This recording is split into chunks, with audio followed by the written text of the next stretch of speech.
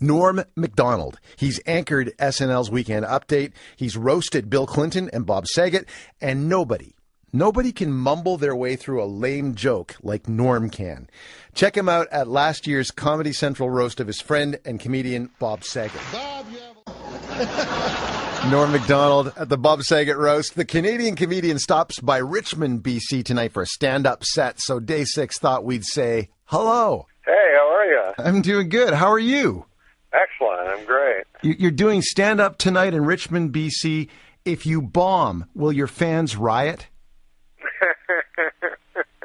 Yeah, they'll all riot, except two of them will start kissing each other. Hockey's obviously it's been a really crazy summer for hockey. And earlier this week, Sidney Crosby announced that he's recovering from his concussion, but we have no idea when he's going to play again. Have you been following the Sidney Crosby story at all? Yeah, it's pretty depressing. I mean, obviously there's been a lot of concussive stories, which is bizarre that it just came out of nowhere like that. Because hockey, when I was a kid, was way rougher. Did you ever take a hit on the ice? Oh, yeah. Because when we were kids, because I'm real old, I'm 47, so when I was a kid, the Philadelphia Flyers were crazy, you know? Oh, yeah. As a matter of fact, I met Dave the Hammer Schultz when I was a little boy outside of Montreal Forum, and went out behind there, and there was the bus. It was like Slapshot, you know? Right. And he had a big fur coat on and stuff. And I went over to Schultz, and I wanted a autograph, you know? And the Hammer, he just looked at me, and he threw a cigarette at me. You didn't get an autograph at all? No, I didn't. I was real sad as a kid, and then later on, and I was happy because it was much funner that he threw a cigarette at me. I hope you kept the butt. I should have, yeah. That team was so rough that even Bobby Clark, the star player, was a fighter. You know, it was crazy. I had a look at your Twitter feed. First of all, what do you like about Twitter? Because you're pretty good on it. I like Twitter because you can just think of stupid things and then immediately force them on people. What was? I didn't know you could do a bunch of stupid things. I did because Twitter came out, I guess, a long time ago, and I thought it was people like celebrities going, "Hey, I'm eating an egg over at this restaurant, an egg restaurant or something." You know? That's what I thought it was about. So I said, "Well, that seems stupid." But then my buddy was telling me, "No, you can just write stupid jokes," and and so I do that. And then the fun part is you read the comments, and everyone hates you. Well, what was the line you had about Gaddafi? Gaddafi was the poisonous tyrant Muammar Gaddafi. The psychopath is missing. Geez, I hope he's all right. Sometimes people get mad at me for a tweet. It's bizarre. And sometimes it's like a real, benign one, you know. That's when they're usually most mad. And I remember one time, I just had watched Soylent Green, you know. Yeah. So I tweeted, I didn't know Soylent Green was people. I've watched that movie 10 times. And a guy just told me Soylent Green was people, you know. And people got so mad, everybody's typing, they're like, "What are you, an idiot? Of course it's Soylent Green is people," you know. Here's another tweet. You said, "I'm going to die one day. That's what really kills me." And that's a good tweet. That was one of yours. I like that one. But I just, you voiced the character of Death in the Family Guy cartoon, and it's just such a great classic cartoon. But that led you to an awkward situation on an airplane. Can you tell me about that? Oh, yes, that's right, yes. It was very weird, that specific thing, because I only did it for 20 minutes, and then it became everybody watched it and stuff. That show is so popular, it's insane. Yeah. But yeah, I was on an airplane, and I got the flight attendant came up to me, and these two kids had seen me on the airplane, recognized me. And so they had sent me a note, and the note said, "It's nice to see that Death is on the plane." So the flight attendant lady was very upset, And she was like, "What's this mean?" You know, and I'm trying to explain to her that's a cartoon, but she didn't know it and stuff. And then when we got to JFK, they took us off. And you know, if you were a terrorist cell, that would be the worst possible code name you could have is death. You got Homeland Security. Yeah, and I'm telling you, man, that Homeland Security, when you go in that place is scary. Like, there's all these crazy-looking people. Do you have a favorite joke from your set tonight that you don't mind telling us right now on Saturday morning? You want me to tell you a joke that I'm going to do tonight? Yeah. How about this one? You like this one? Yesterday, when I came over the border last night, yesterday evening, it doesn't matter when I came. But yesterday, I'm just talking, I'm doing my joke now. Yeah. Yesterday evening, when I came over the border, they asked for my ID. They always ask for my ID, and I thought that is a odd abbreviation because I is short for I, and then D is short for identification. So they should have split that one up a little better. I'm sure it'd work as a tweet. Wait, what does that mean? I don't know. I'm just listening to you. Hey, listen, it was great talking to you, Norm. Have a lot of fun in BC, all right? Oh, absolutely. Thanks a lot. So the studio was probably empty. Great story. Hold on the line. 877-937-1047. We got a lot more calls. Want to hear about your Mariah moment. Mariah moment next with John, Jay, and Rich. Can't believe what you just heard? Listen to John, Jay, and Rich again by visiting the podcast page at johnjayandrich.com. John, Jay, and Rich. Phone number is 877-937-1047. In the studio, hanging with us for our Mariah moments is comedian Norm Macdonald performing at the Tempe Improv. What's up, Norm? Hey, man. It'll be cool to listen to the Mariah moments. Do you have a Mariah moment, Norm Macdonald? Good sell. I met her. Were you ever, drunk on SNL? Oh, the Mariah moment means what? I don't know what happened. I forgot what the premise of the Mariah moment. Mariah won an award, Mariah and she did was something. hammered on stage when she got the award. Did you ever do, Weekend Update when you were drunk? No, I never performed when I don't think, but I've done crazy, insane things when I've been intoxicated in my life. Like? Well, you guys, I'll think of the worst one, but you can listen. Amber in Denver, what's your Mariah moment? My Mariah moment is when I was in college, I worked for attorneys.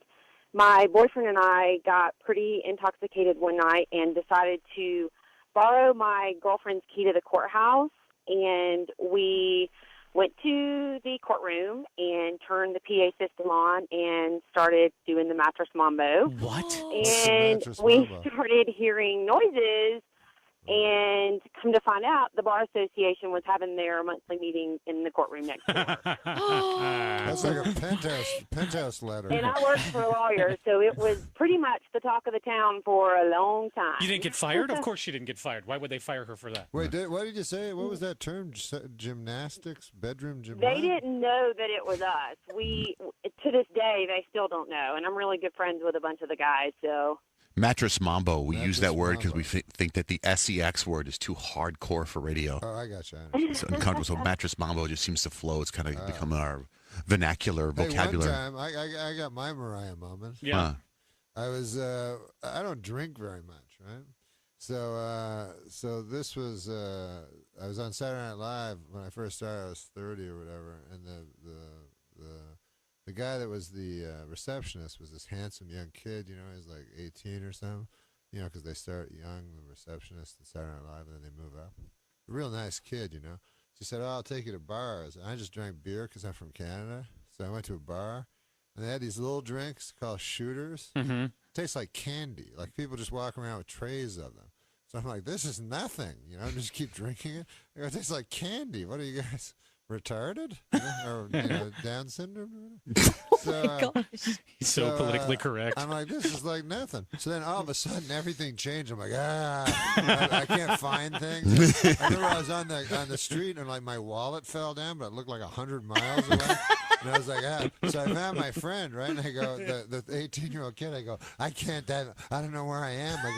I go, you got to promise whatever happens, even if you get a girl, whatever, it doesn't matter. You have to get me to my apartment because I don't know where I am. Like, I'll die. Someone will kill me. So then he took me, but we sped back in a cab, and I put my head out the window the whole time. And I was like, I trying to breathe air. So I wouldn't vomit, And so then I get out, and my face, like the next day, the doorman told me my face was white and my lips were blue. Whoa. That's how drunk I was, right? And so I go, you gotta have me up to the guy, and I'm just hanging on, I'm like barely alive, And so he gets me up to my room, to my apartment building, and I go in my bed and I lie flat on my back on the bed, and as I'm drunk, I feel like vomit coming up my throat, and I know why people choke on their own vomit. Because I was so drunk, I couldn't get my gross motor skills to work. I couldn't move my neck to the left. You were hammered. Insane. So I could feel like the vomit coming out, and I was like, oh, my God, I'm going to die, choke on it. So I go, and he grabbed my head and, pulled it to one side, and I threw up, man. So anyways, a couple hours later, I was all right, and he left and everything. And then I noticed for the next couple of weeks, my doormen, these New York City doormen, real tough guys, they were treating me odd, And I was like, people get drunk. It's not a big thing, right? Anyways, it turned out they thought, because all they saw was me coming in with an 18-year-old? With an 18-year-old guy going up to my thing, and then 2 hours later, he leaves. So they think I'm some decadent, guy. So then I go, no, I'm not a gay guy. That guy's just a guy at the receptionist. So then the guy goes, hey, whatever you want, buddy, it's all right. I go, no, that to them, you just admitted being guilty by denying it. Yeah, I was like, hey, we don't judge. Yeah. Whatever you want. But meanwhile, they did judge. They didn't like it at all. Right. We know what you did, but we don't care. Whatever you And you're like, I can't believe these guys are being mean to me because I'm gay. I'm really not gay, but they think I'm gay. Yeah. That's got to be a little freaky to be alone from Canada in New York on a big show and then have no idea where you are on top of it and hammered. I was always afraid of when I first, because you don't know about New York when you're in Canada. You just hear stories. Yeah. So the first time I went I did Letterman, and they put me up in a hotel, really nice hotel. It was across from Central Park. But I just seen shows on TV when I was a kid where Central Park, everyone got mugged. Absolutely. So I thought they'd put me in the worst hotel. So I was like, I'm not going out. I just stayed in my. I remember looking out my window at Central Park. Waiting for crime. And I thought in Central Park people were just getting beaten up bad. Death wish. Stabbed. And I was like, who would go in that park? Norm Macdonald's here performing at Tempe Improv from Saturday Night Live. He's in the studio. We're going to talk to him some more. We'll do another round of your Mariah moment, how you were totally hammered and did something embarrassing. Norm Macdonald in the studio. We talk to him more next with John Jane Rich. You guys are gonna be great. Norm Macdonald is here. He's performing at the Tempe Improv. Hey, what's your take, man? Since you've been famous for a long time, Saturday Night Live, been on Letterman. I'm sure you know Leno. What's your take of this whole Conan, Leno, Letterman stuff going on right now? Oh, I don't have a take. Do you know the inside scoop? No. Well, here's what it looks like to us. I don't even know what the inside scoop is. Last time I heard that, Jimmy Olsen said it.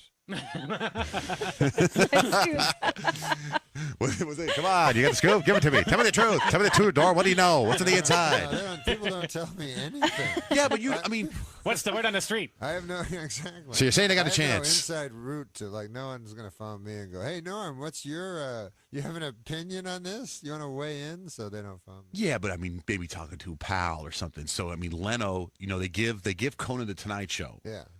Leno does this primetime thing. It doesn't work. Yeah. Conan's ratings aren't working, but it's only been 7 months, where Leno had 2-3 years before he had that Hugh Grant moment and all the ratings went up. That's true. They don't give Conan that chance. And now, I don't know if you know what's going on now. Now they've gave Leno the Tonight Show. He's going back to the Tonight Show. Yeah. So no thoughts? I predicted it. You did? Yes. Out loud or just in your brain? I actually predicted it on the Conan show when it was on NBC. So you told Conan that your show... I said Jay's outfoxed you again. Outfoxed you? Yeah, I knew Jay wasn't going anywhere. Well, because you know Jay? Because Jay is Jay doesn't, his thing is, I don't explain, I don't complain, And he's got, so everybody has a legitimate beef because Jay Leno's going, hey, I was on at 11:30 and I was beating everybody. Mm-hmm. He's not saying I want the job back. He's saying I'll leave. He doesn't care. Jay's saying he'll leave? Yeah, Jay will even go to Fox. He doesn't care. But NBC's not letting him out. NBC, what? So NBC doesn't let him out of his deal. So NBC's making the decision. So NBC's like, well, we'll put you on at 10, and that doesn't work. And they go, well, we don't want you to go to Fox, right. so we'll put you back in the Tonight Show. Of course, I can see the Jay's position. He's like, he didn't ask to go to 10. You know, he had the #1 show at 11:30. So then he didn't ask for that, and NBC did it. And NBC probably doesn't care if Conan goes to Fox. Well, they probably should. But then they wanted Conan. But if you remember back when 10 years ago, they had a scheme where Leno would go on at 11:30, and then Letterman would follow him at 12:30, and then a year later Letterman would go to 11:30 or something. You know, they always just want to keep everything they have. You know what I mean? Do we have that clip of Jimmy Kimmel? Jimmy Kimmel was on Leno last night. Oh, yeah? And you know how they do sketch? You know, most like, especially with Leno, all the sketches, every question and answer is already set up. Yeah. I think Kimmel went a little off sketch and threw Leno off. Check this out. Number 5. I see. Kind of awkward. But performers don't give themselves jobs. This is all insane. Jay Leno is not giving himself the 11:30 spot at NBC. So you think it's bad? Everyone's kind of blaming Leno. Well, it's not Leno. Well, yeah, Leno can't give himself a job. Yeah, but Leno could walk away and say, "Hey, my time. I've had my time." Leno could quit. Yeah, but Leno can't say, "Give me 11:30." All he can say is, "Can I do 11:30?" You can't. I'm ready. He says, "I'm ready. Let's go." You can ask a person for a job, but you can't take the job. But Leno doesn't have the power to take. He does. Job. No, Leno can say, "Hey, if you don't give me the Tonight Show, fine. Don't give me the Tonight Show, but I'm going to go to Fox then." Yeah, and they're going to say, "Well, you put me in a situation." They're going to say, "We don't want you to go to Fox," so they give you the Tonight Show. Well, that's NBC's decision. Leno's saying, "I'm not going to quit doing a talk show." They don't want him at 10 o'clock. He's like, "I'm not going to quit. I was the #1 talk show host. Why would I quit?" He likes doing it. He's making money. He supports his tour. Another network will pay him to be the best, to be the most popular talk show host in the world. You know, why doesn't the most popular talk show host in the world have a right to be a talk show host? That's a good point. But you know what? You don't like NBC either, do you? Because they're the ones that screwed with you because you kept making all the OJ jokes, huh? No, I don't not like them. I'm exactly the same with them. Like, they had a right to not hire me, just like they have a right to not hire or fire anybody they want.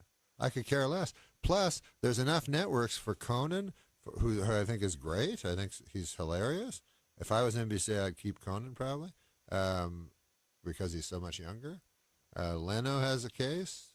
Letterman has a case. They Jimmy all have Fallon? cases. Jimmy Fallon has a case. Yeah, so what do they do, though? You said you'd keep Conan, but Conan wants the Tonight Show. But it doesn't matter what TV show. It doesn't matter what.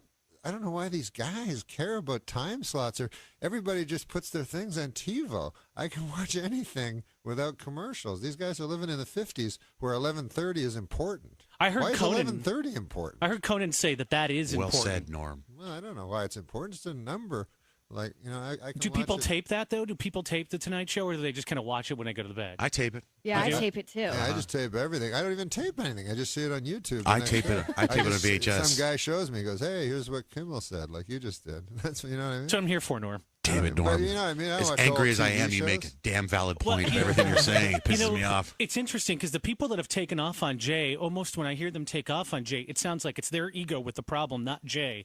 I heard Rosie O'Donnell saying that she was offered to do Friday nights on The Tonight Show.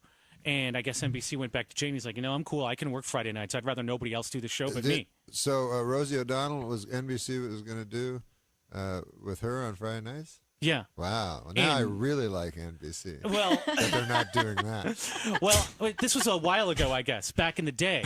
And Leno said, I want to do the show. And I think about it. We do a show here. If somebody said, hey, guess what, Tuesday, we're bringing in a show from Minneapolis. We tell them, we're here. We're ready to go. Right. You don't need that show. Right. So why are you mad at the guy who's ready to work? Yes, especially if he has the #1 show. Do you know Conan O'Brien, right? Yeah, I love Conan. Do you have his phone number? Like, do you guys talk? Well, I'm not really that close to anybody. I only do the Conan O'Brien show. I love Conan. He's my favorite guy to be a guest on. Well, you guys were pals from back when he was a writer for Saturday Night Live? No, I started Saturday Night Live when he started hosting. Oh, really? Yeah. The Tonight. He's been there for a while. Right before that, but he was. Yeah, he's been doing it for a long time. But I understand everyone's position exactly. I think other guys that are other talk show hosts should just stay out of it. Just let like Jimmy Kimmel shouldn't be in it. You don't think? I don't know, whatever their decisions, but they're just if they're playing for laughs, who cares? But they're all lucky to like Jimmy's. What you just heard right there. I was watching TV and they were like 100,000. That was the day that everybody in Haiti died except 4 people, and it was like we're going to show this on the TV and this was in L.A. and then right after they go, but the big news, Jay. It's like that this morning on CNN. I'm not kidding. This morning I was watching the headline news on CNN because I want to catch up on the earthquake and find out everything's going on. But because we're headline news, let's talk about Jay Leto. And then they play clips of the monologue from last night. Sad. Norm Macdonald. Jay always goes. Jay has the attitude where he's like, "Hey, it's just a bunch of multimillionaires." That's what he said last time. Hey, it's multimillionaires arguing. That's what. I don't know how relatable that is. Well, he's saying that's what the average man thinks. That's probably. That's a bunch of nonsense. Yeah. All right, Norm, you're at the Tempe Improv all this weekend. TempeImprov.com. Thanks for coming in again, dude. It's always cool to hang with you. This was fun, man. Was it really? What was it fun for you guys? Yeah, it was. It was very very insightful, man.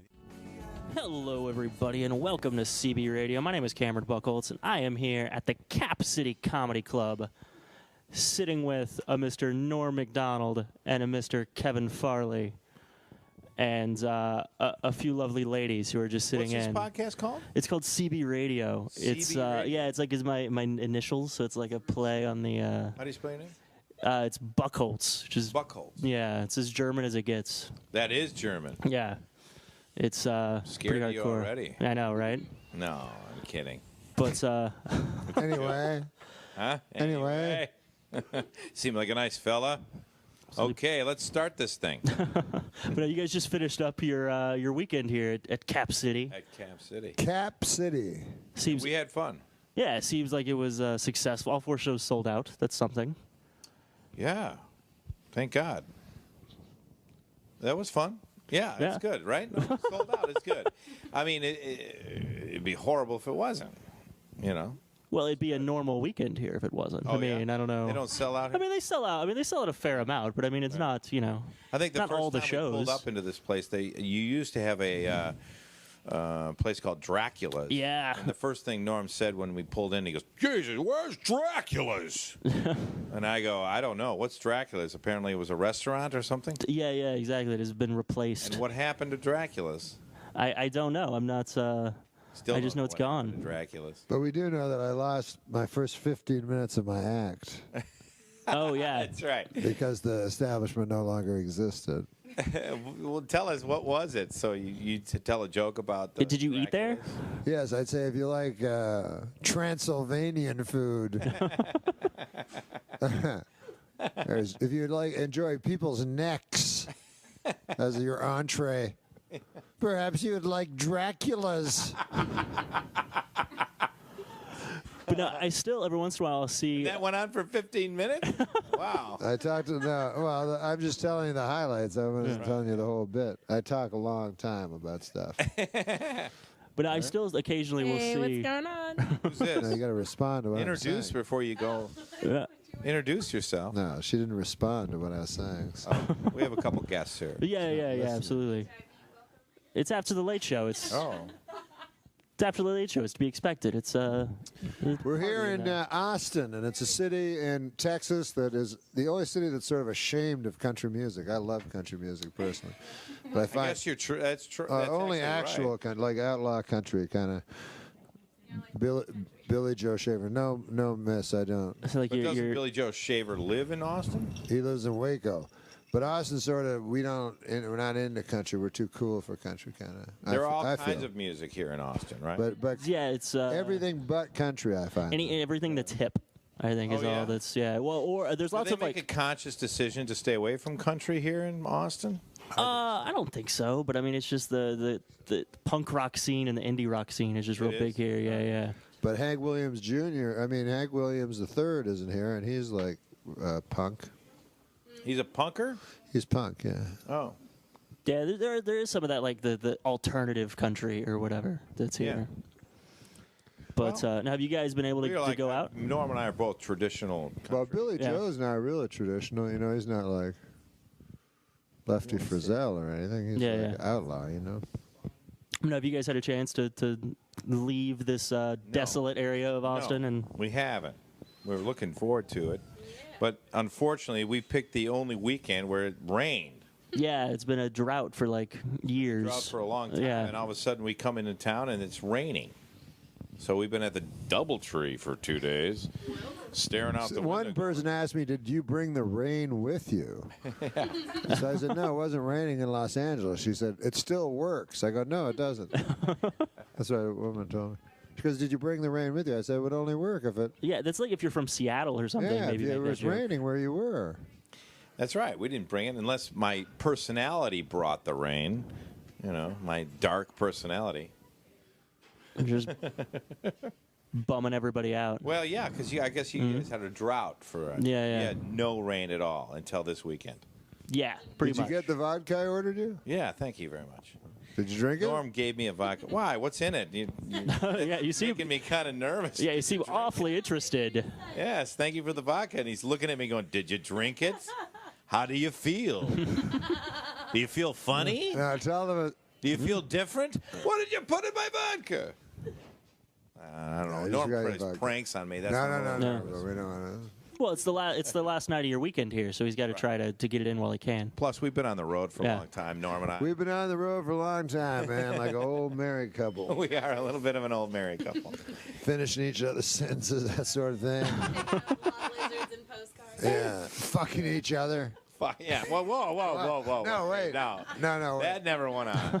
No. I mean, the finishing sentence. Marital sex. Sure, right. But we never fucked each other. Married, we don't do that. We're not married, but finishing each other's sentences, playing That games. we do, yeah. Marital sex.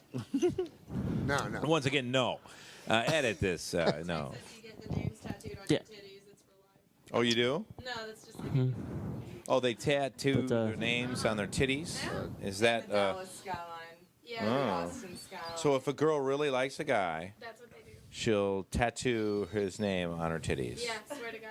Oh. Especially if they break up, then she has to put like another line underneath, and then it becomes like fucking, the Dead Sea. I had a girl tattoo my name on her heel.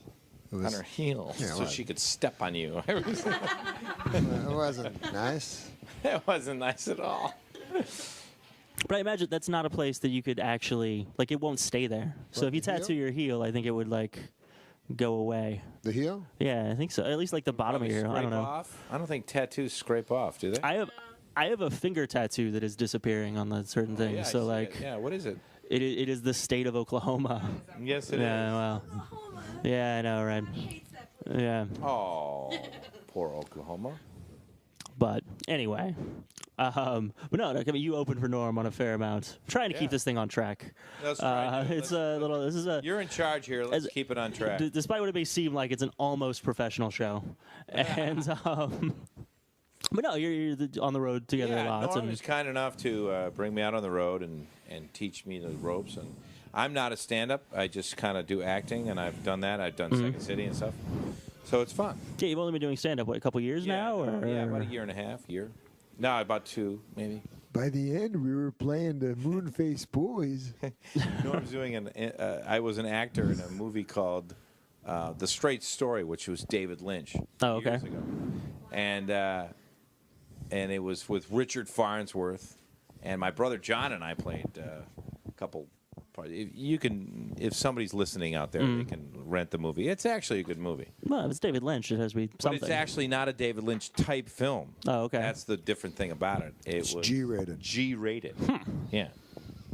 And there was a scene where Norm does a great impression of Richard Farnsworth at the bar talking to another World War II veteran about how the war got a little crazy. So.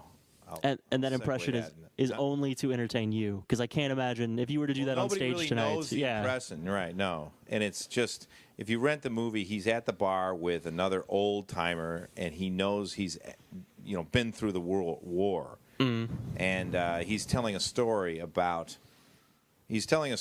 how bad the war was, basically, and they were connecting on that level, but it's some rural bar in Wisconsin, and it's just these two old guys talking. And so with that, I give you Norm Macdonald doing Richard Farnsworth. Go ahead.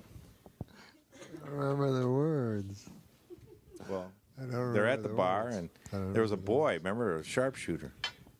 Well, they put me up as the lookout, and they had a boy would go across enemy lines. They found him in Kentucky, and he was a good shot and a good boy too.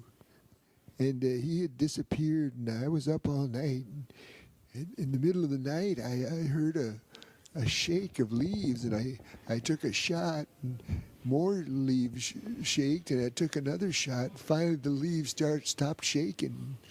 The next day, they found the boy, and he was gone, and they figured the Germans got him. Everybody thought that.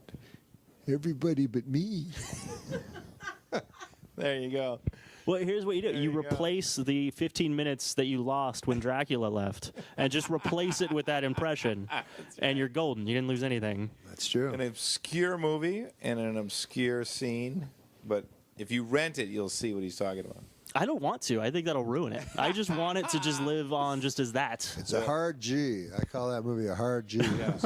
In a way, it's one of his darkest movies. I figured it out. I told you that. Yeah. About the fire, remember? I said you got to rewatch the movie. Yeah. If you rewatch the movie with Richard Farnsworth as a villain, puts it in a completely different movie. It's amazing. Oh, it's amazing. Yeah. Well, actually, he's a villain in that movie. In reality, we took that movie to the Cannes Film Festival, and we went. This is the only time. Listen, I'm a shitty actor. Let's not. You mean Together didn't go to the Cannes Film Festival? But I was lucky enough to be into this fucking David Lynch film. Yeah. Okay. And believe me, and we took it to the Cannes Film Festival. I'm sitting at the Cannes Film Festival. We take it to the Cannes Film Festival. I'm with David Lynch, my mother, and Johnny. And this thing gets a standing ovation. This movie we did. Richard has, at that point, about a week to live because he had cancer. And he was nominated for an Oscar that year for this movie. And it was a 20-minute standing ovation from the French, who don't like fucking anybody. Sure. Okay? And we're sitting there just going, Jesus. It was an amazing experience for me just to sit there and be at the Cannes Film Festival. I'm a fucking shitty actor, and I'll admit it. And I'm sitting there just going with all these people. I was lucky to be in the movie. A lot of people don't like the movie. It's a slow-moving movie. It's about a guy on a tractor, okay? And so a lot of people would be like, fuck this, I got to take a dump. I'm not going to listen to this movie. Yeah. It's a very slow film.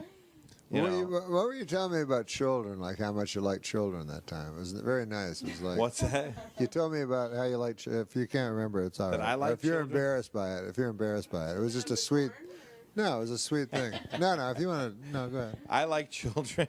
Oh, maybe you don't. I don't know. Do you not? No, I do like children. Yeah. Oh. Why? Well, you said something about it one time, but if you have nothing to say about it, never mind. I'm sorry. Why do I like children? I don't know. I think that's a rabbit hole that I don't want to go down. No, exactly. I think it's what's. Yeah. Oh, not in that way. That way. No. I do like children. Yeah, I've always liked. But I feel like when you have that conversation, there's no way to not make it creepy. No, like even if it's totally innocent. Well, in the land that we live in today, yeah. I don't think he did. No. Oh, but is that what you meant? Maybe he just likes stem cell research. Oh, fuck. Oh, I'm sorry, I can't. Like now, he turns and he's like, "What you been? I've got to get out of here. I'm gonna get out of here."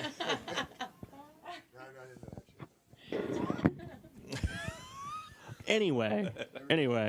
I love this completely turned around. Like my child. Number one, never said it. Number two, just completely labeled me a pedophile within 30 seconds. Norm, have you given up on that way? Wow, I gotta go.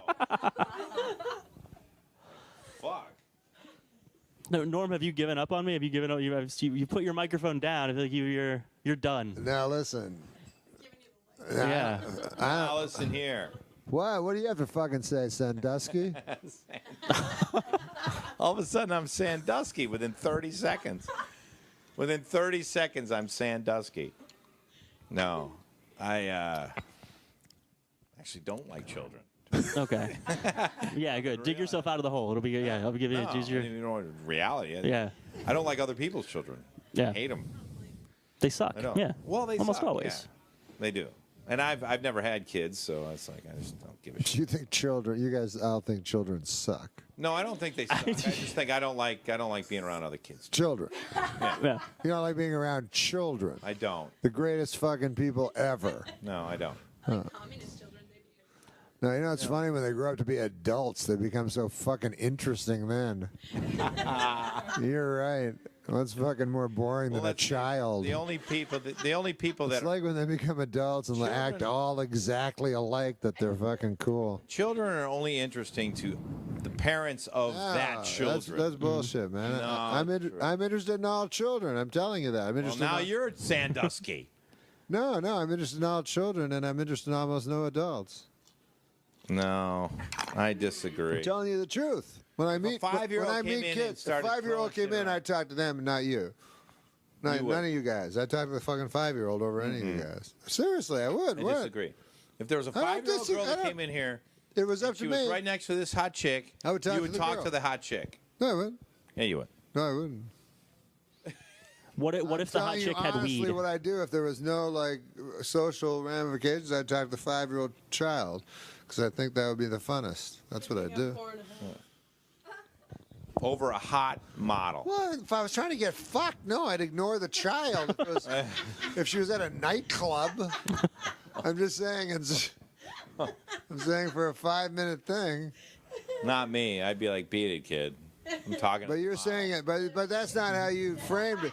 That's not how you framed it. You didn't say like I don't like kids, but I like older ladies. You know, you said I don't like older kids ladies. at all. There was an older lady. No, well, you said I don't like kids at all, and then now it's like which would you rather have, the kid or the lady? No, I'm just making a saying choice. When I go around other ridiculous. People's kids, when I go around other people's kids, I'm always just kind of like. But you could say ice cream sandwiches. Say, I like ice cream sandwiches. You tell me you'd eat an ice cream sandwich instead of fuck her? I'm like, what? I was saying I like ice cream sandwiches. I don't know how this turned into some sort of weird game of Would You Rather. 30 seconds. Jesus Christ. You're the one that turned me into Sandusky in 30 seconds. I said nothing. We're back to the Toys for Twats. Toys for Twats. That's a funny name for an adult bookstore, yeah. But it's freezing in this room. Yes, it is. How come you have this so cold? What else do you want to do? I'm not in control of what else you want to do in Cap this City interview? climate. I don't know. What else you want to do, man? How do you want to wrap it up? Yeah, no, it's about time we wrap it up. Yeah. I think. What should we do to wrap it up? Well, how do we hear about this? Oh. I mean, when I post it, you'll get added on Twitter and the Facebooks probably. All right. Let us know when this thing airs. But what is it? Do you have websites? Yeah. KevinFarley.com. Did you get that? My Twitter is I'm Kevin Farley. Okay. I am Kevin Farley. And Norm, you're at just Norm Macdonald Twitter. I guess somewhere on there. I'm on the blogosphere. No, You're in the internet. Did you have to pay to get your name, or your people have to? No one no sort of web squatter got your name. Oh God, some web squatter took my brother Chris's name. I've been in litigation for 3 years on the damn thing. These squatters. Worst use for 3 years ever. Well, I don't really pursue it that hard. Guys, every day for 3 years. I'm like, no. What are you doing? I go. Chris Farley. Every year I check into it, and he's like, "Is the squatter going to give it up?" No. Well, all right. Well, thanks, gentlemen, for sitting down with me. Cyber squatter. I think we should point that out. Yeah. Not a physical squatter. I got to take a squat. Yeah. All right. Well, all right. Turn this off? Yeah, absolutely. Well, thanks, guys. And thanks, everybody, for listening. I loved watching this guy on SNL. It was Burt Reynolds, and when he did the Weekend Update thing, I thought it was just a scream. Norm's show was great. I watched him play poker. I watched his sports show, and I'm glad he's at Zany's tonight and tomorrow night. He is at the Zany's in St. Charles. We welcome to AM 560 with John and Amy. Norm Macdonald. Good morning, Norm. Hey, John, how you doing, man? Oh, there he goes. Well, don't yell. We're in a car. Hey, Norm, yesterday Dennis Miller said that we were going to be lucky to have you on the air because you ditched Dennis Miller. Dennis Miller told us any early morning interview with Norm Macdonald is fraught with danger. Is that true? Well, he phones me really early, Dennis, and wakes me up. And then he thinks it's very funny that I don't sound like all chipper. But he says that you show up, you only show up, what, 3 out of 10 times? Oh, yes, that's true, yeah. Oh, yeah. So, Norm, we were just watching Channel 9, and we saw you riding in on a motorized beer cooler. Yeah, it was very confusing. I didn't know what was going on. Did they put you on there, or did you bring that prop on your own? That was not my idea. They saw the motorized cooler bit. No, that was, and listen, by the way, don't do that. It's very dangerous. Was there beer inside the cooler, Norm? No, there was no beer. Why did you think I was drunk too? Someone else thought I was drunk. What? I think Amy thought I was drunk as well. You know what it is? I mean, I've seen you on a variety of interviews, and like I said, I'm a big fan, but you must really hate doing interviews because they seem to be kind of obligatory, and most comedians don't want to obviously give up their material on a radio or a television show, and I get that, but is this as part of the gig? Like, obviously, Rick is making you do all these interviews this morning, isn't he? Yes, Rick is making me do all these interviews. It's true. Yeah. You know Rick. Is Rick driving the car right now, Norm? Rick's sitting in the front seat enjoying the day. I'm sitting in the back seat with Kevin Farley trying to keep it together. Oh, I love Kevin Farley. You love Kevin Farley? Hold on, man. We spent a St. Patrick's Day together. Kevin, we spent a St. Patrick's Day together in Detroit. Do you remember that? Back in the late 90s? My God, yes. Yes, that was a good time, huh? Yes, that was excellent. Thank you. You're a great kisser. I appreciate it. Oh, that's nice. Thank you. So are you. Now we're getting someplace. Yeah, now this interview's taking a turn. Boy. Do tell. Go ahead. No, we were... Don't forget to tell her about Pheasant Run Zanies. Oh, yeah, we're in Zanies. I'm going to be opening up for Norm at Zanies. Oh, cool. That's great.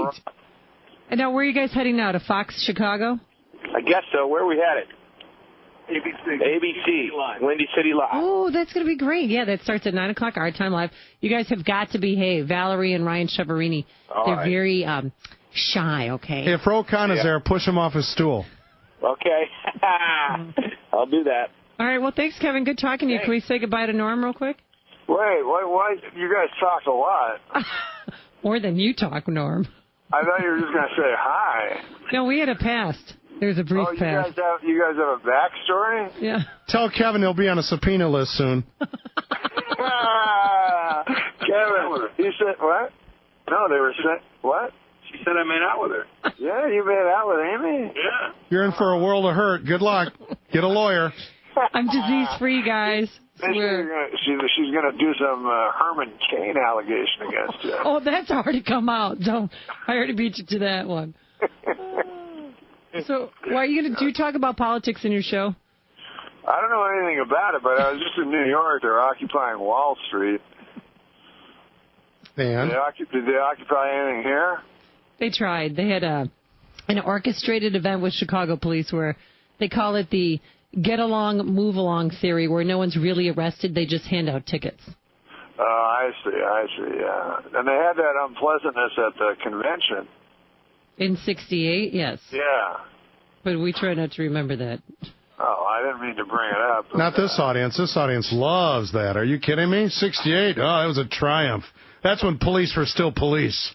That's right. Norm, have fun tonight. Zanies tonight and tomorrow night. Go to Zanies.com. I appreciate your work. I would love to see you perform this weekend, and we look forward to having you back, okay? Well, why don't you come? Why don't you come to the show then? I think I might. Yay! John's coming to the show. And I'm coming for the opening act, if you know what I mean. Oh, yeah, you will be, Amy. All right, I'm going to drop the shovel here. Thank you, Norm. Thanks, guys. Have a good gig, and we appreciate you having time to join us here on the beer cooler. All right, that's Norm Macdonald here. So, as in getting prepared for the interview yesterday, and you can see what a fine job I did. Norm Macdonald is in studio with us, comedian and actor. Also, Kevin Farley, who I saw at the Venetian last summer. Yeah. Kevin Farley, you were good. Oh, thank you. Really good. Like, you didn't have everything scripted. You just got up and told stories. That's what I do, yeah. It was good. Because, I have an improv background, so I don't really know how to tell jokes. So I tell stories. You're just a funny guy. Thanks. You guys are at the Helium Comedy Club this weekend. Tonight, showtime's 8 o'clock tonight, and Friday and Saturday, 2 shows each night, 7:30 and 10 o'clock. Norm Macdonald, you're unshaven, man. Yeah, no, I didn't take a shave because I forgot my 6-blade razor at home, and I need 6 blades because the first one like gets the hair, then the second one pulls it a little, and the third one. Anyways, I saw a commercial, but I got to the hotel. I hadn't shaven for like 3 days, and I got a lot of hair because I'm so mad. It's crazy how masculine I am. You can go a long time, but anyways. And then they gave me and Farley. They gave just a single blade, and Farley said it'll tear up your face. It will. It tears mine up. A one blader will bloody up my face pretty good. Yeah. Why did anyone ever shave before they had like the Mach 3? Yeah. Why did they shave? Yeah, right. Why would you? Like, just rip your face I wonder up. when people started shaving. Like in the old cultures, didn't they use a rock or something like that? Am I imagining that? I don't know. Strongopedia, do you happen to know the history of shaving? That's a bit outside my purview, but I'll look it up. You'll look it up. Yeah, look it up in the www. I thought it was interesting because Norm Macdonald dropped a swear word during the break-in here, and it's like Bob Saget. Like, you see him as the Olsen twins' dad, and then he's dropping F-bombs in some comedy routine. Do you cuss in your bit? Yeah. You do it in your normal... All the time in real life. Walking around? Yes, because when I was young, my dad said, like I swore a lot. My dad said, if you swear, if you curse a lot, that's a sign of a person with a very low vocabulary. So I really did not want a large vocabulary. So I thought, this will be cool. I'll just, every time I can't think of a word, I'll say something super dirty. And it works just as well. You guys do you guys sort of tour together, or is this a run? How long have you been on this current sort of binge? Norm is my mentor. Norm, when I started, Norm goes, "I'm going to teach you stand up." This was last year, right, Normie? Mm-hmm. So I went on the road with him, and he basically is teaching me. I sort of learned from him a lot. And so we went across Canada, and now I go around here, and he takes me to places. Sometimes he learns from me. Like the other night, I realized he learned from me by saying a joke I told him on the airplane. That's what's mentoring. All of a sudden, it's in his act. I'm like, he's like, I thought. I go, no, you just heard me tell you. That's right. Because I forgot which one of us said it. Well, then I won't do that one. Sorry. You, Norm, when you're acting and then doing the stand-up stuff, what do you prefer to do? What's more natural to you? Oh, stand-up. That's the only thing I like to. I don't know how to act at all. Like sometimes when you're good at stand-up, like they'll give you other stuff for some reason. It doesn't make any sense that you're not good at all. So they'll go like, "Hey, you're a pretty good stand-up. Would you care to be an awful sitcom guy?" you go, "Sure, I'll take it." You're and Kevin, you say improv is your background, and I saw you in Vegas. You had no planned material. You just started telling stories about your childhood. Yeah. It was hilarious. But Norm, I got to think that you write a lot of your stuff. I write it all. How much of being a comedian for you is writing, and how much is the delivery of it? Oh, I think it's pretty well all writing. Yeah. I mean, but you can write, like I don't really write things on paper so much as I just think them up in my head, you know what I mean? Do you store them somewhere, or is it just kind of swimming around? I store them in my head. So nowhere do you have like written down what you'll do tonight at Helium? I'll write down a list like of bullet points, I'll write down like 9-10 subjects I want to talk about, but not I never memorize anything. We've got Norm Macdonald and Kevin Farley in studio here on 750 The Game. They're appearing tonight at Helium Comedy Club, 8 o'clock. Helium rocks. Yeah. Also Friday and Saturday, 2 shows each, 7:30 and 10 o'clock. I was at Helium last week, so I guess I missed. They put your picture up there. Did it rock? They were like, Norm Macdonald's coming. Oh, yeah, and then the guys they had on were not so good. Oh, they're comics? They weren't so good. Yeah, the MC was good. Yeah. When the MC's really good, and then the next act, and you're like, oh, the MC was better. Oh, yeah. Bring back him. Yeah. Them. How much will you get out around Portland and do like Occupy Portland material? None. Zero. I'll go, I generally go down to the Coke machine.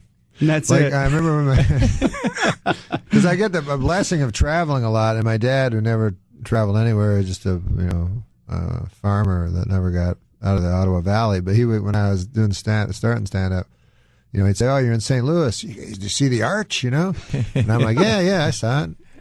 I never saw the arch out your window. I never saw anything past the hotel bar. So, but I pretended. I go, "Yeah, it's something." Because my dad, like if he went, he for sure would walk go. around. But I think you go around a little bit, right? I like to walk around the city. Yeah. Yeah, you like to get, but it doesn't really help to.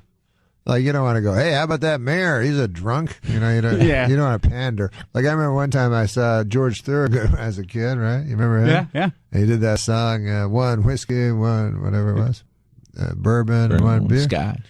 Yeah, something like that.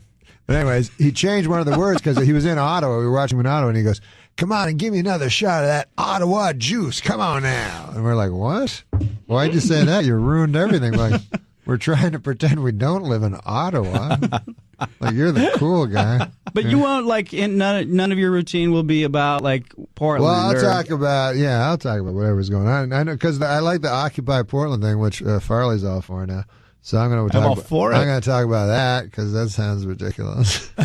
Are you pretty conservative, Farley? Me? Yeah. No, I mean, a lot of people think I am, but I don't like politics. I don't like the conversations. They always boil down into arguments, and I just rather avoid it. Your house? It's not. It's he is like political, but it's hard to be I am funny. political, It's hard to be but- funny. It's hard to It's a big mistake of comedians to start having opinions.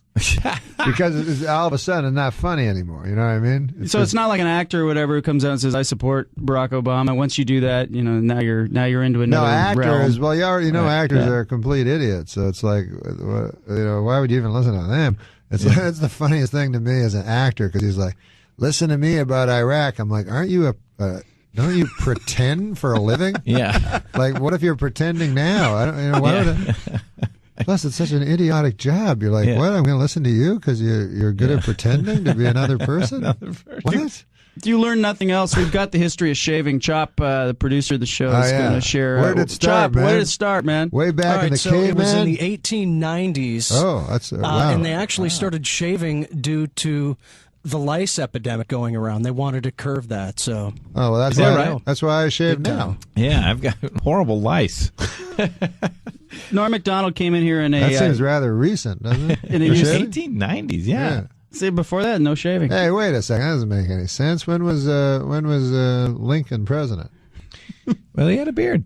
Yeah, but he was remarkable for having a beard. The guys before him didn't have beards. George Washington didn't have a beard. No, I know. He had to shave. We had to double check that. Yeah, we might be getting nonsense. some bad information. We're just testing you. Uh-oh. Well, your phone's going off. My phone's going. It's got an answer. Don't let that happen during your stand-up. You know what would happen. He's going to take Hello? the call right now. Norm Macdonald's taking the call.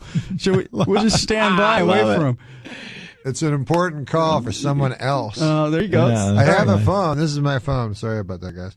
I have a phone, right? So I get the phone. So the number, I guess, used to belong to a girl who didn't pay a lot of her bills.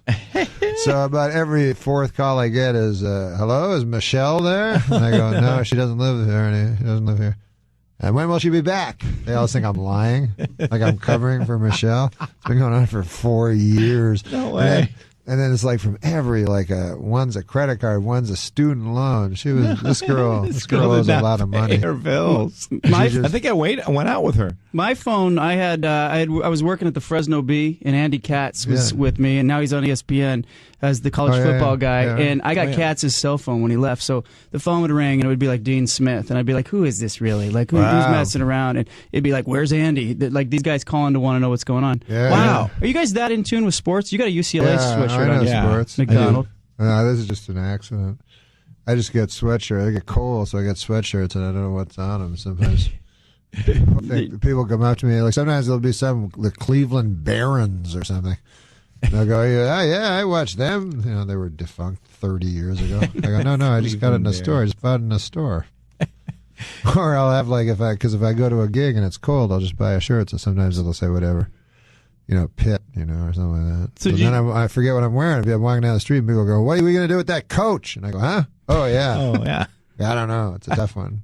Kevin Farley, growing up in your household with all the Farley boys, what was that like? Well, yeah, it was kind of like a frat house, basically. It was weird for me. You were in there, yeah. Thank God we adopted Norm. No, my mom and dad put us in a basement. So we had 4. Okay, awesome. Yeah. Shouldn't you save this for a press conference? I don't know. No, wait, because there was 4. I mean, we had Chris, myself, and John, and then another brother, Tom. So we had a basement to ourselves. And yeah, Chris had his own section of the house. Other people would call that a dungeon. It was a dungeon, and Chris had his own little section of the dungeon. Yeah. But it was more or less a dungeon. That's when they fed you dog food. Yeah, right? Mom would just throw a bunch of dog food down the stairs and be like, "Go at it, fellas, have fun." We're getting a lot of requests for you to do the boy band Calculus song. Okay, Calculus was yes. Yeah. Calculus was a boy band. We were together. It was an MTV series back in the day. Kevin Farley was in it. Only in America. I played the older brother type. Only in America. I played the older brother type with braces. Yes, but it was a big and you toured for some of the greatest acts in the history of show business. Yeah. Who did you tour with? No, it was Britney a funny Spears. story. Britney Spears. Only in America. Kevin Farley. That's right. You know, the funny thing is when we heard we were touring with Britney, and we're like, oh, cool, we're going to be on stage with Britney Spears. And it's like, it turns out we were on a bunch of hay bales in the parking lot outside. Only in America. Only in America. And that's where we sang. Only in America. Kevin Farley. No, I'll sing a little bit. Ready? Modest, here's our big hit. It was called Calculus. Calculus, everybody. Ready? Here we go. I know my calculus. It says you plus me equals us. Thank you very much. Only in America. It's so funny that he was opening for Britney Spears and now he's opening for me. My career's on fire. The trajectory of your career, you don't think of it. You're backstage, you're with Britney, you're like, hey, life's pretty cool. I wonder what's next. Suddenly. I try not to think of it on a daily basis. You guys at Helium, how much of your stuff tonight will be different from Friday and Saturday? Or Norm, will you do the same? I don't know. What would you say, 50%? Go see the Arch while you're here. 75% different, probably. If you saw two different shows, it'd probably be 75% different between the two shows. Yeah. I have a lot of stuff. He does. He's got a lot of stuff. Yep. So, yeah. Definitely. Chop especially wanted you guys on. He's down there too. He's 2 booths away, two cells away. Hey, Chop. What's up, baby? Well, Norm, we had you on back when I was on the rock station. So, I'm a big fan. I saw you at the Schnitz.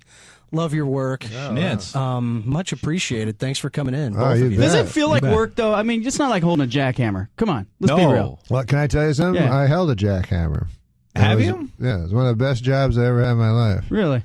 Yeah, you didn't mind the noise. I work construction, and they only let you do it 20 minutes at a time. You have to do it 20 minutes, take a 10-minute break, because you don't want to stop.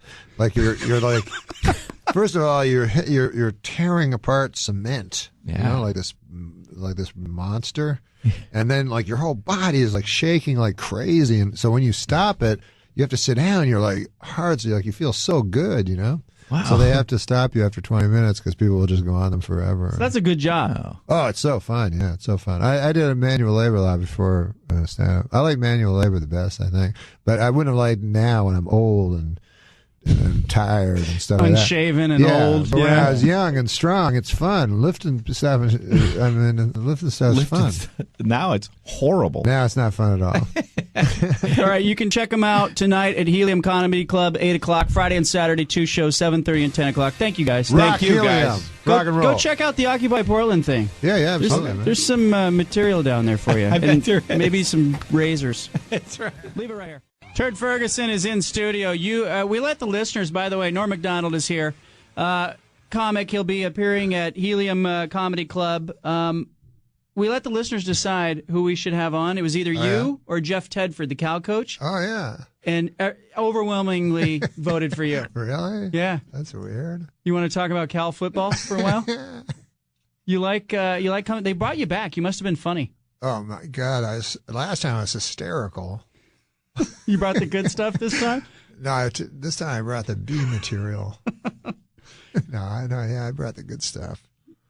People that see you, do they often ask you to do like characters like Turd Ferguson, or they say be the Weekend Update guy? Or yeah, sometimes they do. Like sometimes it's weird, like with specifically that Turd Ferguson thing, because it's just a thing I wrote like one time, and then somehow a lot of people know it, and then but most people don't, and then so sometimes I'll be in the street, and then a guy will go Turd Ferguson. I'm like, thank you.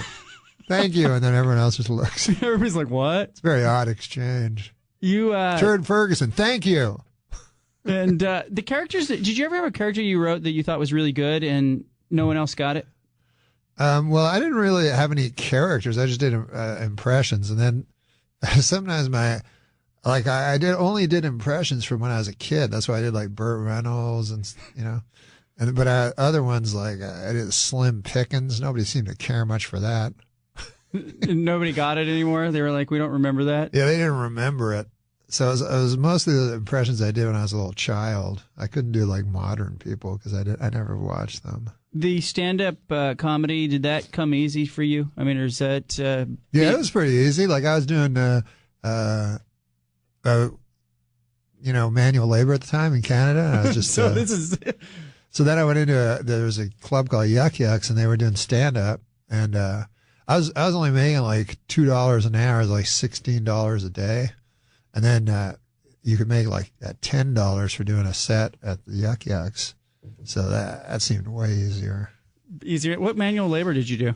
Everything. Anything that wasn't skilled. But I worked in a logging camp, and at one time I worked in a garbage truck. Oh my God. You think that's fun? It's not. Bad hours, and you're dealing with crap all day. Well, you're dealing with garbage, but I thought it would be fun because you get to stand on the back of the truck with the wind in your hair and stuff. But it turns out like the driver goes real fast, and then people throw the stuff people throw in their garbage. It's like you stop, and then there's a sofa that's broken in half, and then a big garbage pail full of sod that weighs 200 pounds. And then at the end, the guy drives you to the dump, which is like hell itself. I'm always putting things I shouldn't put in the wrong bin and all that. Did you have to sort stuff, or did you just throw it all in one place? That was before different bins. That was one bin. You put all the toxic stuff in with everything else. Everything went together. Norm Macdonald is at Helium tonight, 8 o'clock, Friday and Saturday, 2 shows, 7:30 and 10 o'clock. It's at Southeast 9th and Hawthorne. Do you get a chance to see other comics? Do you watch other comedy? Not very often because I'm always on the road, but I see them. I see them on their stand-up specials sometimes. Who do you think's good? Oh, my favorite's Brian Regan. Do you know Brian Regan? I don't. I've probably seen him, but I don't know. The name to the face. Yeah. No, he's real funny. Why do you like him? I don't know. He's just super funny. It's hard to calibrate, but. There's a few guys that are really great. Why? Who do you like? I like Norm Macdonald. Oh. You know what I don't like? I thought it would be immodest to bring that name up. Yeah, I didn't like. I don't like Howie Mandel. What? I thought you had him in here. Had him in here. He was horrible. He was horrible with you? He was bad. I'll tell you who else was bad. Who was the guy? Howie seems to be always on though. We got another guy in here that was. I can't remember. He was really bad. Howie wasn't on. Really? He didn't want to be here. Oh. You could tell he said he wanted to spend his least amount of time he could in Portland. He was trying to be funny. What? He was trying to be funny, but I don't think he was selling any tickets. And in fact, you know what? He wasn't at Helium. He was going out to Spirit Mountain. And I was just like, dude, we're trying to help you sell tickets here. And he was just basically saying what a bad mood he was in the whole time. Yeah, that's going to be fun. Let me get a ticket to see that right away. Norm Macdonald is our guest in studio. Canadian, do you do this in Canada, or you like the U.S.? No, I like the U.S. better than Canada. But you say that in Canada? No, in Canada, I pretend I like Canada better. But yeah, I couldn't vote because I'm not an American. But in Canada we voted, but it didn't make any difference. Like, because you're just voting for the Prime Minister of Canada. Not much is going to change, like one way or the other. What do you think of the American political process? I don't really understand any of it. Like, I watched the guys debate, and then it's just a bunch of numbers that I have no idea. One guy's like, 25 trillion. What about 50 trillion? And I'm like, I don't know what any of it. No context at all. There's no context. And then, I wonder if you ask people after they watch the debate any questions about those insanely big numbers, if they could remember any of it, because I can't. I just remember the little joke lines or whatever. Your parents were both teachers, is that right? Yeah, how'd you know that? I do research. What the? They were teachers at your school? Yes, they taught me. It was funny because my dad taught me when I was in grade 6 or something, and he was like the tough teacher, and then he decided to be tougher on me than everyone else. So that wasn't a fun There's year. no rules. That's like you're like in a Turkish prison at that point because it's not like he's going to complain. Your parents aren't going to defend you in that situation. That's true. Did Dad? Did that make you cool to have your parents at the school or no? Oh God, no, because it was in public school. Everyone hates the teachers. So they couldn't talk to you. They just beat you on the playground. Yeah, One time I had a fight with a guy, like a big guy, because back then they wouldn't pass people. You know what I mean? Yeah. Like, so you'd have one guy that was 3 years older than everyone else and twice as big. Dating the yard duty. That exactly. Guy? Yeah. And angry because he'd been held back so long.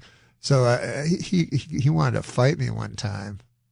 And then so I had to fight him. I was terrified all day. And then that night, like, the kids all gathered around, watched the fight. And then the guy like came at me and I moved like quickly and he fell over my foot, like, and he tripped. Yeah. And everyone gasped. And then he got up and he punched me in the stomach and I doubled over and the fight was over. But after that, like, this rumor spread that I knew karate. Because you tripped him. Because I accidentally tripped him. And then the principal called me into his office and he said, Mr. Bradley, and he said, I understand, you know that Shogun. He called it Shogun. It's awesome. Yeah, that was fun. Norm Macdonald in studio, comedy. He does comedy, he does acting. You do writing. What do you like to do the best? You like to write, I bet. Yeah, I do, yeah. That's what I like the best, because then you can just be all by yourself and you don't have to take a shave. Are writers strange? Because I'm a columnist at the Oregonian, and I find that the people that are in that business, they're all kind of weird. Yeah, they're kind of isolated types, you know, and so that makes you weird, not collaborating with other people, but it's more fun, you know. It's definitely more fun than taking a shave.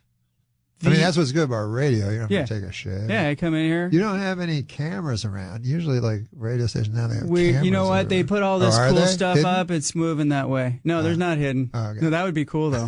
We could get all kinds of stuff. Did you hear the story about Lane Kiffin, the USC coach, today? No. All right, so they played Oregon last week. They lost the game. It was a big game for the Ducks. And that was huge. Turns out that they were deflating the footballs. They had a student manager on the sideline that was making their ball a little bit squishier so it's easier to throw and catch. It still didn't work. They threw the student manager under a bus and fired him, but Lane Kiffin says he knew nothing about it.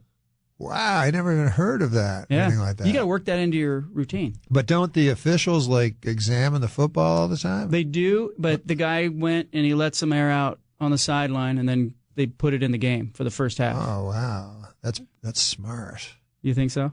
Well, I mean, I'm against it. Listen. Are you a sports fan? Ridiculous. I know you did. Yeah, I love sports. What was it? Sports? What was the show? Yeah, sports show. No, I love sports. Hey, the Trailblazers are good this year. I call them the Brazers. Better than the Lakers, I would expect. People in LA are freaking out. I know, man. I don't think that team's going to work, the Lakers. I don't believe in all-star teams in basketball. I like Oklahoma City.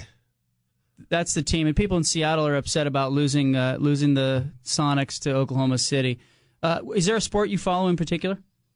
Golf, I follow the most, but right now football and basketball. And you know the Spurs? They never mention the Spurs. Everyone forgets about the Spurs till they go so deep. They're always at the last minute. They're like, "Oh yeah, the Spurs." Pencil them in the semifinals, but nobody talks about them all year long. Because they're boring. They are kind of dull. Yeah. But when you see them play, like, it's pretty exciting because it moves like an organism. You know, just all teamwork. You know, super fast. Love that. Yeah. Well, I'm glad that the listeners of the show voted you to be on the show. Because otherwise, we would have come up to you outside and said, "Sorry, you got knocked off. You got bumped by Jeff Tedford at Cal." But we won't tell Tedford that. So people come to the show tonight at 8 o'clock or Friday, Saturday, 7:30 and 10 o'clock. Helium Comedy Club, 9th in Hawthorne, Southeast 9th in Hawthorne. What are they going to see? What do you got for them? They should put a Nerf football into the game. Then a guy could throw like a 400-yard pass. He had 300 yards in the first half. Yeah, he did. Yeah. That's going to be a huge story. Yeah. Oh, my God. And he claims he didn't know. Coach says he didn't know. That's impossible. Rogue student manager. That's impossible. Boy, that's gonna be big. That's going to be an exciting story. Wait, didn't you just ask me a question? That's all right. What are people going to get tonight at Helium? They're gonna get funny, probably a funnier show now because I'm on the juice. You're juicing? Yeah. Before you were funny before, because I was funny before, but I have to keep up. They're like Barry Bonds, not good enough for you to be like a normal star. Yeah, you got to be the guy, the all-time greatest. Yeah, I got to be. Why isn't Lance Armstrong big? Yeah, that's a good question. Yeah, what kind of steroids was he on? Skinny roids. I'm skinny. Yeah. What do you think of Lance? How should Lance handle that? Like, everybody knows that he cheated now, and he's like laying low. I don't know. In a way, it was pretty courageous of him to take steroids because, like, the only reason not to take steroids is because it will make your cancer gallop. Yeah. And here he had cancer, so for some reason he took steroids while on. You know what I mean? You admire that. Yeah, it takes a lot of courage. It took a lot of courage.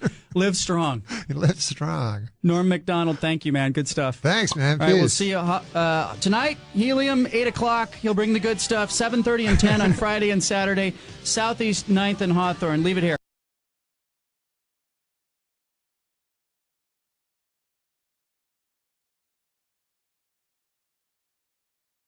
Like what the mind of a comic and what makes them like that? Well, we're done with you. There he is. Norm! Did you get my fucking text about your show? No. I love it. We're on the air. It's okay. Yeah, of course. It's good. They're greeting each other. Oh, hey, Norm Macdonald, Anthony. What's up, boys?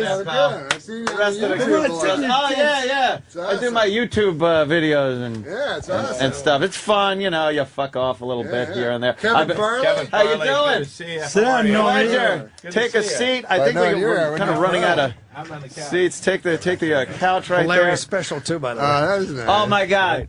Saw the special the other night. We're not on the fucking radio. radio. Yeah, we do that. Yes, you can say fucking.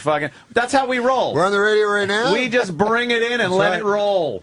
That's how that works. I know, you're looking at the picture. Colin's looking at a picture of Hitler. That's my room. I'm looking for different motifs. That's your screensaver? That's my screensaver. I gotta put on my cans, man. Jim Norton? Yeah, we just saw Jimmy Norton. You can see it. See, we like bringing everybody in at different times. The host of the show, the guests. Is fun. I saw you guys on the YouTube, you know? I saw you and Jim and you. Yeah. It was awesome. On YouTube? Fun on the YouTube. Yeah, you never watch fucking YouTube? What the fuck? What's that? Yeah, you watch the TV. This fucking guy. I know, TV's no shit. TV's like extinct now. TV's for the old fuckers. I watch the YouTube, fucking face, all that shit. Yes. Hey, what about this new thing? What's that? No, it's called Colors. Have you heard about it? Oh, we were just talking about that. I'm a fan of Colors. We were just talking about Isn't that that. The picture weird? No, but it's only 150 yards. Yeah. People within 150 yards. Yeah. You got it yet? I don't know. It seems a little fucking weird. It is weird. Like a guy in your apartment building can see what you're doing depending on where he is. Yeah, maybe you could figure out where a lady was, like looking at the layout of her apartment, and then maybe I don't know. I think it'll come in handy for. I don't know what it is. I think it'll come in handy what it is, for man. football players on the field because it's 150 yards, so he pretty much covers the field, and they could probably figure out what the other team's going to do based on what they're doing with their color. You don't watch a lot of football, right? No, none at all. 150 yards. Well, you got to consider the end zone. Football. I was considering the end zones. Oh, okay, I got it. The entire field. You're still off, though, a little bit. Why? How long are the end zones? 10, right? It's got to be longer than 10. No, it's not. It's got to clear. Canadian football? No. Real football. You got the 100 yards, and then how wide is the end zone? It seems about 10, right? Yeah, let's go with 10. That's it? So you were off by 30 yards. 30. What about after there, but behind the end zone to the wall? All right, now you're talking 150 yards. What if they jump in the stands? Yeah, I've seen that happen. Give me a break. Hold on, I got to get this up. So, Norm, you were on Saturday Night Live. What a professional. Yeah, until Colin showed up. I know. Colin took your gig. He took my gig. He took my apartment. Did he take the apartment, too? Yeah, I moved in the same building as Norm. No, you really are a fuck. Single white female. No, there was one moment. Colin probably doesn't remember it. But I was walking to the elevator, and he was coming off the elevator. Do you remember that? What do you mean? It happened all the time. No, I know, but this Maybe a little more detail. That time you took the elevator. This is after I had left and you had come on, and it was I don't know, it was poignant to me. Sort of a changing of position. You went to shake Norm's hand and he spit in your face. Do you remember that time? No, Colin was awesome, though. You didn't have any animosity towards Colin. Not towards Colin. No, I love Colin. Now, I heard you were taken off of that show because the OJ situation. Who knows? I don't think it was really. You don't think that was it? No, I don't really think it was. Because you gave OJ a little guff, and most people were just treating him like a saint. Yeah, but no, I don't. I know people said that and shit, but I think I think it was because I didn't get laughs all the time and shit, and Oldmeyer was watching Leno, who would get laughs wall to wall.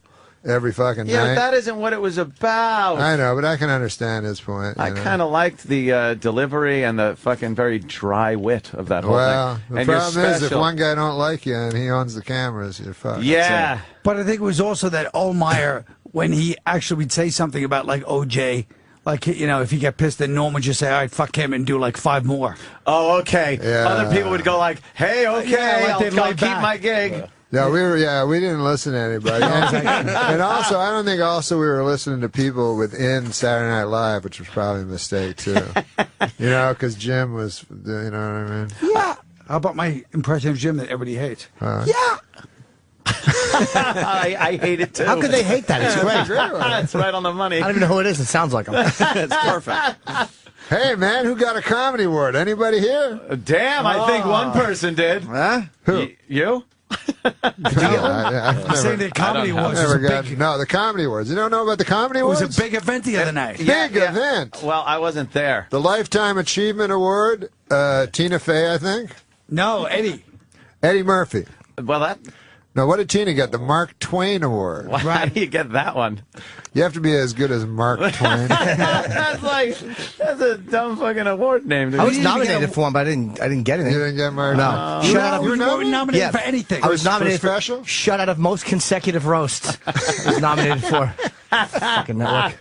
No. Yeah, he doesn't Colin like that edged network you out? very much. Yeah. Thank you. I did edge him out.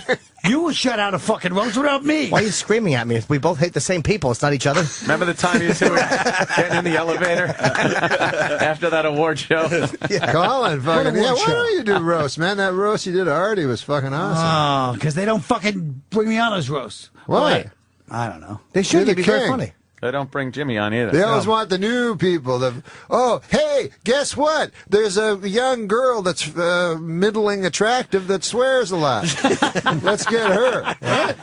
Is that the new fucking thing? Yeah. Sarah Silverman, hysterical. Right. Who's funnier than her? Nobody.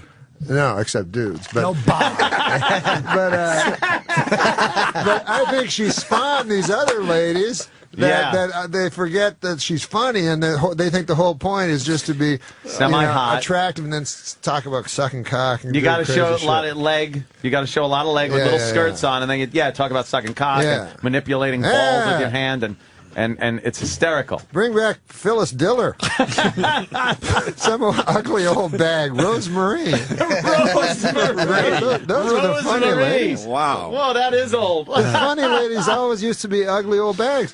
Or Roseanne, you know what I mean? Or, no one was funny. When they would have a comedian on, What's My Line or something like that, a comedian. They never called comedians. Now a chick can be called a comedian, but it was always a very funny, whenever I'm at a club and I hear, let's give it up for a very funny comedian, I'm like, oh, it's time to take a piss. Time to take a fucking piss. I tell you, man, you guys got to get this tape. I don't know if I ever show you this tape, but...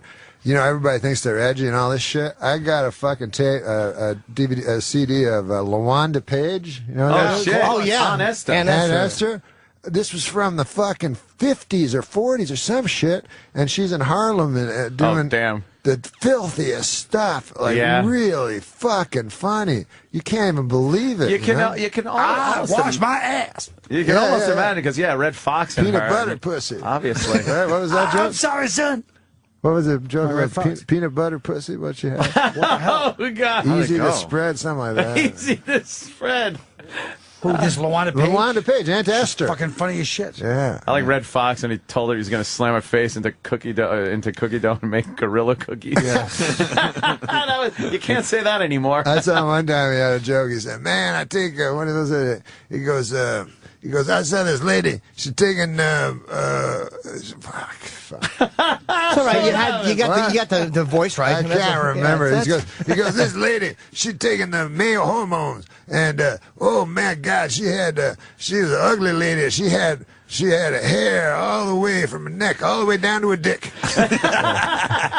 That's not a good impression. That works. The joke's there. Yeah. You're fucking special. I watched it the other night. It's hilarious. Thanks, fucking man. great. So good to see you back on TV like that. Yeah. It was so fucking good. And the thing about you, I don't know what it is with that voice of yours. When I read your tweets, everybody that I talk to also reads them in Norm's voice. Yep. And it makes it that much funnier. Everybody started, during the Oscars, we all start tweeting our shit during the Oscars, past Oscars. And one of my buddies, Travis, actually retweeted and said, you got to follow Norm Macdonald. I'm like, I didn't even know you were on or shit, so I started following you. And they were hilarious. Like the funny thing, when are you going to thank the computer? Every fucking tweet. When are you going to thank the computer? Just shit like that is stuff that no one else was tweeting. It's out of your mind shit. I just found out about that Twitter shit. It's great, and you got so many followers really quickly, and didn't have to pull a Charlie Sheen with it. It was just funny shit, man. But when you go to hit the send, you fuck for a second. You go wait, because it's just off the top of your head, and it's right there, yeah. And I don't do drugs or alcohol, thankfully, because I'm sure guys could really fuck up and say bad things. They have. Louis C.K. has had to delete entire threads. Oh my God. Things he's Twittered. The worst thing is too, and especially if you have a lot of followers. Because that's what he does, though. I mean, but sometimes even I guess he'll even feel bad about it and just go back and delete. A lot of times, if you tweet something and you want to delete it, even a second later, if you have a lot of followers, they got it. It's already been retweeted, and you can't delete theirs. So if you got 10 followers and you write something about, hey, those Japanese people, by the way, and then they can retweet it exponentially. Yeah, and then it just goes on and on. That shit was censorship, man. He made fun of nuclear breakdown. That's censorship. We should be able to talk about anything, man. But it's how about the fact America. that Norm's tweets, like some of them are not supposed to be funny. They're like profound, like poetic. I deleted a lot of those.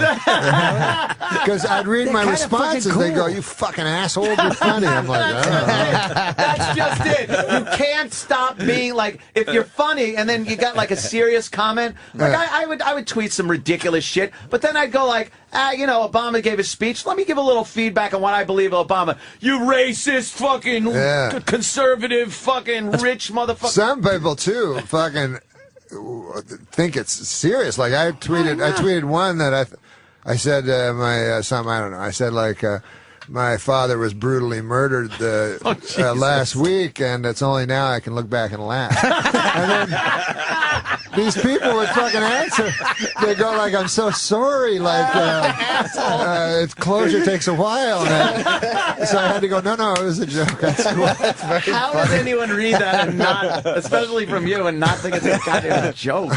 So people are so stupid. That's something this whole thing has opened up, where you're kind of communicating with people you never would talk to or meet that don't understand what a sense of humor even is. So the responses you get sometimes like hey, I was like, hey, God, it's spring, but I'm looking outside and there's still a little snow on my back table. At least you're alive, motherfucker. That was from a dead guy? Yes, I'm getting tweets from the dead. I guess he had a loved one pass on. Perhaps a father that was brutally murdered a week ago. I guess to sum it up, everybody's a critic, huh, guys? Your special should have been called The Voice of Reason. You're doing a sports show? Oh, yeah. Yeah, no, I guess I didn't know you were that into sports, but then again, I don't know much about football. I'm into sports a lot, but not enough to, now I have to go on fucking, these sports Yeah, you're going to be shows. like the sports guy. I don't know that much shit. You know what I mean? I know a lot about sports, but if you ask me, who won the Super Bowl 6 years ago, I'd have to really think about it. Yeah, those are those sports guys that just know stats and shit. So I have to go on these sports talk shows where they know everything, and then the fucking phone callers, what do you call them? Phone call. The listeners. Fat guys in the basement. Yeah. They know even more. So it's like, hey, what do you think of some guy you've never heard's stats that year? Or something. Yeah, you're like Frank Mahovlich. I know Frank Mahovlich, the big M. How do you know him? You're throwing me softballs. Yeah, I have no idea what that's about. He was a hockey player. He knows them. He knows So who we I know things from the 70s. So what's going to be the gist of this sports show? Is it It's you? going to be like, just me doing jokes. Oh, okay, about sports. Yeah, about sports. But it's going to be accessible to people that don't know nothing about sports, too. Oh, that's good. See, that's the me. guest's going to be on? The guest's going to be on? Yeah, I was hoping you'd come on. Yeah, of course. Colin. I know everything about sports. You do know sports. Yeah, tell us from the 70s, I know. Colin knows sports when they wore leather helmets. Yeah. the good old days. What do you know about sports, Colin? Give us some knowledge. And ask me anything before 1973. I know everything, but after that, I don't know nothing. Norm, go ahead, man. Okay. This is his audition. Yeah. I would ask, I could be the announcer. Norm Macdonald. How many sports show. How many I guess I'd say how many World Series did Babe Ruth win? 5. He was making the 3 thing. He goes 5. Yeah, and it was 3. He won 1 with the Boston Red Sox. It was 3. As a pitcher. He was a pitcher. Yes. No, he won 2 with the Yankees. Boston Red. I'm talking about like 1968 to 73. You have 5 years to that you know? 73. You stink at sports. I'll give you an easy one. All right. Who was the quarterback on the Colts against Johnny Unitas, Earl Morrall. Against the Jets in '69. Johnny Unitas, then Earl Morrall. Who played in the Super Bowl? Both of them. Johnny Unitas played like 5 minutes, and Earl Morrall played the rest of the game. That's what pretty happened impressive. to Johnny Unitas? He was old. Tendinitis. He was old, 5 minutes older, and they had to take him out? Yeah. Jesus Christ. That's pretty impressive. That is pretty impressive. That you is knew You both could be of on them. Norm's show now. You never saw that. That's game. good. That's I never almost saw a that trick game. question there. It's like a trick question. And you gave me a trick answer because I had no fucking clue. Oh, you didn't know? No, that's why you said 2. I'm like, oh, 5 minutes, they took him out. I had no idea because he was old. They brought him in like, symbolically. Oh, like, hey, no, they brought him in at the end. That's what happened. Oh. Earl Morrall started, but then at the end, they're like, we're losing to the fucking AFC. And they So who let's put in cares? Johnny. You're good, man. You haven't gained any weight or Oh, nothing. thanks. No, it's cool. He looks the same. Because we worked together in Boston. We did this movie. Oh, what a blast we Yeah. had. We What had did fun. Grown Ups? Oh, Grown Ups. Yeah. Oh, that's right. Forgot you guys were in there. The highest grossing picture yeah. of all time. Yeah. It did make a lot of Did fucking make a lot money. of cabbage. You got any points on that one? We didn't get any Maseratis. They They gave got Maseratis. Maseratis, yeah. They Wow. gave Look up out the Maseratis. They gave Rob Schneider, Stanley gave Rob Schneider, Rock, Spade, and Kevin James Maseratis. 4 guys that don't need them. Me and Norm need Maseratis. What did you guys get? iPods. What did we get? What did you get? Nothing. We got Ugats. No, what did you we get? got- He gave you I thought something. you had a joke. We got Oh, had yeah, I this did have a shit. joke. I said they gave us a weekend. They gave us a zip car for the weekend.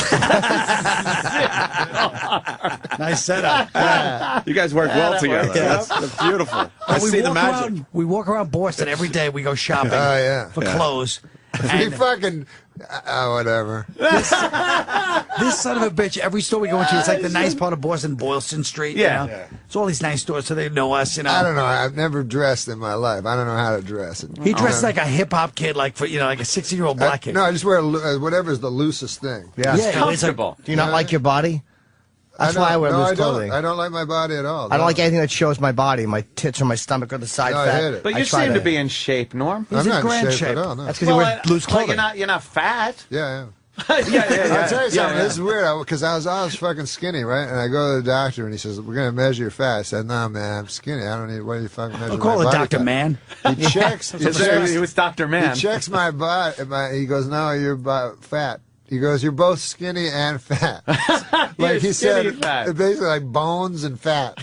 Like the muscle, Wow. there's no muscle there. Oh. So not a good combo. But anyways, he takes me shopping. I take him shopping. Every store he goes in, he creates a fucking ruckus. They're like guys like we go to this like semi, metrosexual guys are like Metrosexual. Would you like to now, go? what, don't you think if a person said you look metrosexual, isn't that the same fucking thing as saying you look gay? Exactly. What the fuck's the difference? That's gay. But then the guy's like, we're in like these nice stores, and the guy's like, hey, why don't you go in the back and take off your shirt? What? I don't like showing You my want me to fucking take body. my shirt? Hey, this guy wants me to take my shirt off. Starts screaming. Everybody that comes in the store is like, yeah, you don't ask them to take their shirt off.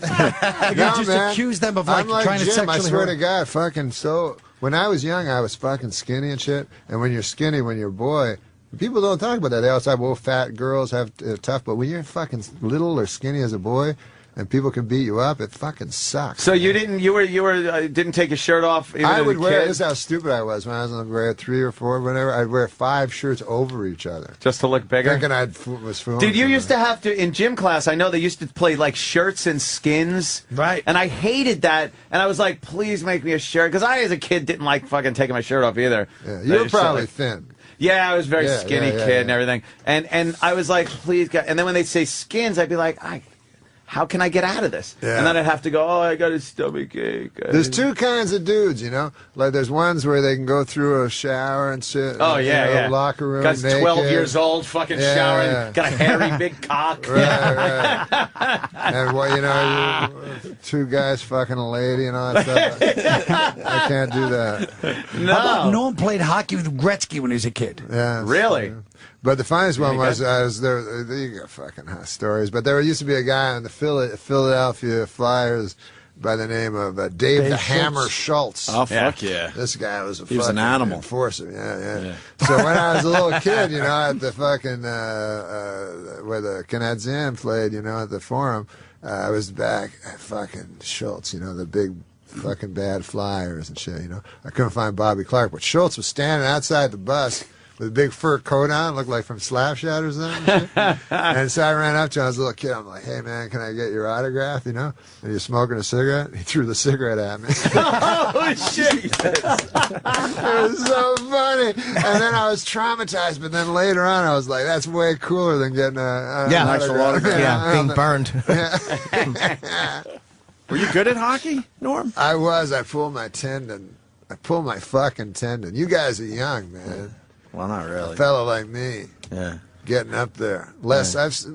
Did you have a shot? Listen, as Colin Wells knows, I've seen more sunsets than I'm gonna see. Oh boy. No, but I tore my tendon, and this is the first time I've been immobile in my life because I still have this crazy competitive fucking thing where I'll play, you know, 20-year-old kids and pick up basketball and get the shit beat out of me, but I still think I'm young. But this was the first time I was immobile for about 3 or 4 months. If you guys ever get there, it's a fucking portal to the future. You go, holy fuck. Yeah. No, I noticed those aches and pains that start coming You up do? that you Oh, yeah, weren't they're catching there up with before. all of us. And you Yeah. just kind of, now you got to Sucks. work through 'em. And Louis C.K. talks about it too when he goes to the doctor and it's just like, oh, that's just, you know, oh, that's what it is.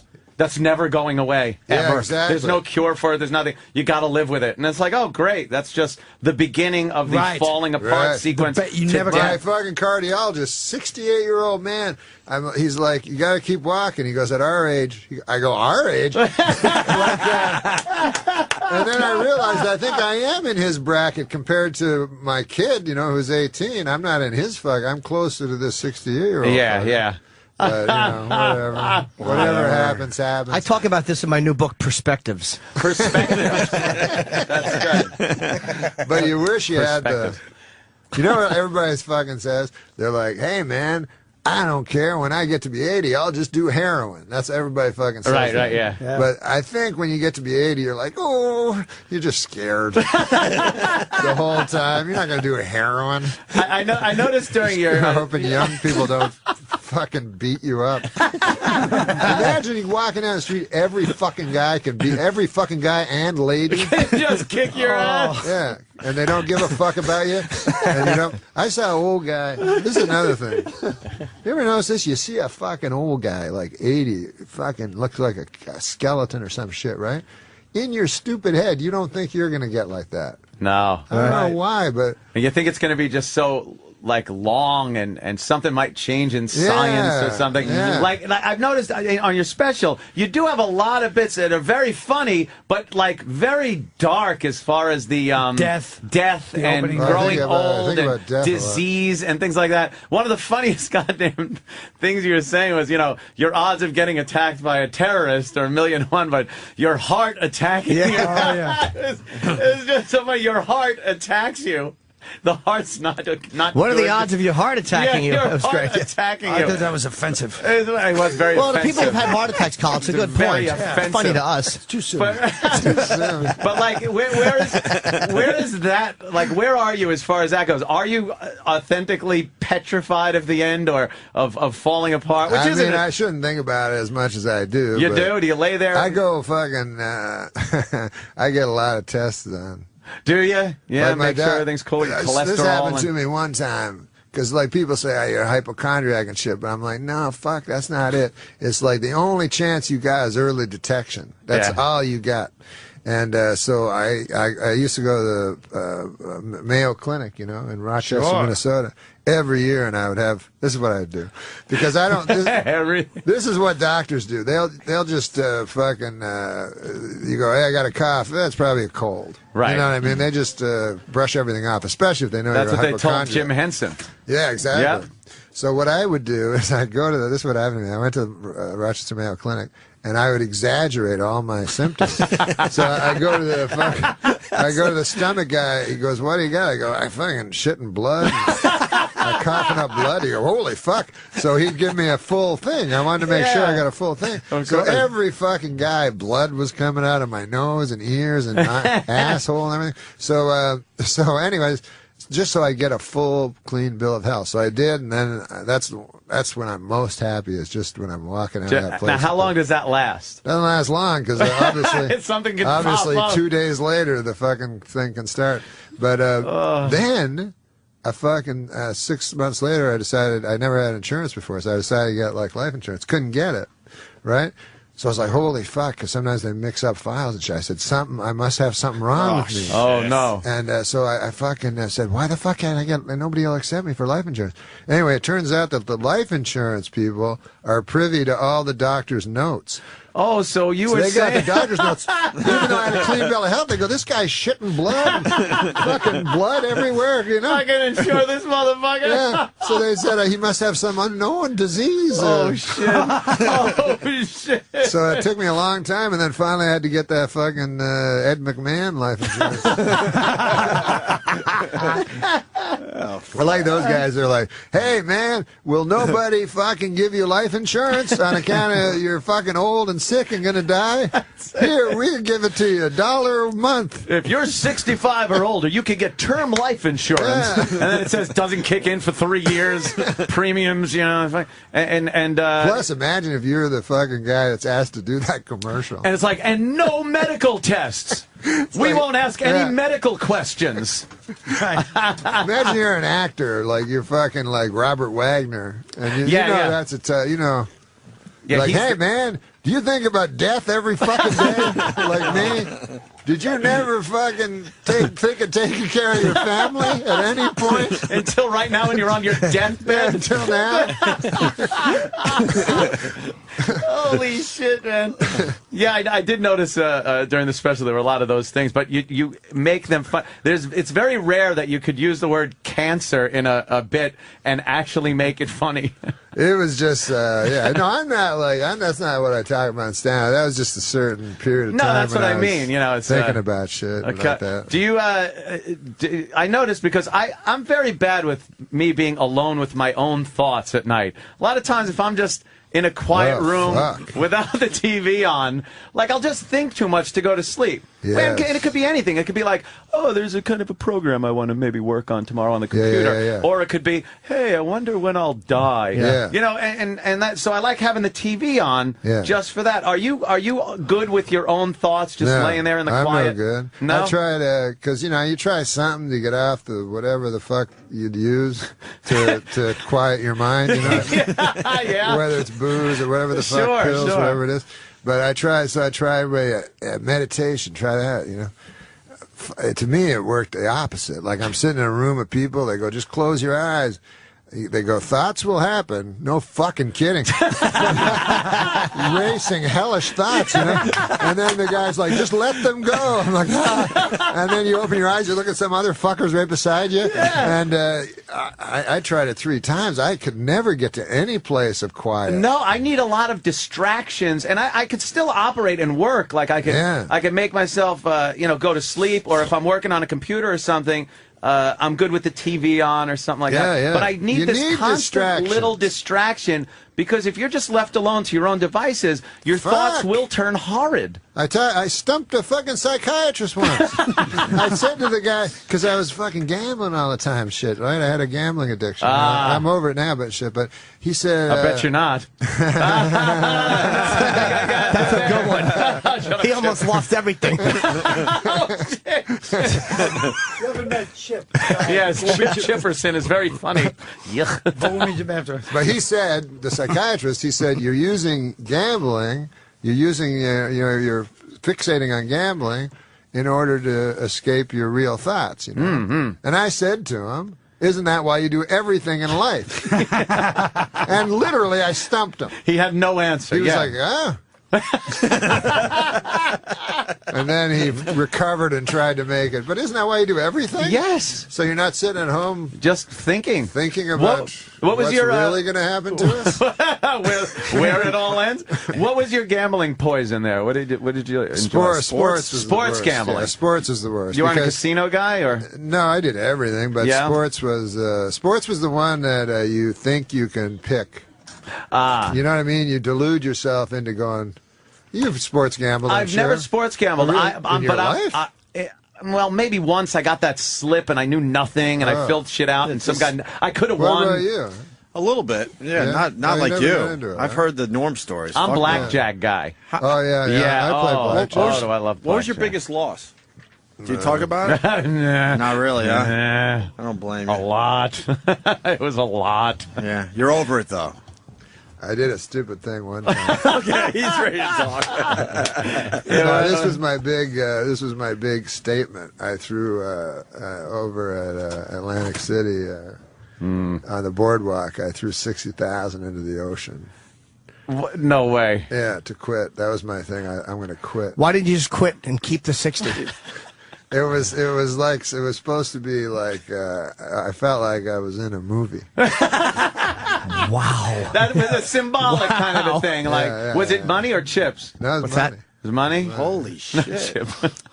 I said chips, and he goes, what's that? So you threw 60 grand, because you had a moment where you're like, this is cleansing, this is to the ocean, I committed. The same way a drug addict would throw his drugs into the ocean. Right. How long after it left your hand did you regret it? I regretted it pretty good.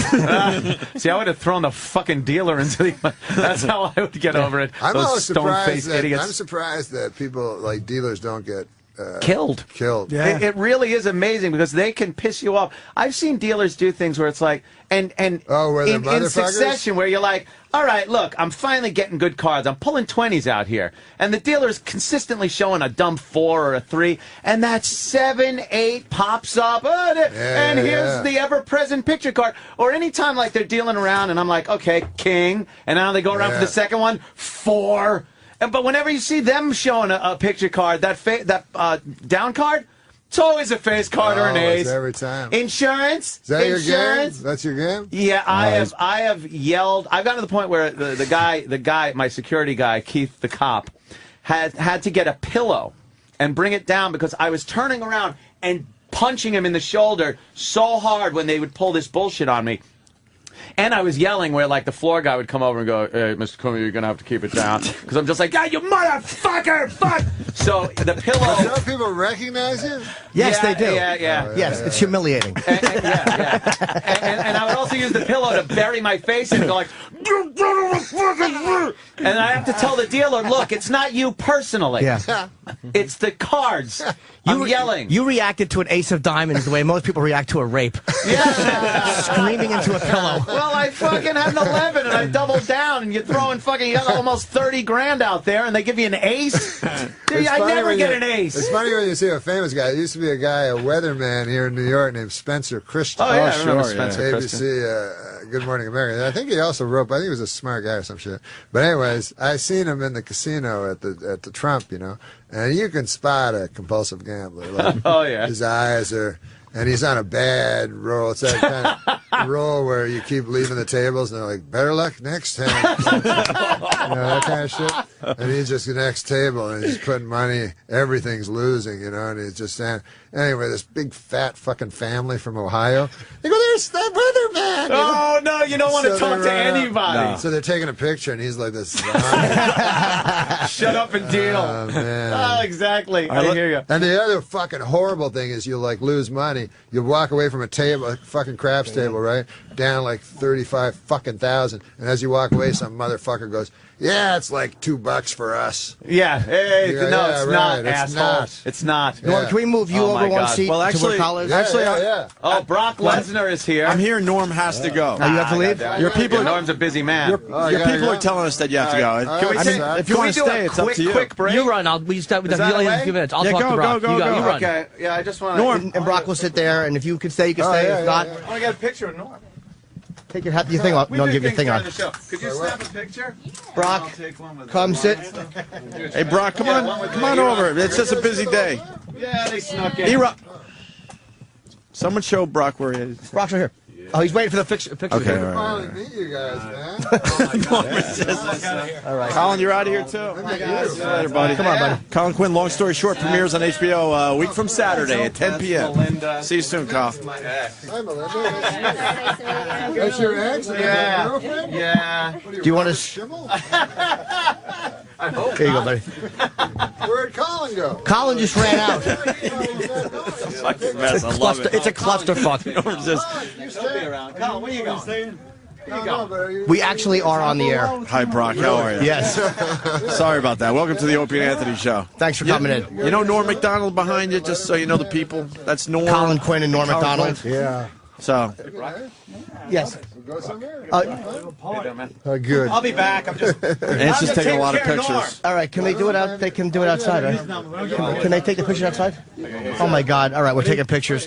Brock Lesnar, you really walked into a clusterfuck, but we're happy that you're here. Thanks for coming. Good morning. Yeah, thanks for doing our show. It wasn't easy to get you on the show. Yeah, I'm happy to do it. What time did you get up this morning?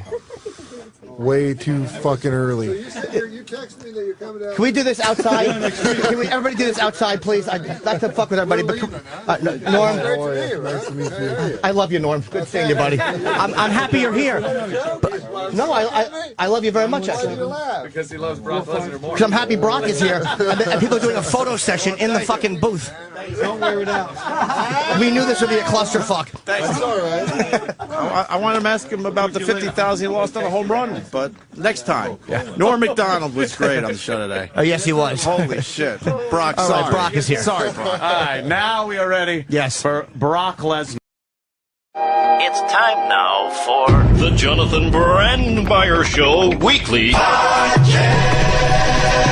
It's the Johnny B Podcast, brought to you by Woodfield Nissan and U.S. Cellular. Johnny B. Mornings on the Loop. Hey, by the way, Norm Macdonald's on the line with us in Los Angeles. Hey, Norm, how you doing, brother? Hey, Johnny, how you doing, man? Now, I've got to tell you, man. Empty bed where we made love. What a beautiful song. Hours of the morning. Yeah.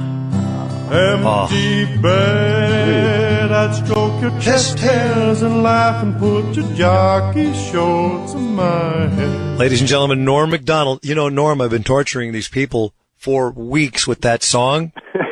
And I've been pretending that it's a song that I found on a news guy Ken Voss's iPod that he just loves. And people, Norm, they think it is a real dude. And they put it, on Saturday night we were live at the House of Blues and doing a show, and we brought out a Tex Hooper. Really? And he came out and he killed. Tex Hooper, I'm telling you, this is serious. I have to tell you, Norm Macdonald, by the way, his new CD is called Ridiculous. This is, I would think it's the funniest, I think it's 19 minutes long. Yeah. I think it's the funniest thing I've ever heard on a CD, 19 minutes, because I'm listening to this, I'm on a treadmill. Okay? Yeah. And I got it into my iPod and I'm listening. And people come in and they go, "What's wrong with you?" And I go, I can't stand it. They go from it's like you go from one song, Empty Bed, by the way, is just like the touch of it. Yeah. And then it goes on and on. It just builds and builds, and you can't believe it. But Norm, would you try to explain the lure of Tex Hooper? Because you never break in the CD, and you never break character, and it's hilarious, man.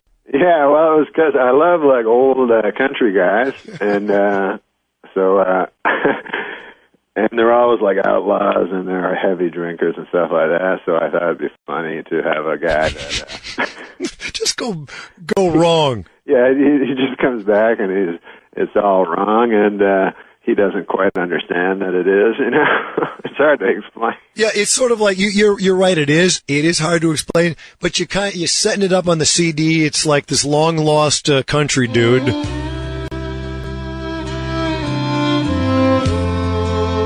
Billy Joe Anderson. Yeah.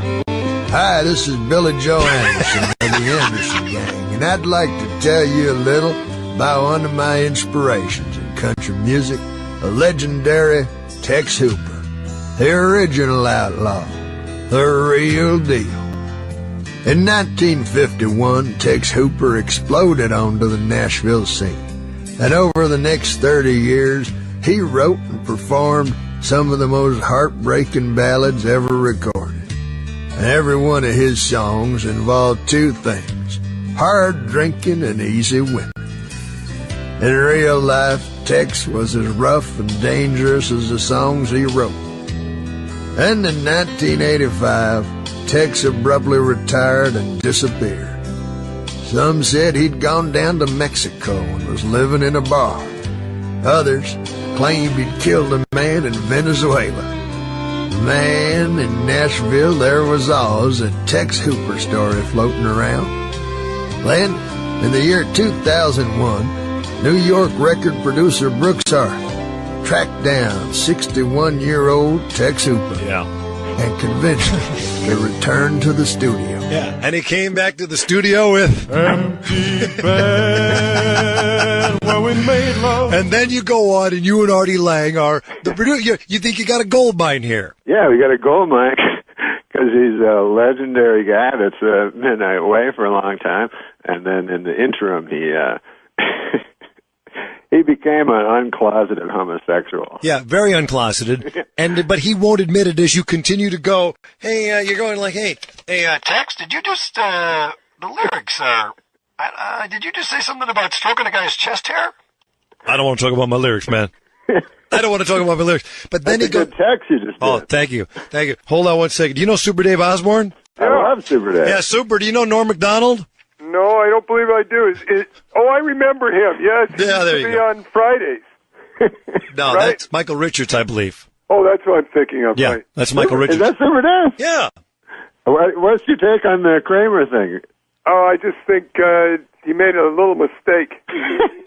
I think there's so many other words he could have said. Yes. See, when I watch say it 38 times. Also, when he sees a woman pointing a cell phone at him, stop. Yeah, exactly right. But I thought the apology was hilarious because he kept saying Afro-American. It was that's a hairdo. No, hey, you guys, the I best. know, and the thing is, here's the thing. No one explained to the audience, Letterman's audience. That's what I was going to say. The most uncomfortable showbiz moment and enjoyable at the same time I've ever seen in my life. No one. They're waiting online the whole night to get into the show. They don't know what happened.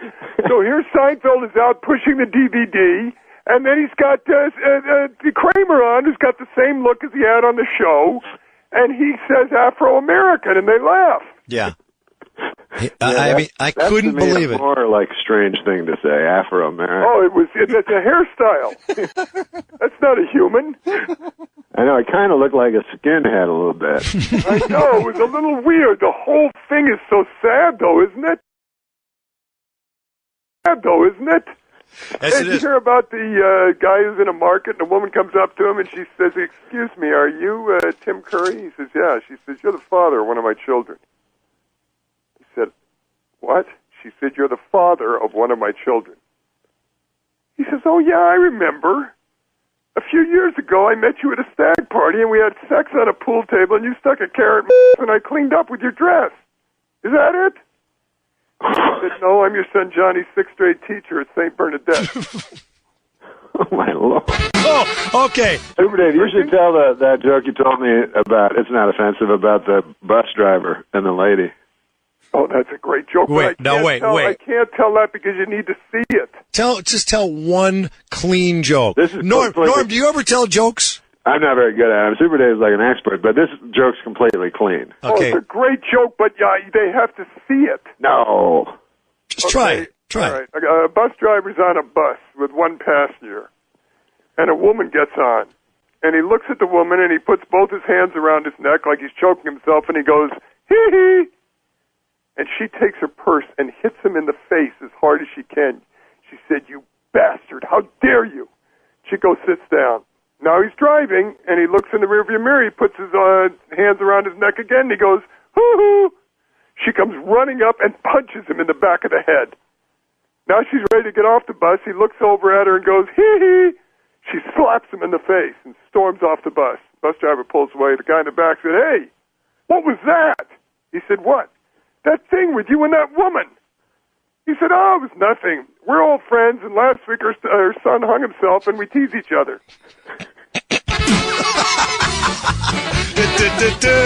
You're listening to the Super Dave Osborne Show with his new friend Norm Macdonald. They come on, they do things. They're funny. I love them. You're good boys. You're good boys.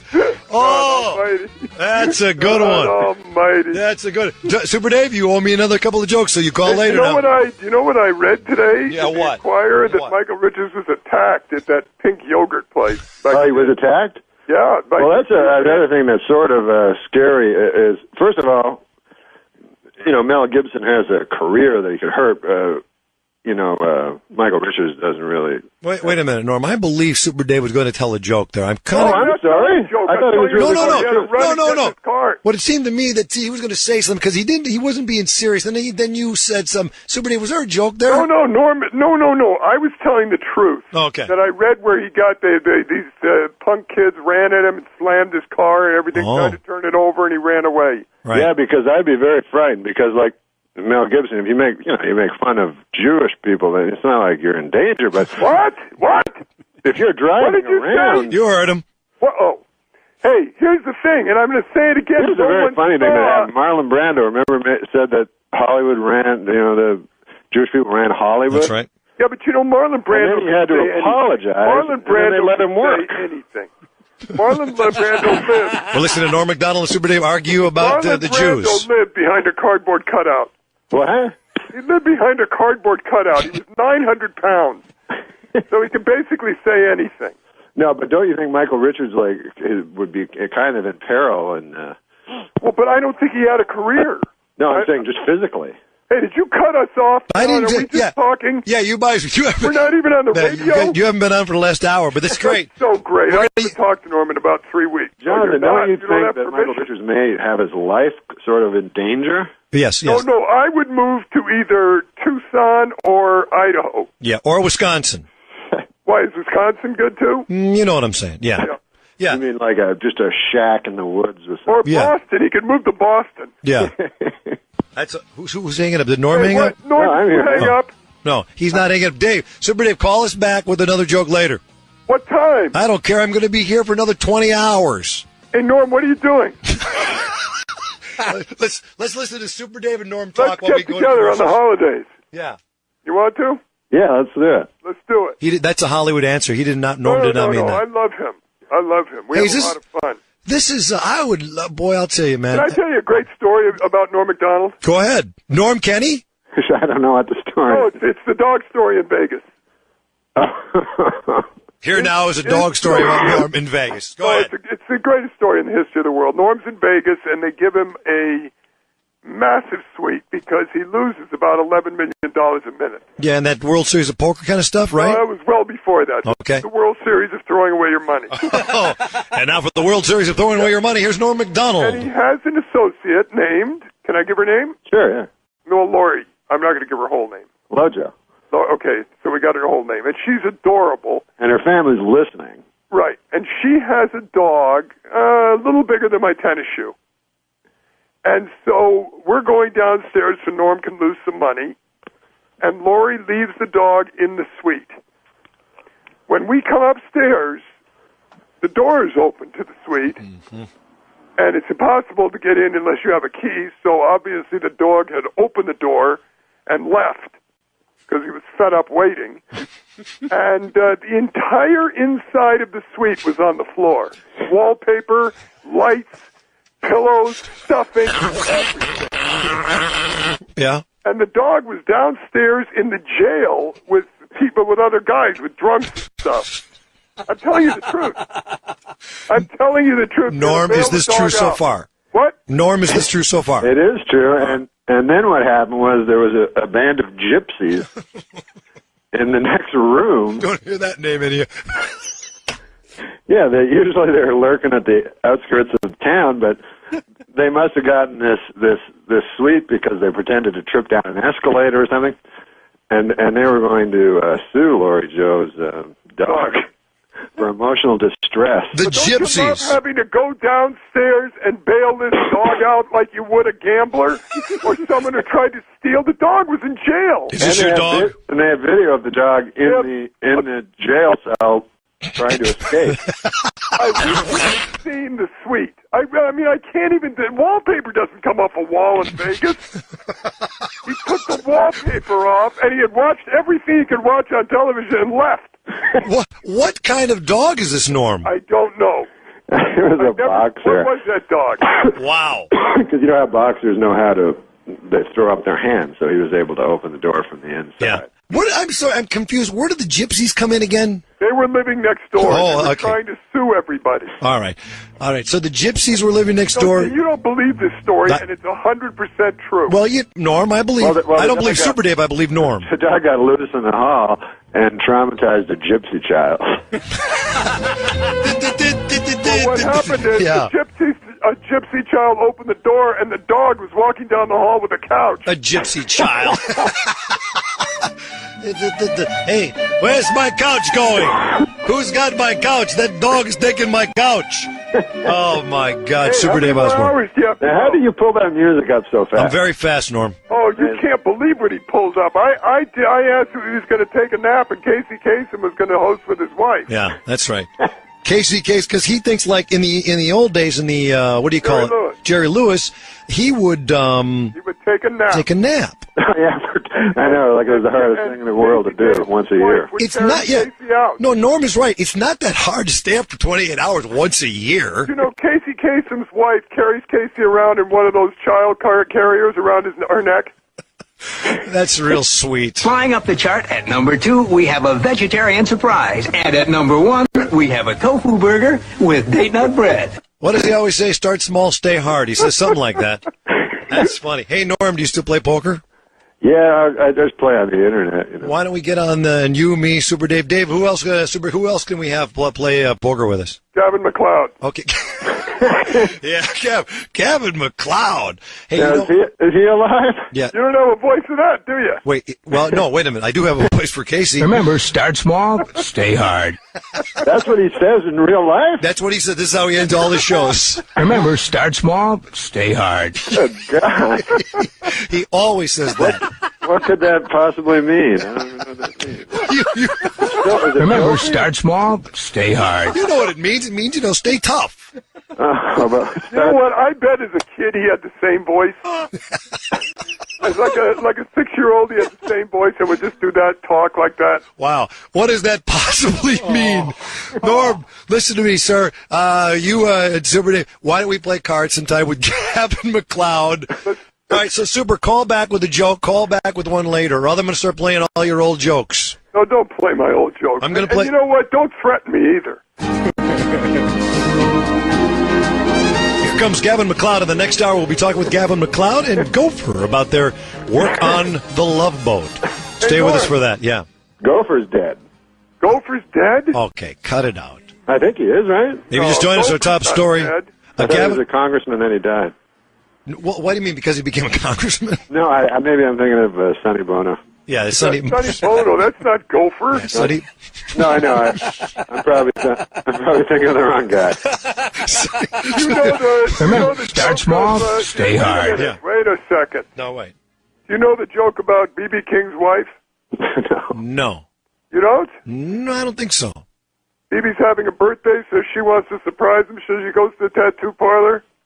She says, put a B on one cheek and a B on the other.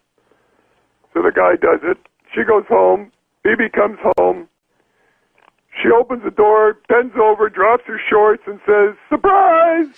He said, who's Bob?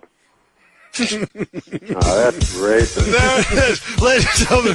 There it is. The one and only Super Dave Osborne and his joke about Yeah, sell that to Michael Richards, man. Why, Wow. that's not a racist joke. Yeah, sure it isn't. Who's Bob? Yeah, you know, that's the way you want it. Broadcasting in stereotypes, 97.9 I'll tell you what, FM. let's do it this way. Yeah.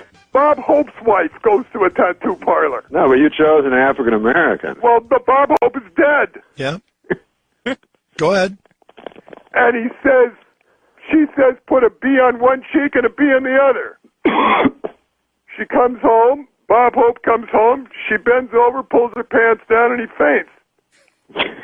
Now, Bob Hope is dead. Yeah, I know. Bring me the body of the great Bob Hope.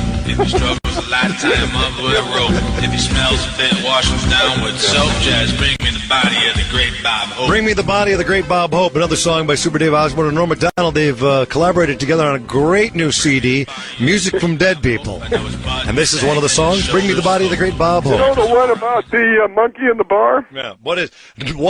In a cage? No. Guy comes in, sits down at the bar, and says to the bartender, what's the monkey for? He says, don't ask.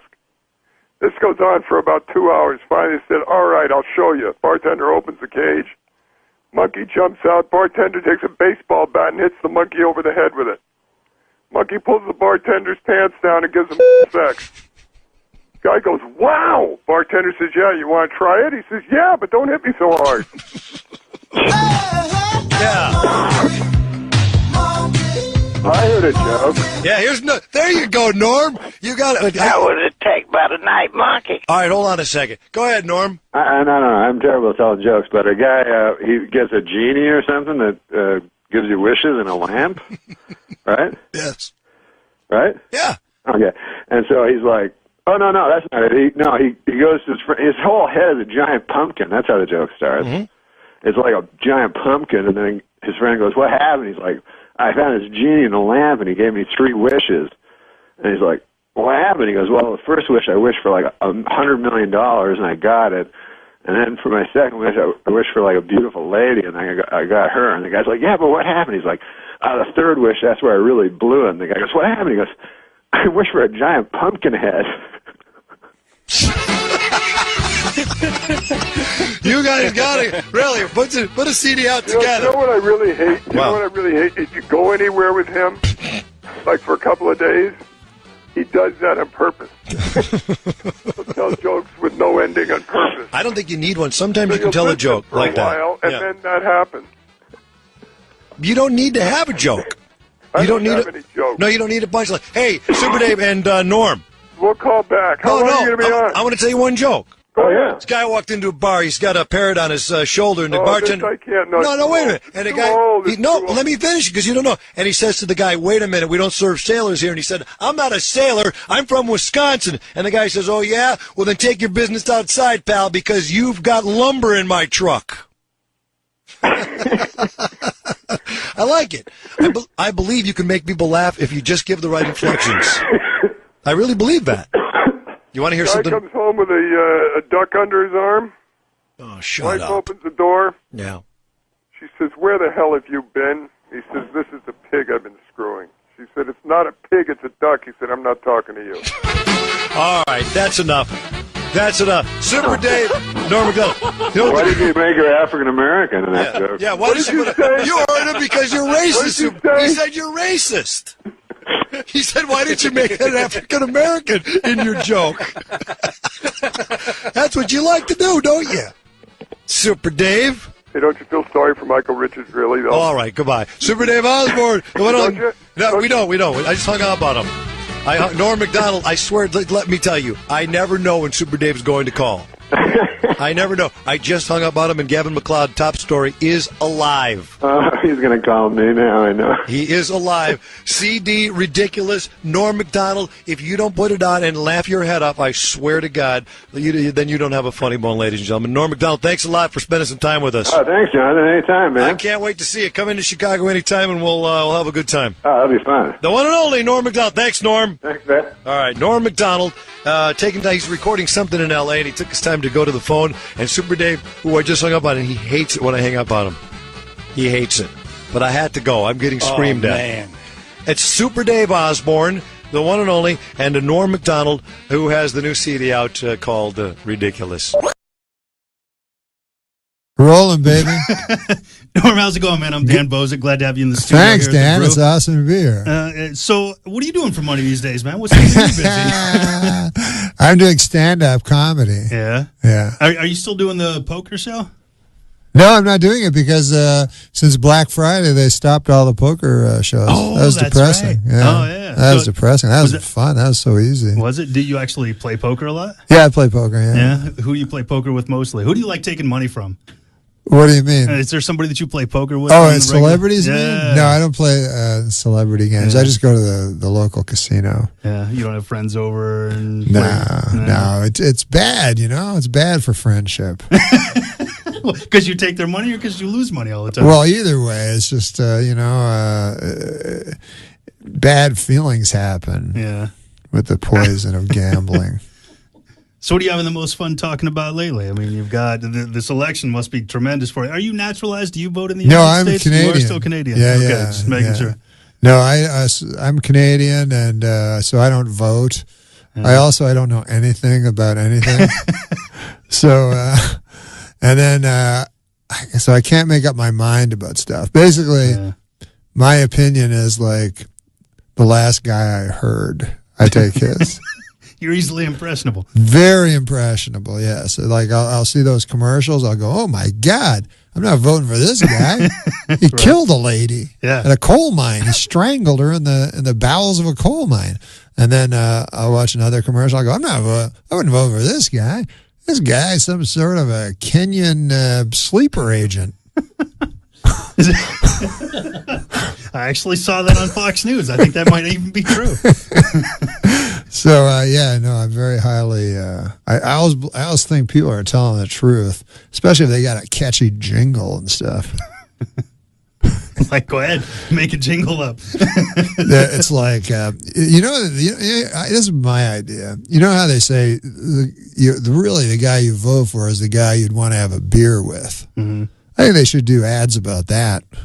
Like, guy go, that guy, man, he's no good. He never picks up the tab.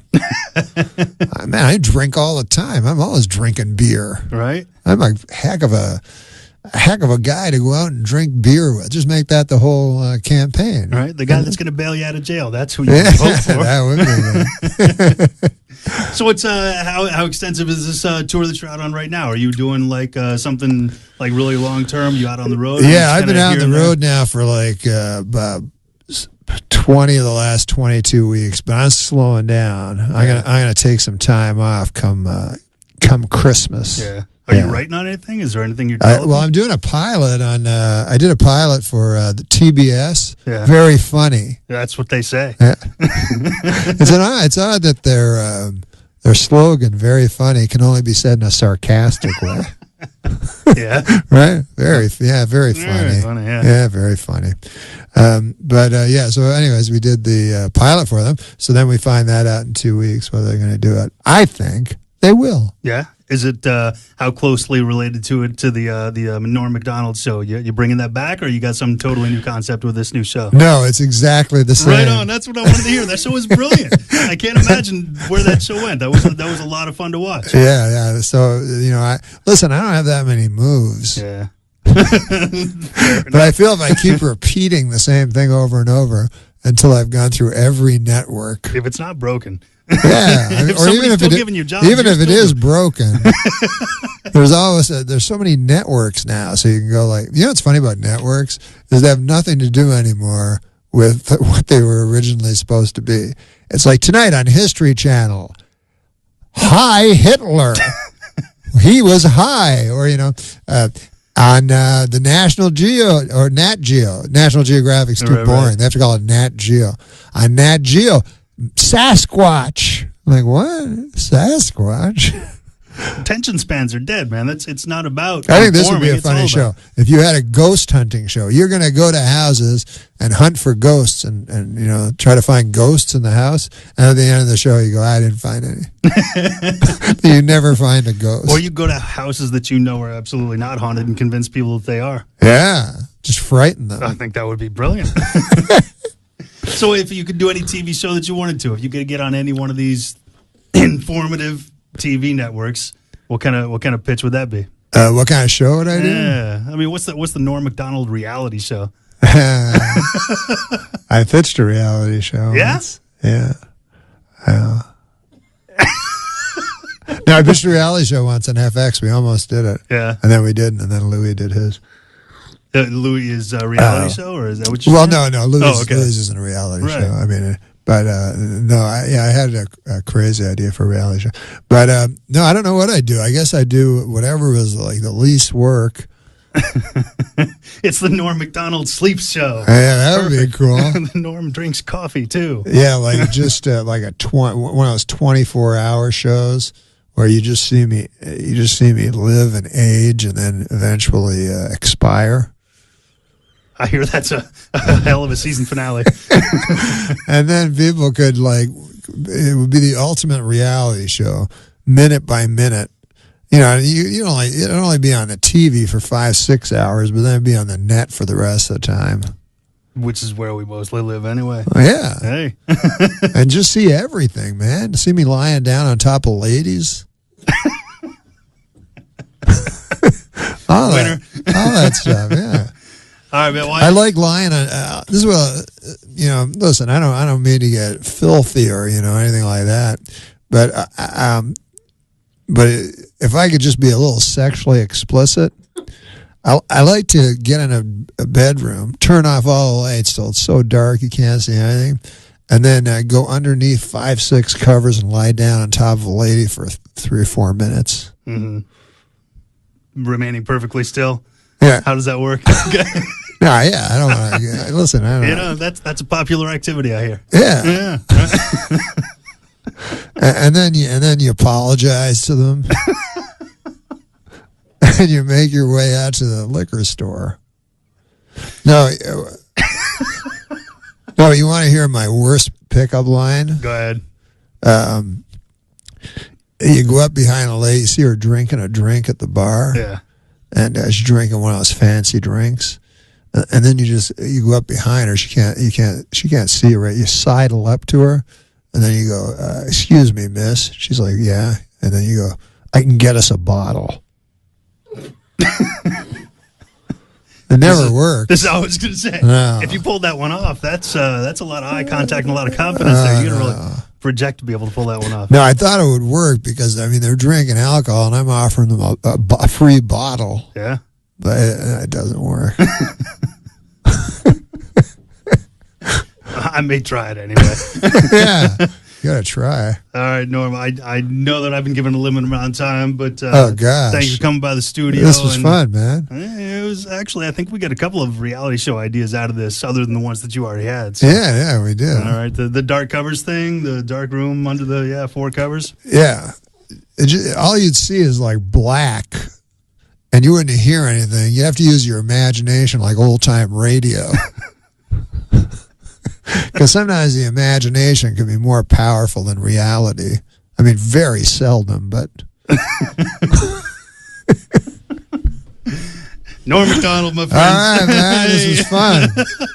This is crazy. All right. Thanks very much. Thanks. We'll see you around.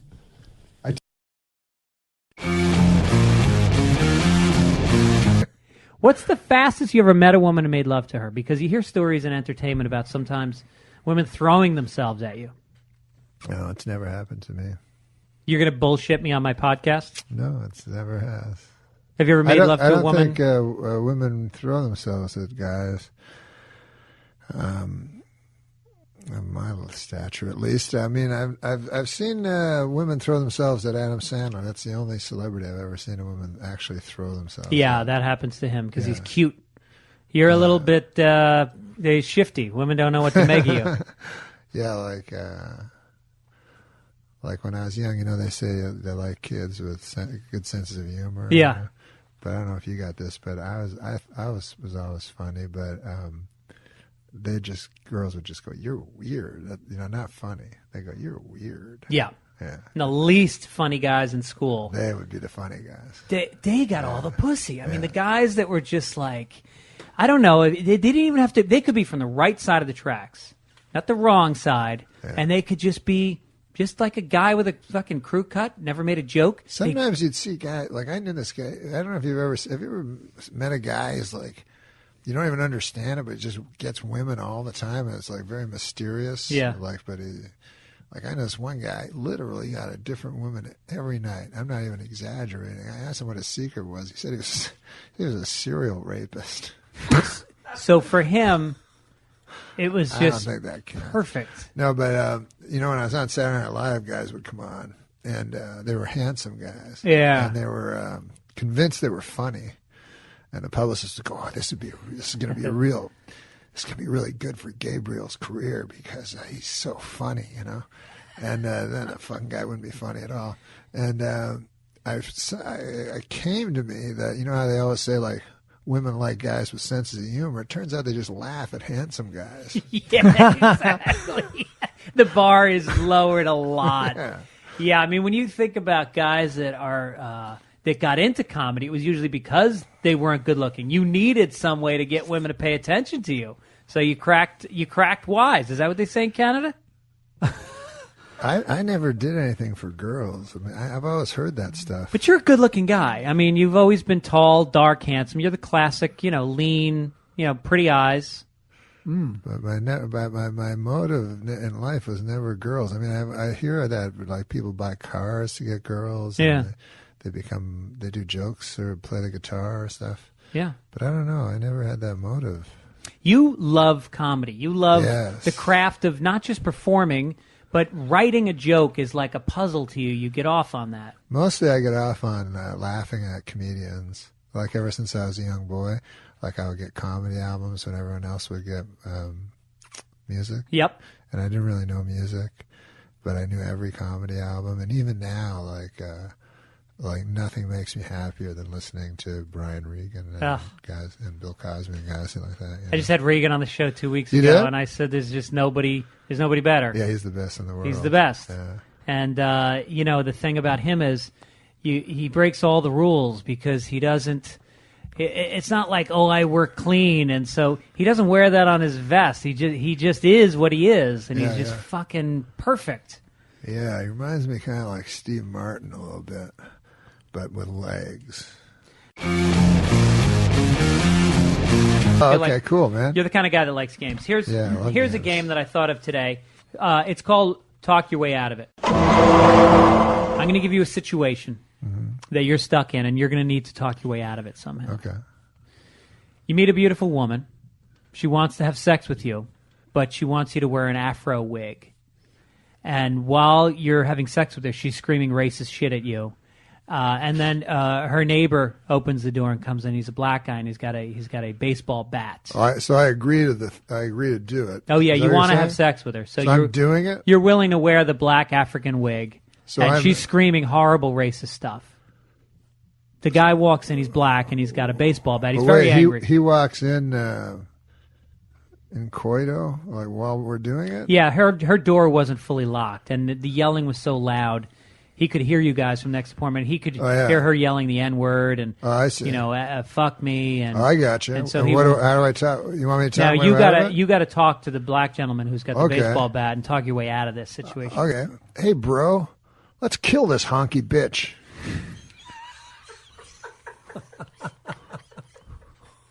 So you just commit to black. You just go. Yeah, I'm with you. Come on, man, you and me, jive turkey. And that was Talk Your Way Out of It with Norm Macdonald. Also, we've asked Norm Macdonald. I'm doing the Jimmy Kimmel Show on Wednesday night, and I have not boldly at all, I have total confidence. I will open my set on the Jimmy Kimmel Live show on Wednesday night, December 3rd, with the joke that Norm Macdonald will write during this podcast. The only parameters, and it doesn't have to be this, but I'd like it to be about airport security, how intense it's gotten. Anything jump off? What is because I've heard that it's more intense or something. Well, the pat downs. I need more information. The pat downs are a little bit more invasive. People are saying that their genitals are being touched. One woman had to remove her fake breast. She had like a breast. Well, what happened is the new scanners. Some people are It's not just the metal detector; it's a scanner, and it sometimes depicts you in an embarrassing way. So more people are rejecting the scanner. In other words, they can see you like with X-ray vision. They can see your body. So naked. now if you reject the scanner, which you're entitled to, you get a pat down. But the pat down is pretty thorough. And some people are saying, you can pat me down, just not, on my privates. Oh, okay. And they're like, no deal.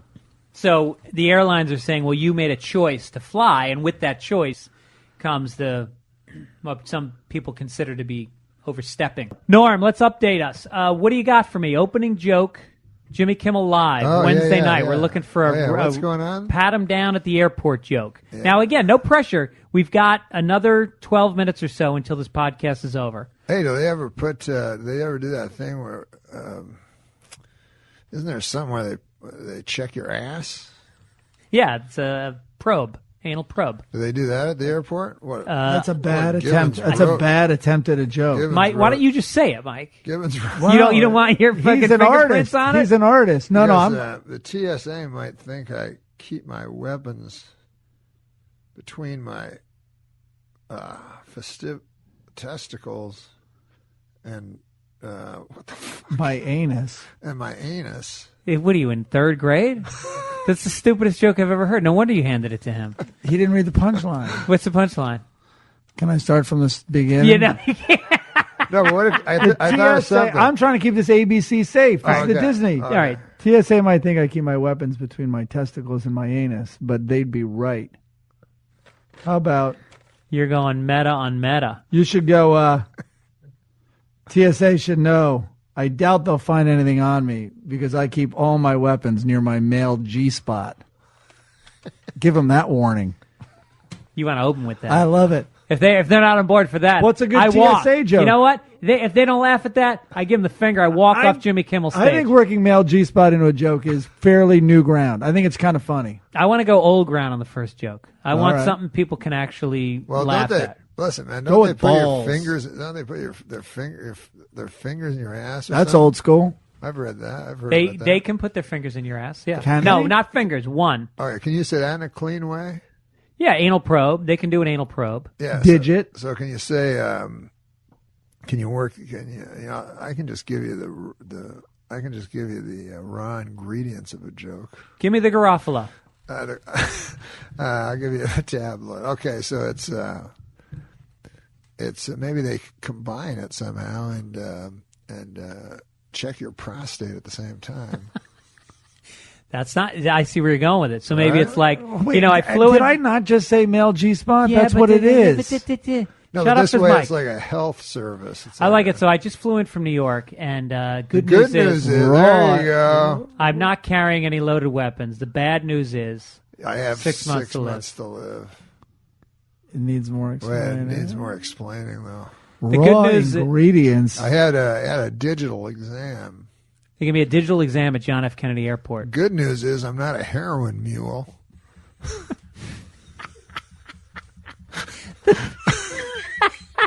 Bad news is I'm not a heroin mule.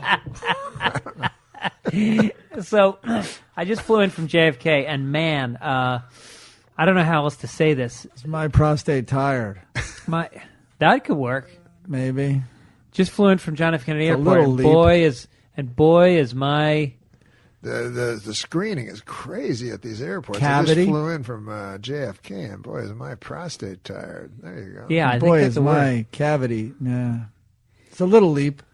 I just flew in from John F. Kennedy Airport and flew in with my mother, and I had no idea she had such full round breasts. Boy, is the security guard's finger tired. I don't know. I just flew in from just got into the airport. I'm not saying that the exam was intense, but tomorrow night I'm meeting the guy's mother. I just flew in. They gave me an exam that was so intense. The good news, that hemorrhoid's gone. The bad news is I have an impacted molar.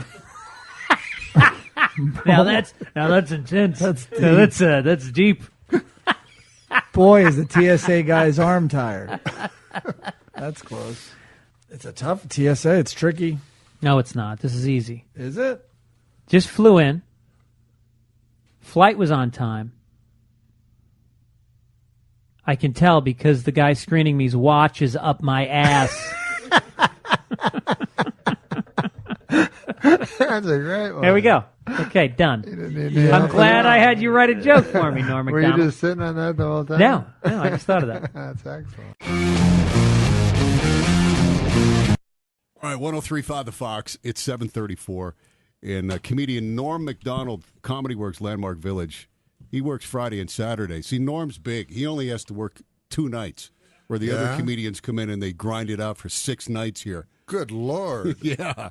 You're big time. You know, it helps that SNL resume. Definitely helps. Yeah. You're remembered forever. That's the good thing. Yep. The longer that show keeps staying on the air, the better for me. It is good for you. And Sean O'Connor, you brought your opening act in, too. Hey, Sean. Hey, how are you doing? you? It's nice you fixed your hair up and everything for the show. I woke up 5 minutes ago. I could tell. What, do you sleep in the taxi cab or something? It's taxi cab. Oh, what? I drive a taxi cab overnight. Sean is the future of comedy. He's the future of comedy? Yeah. No kidding. Oh, yeah. So I was wondering what the future of comedy looked like. Yeah, it looks like me. I'm the past of comedy. He's the future? If only we could get the present of comedy.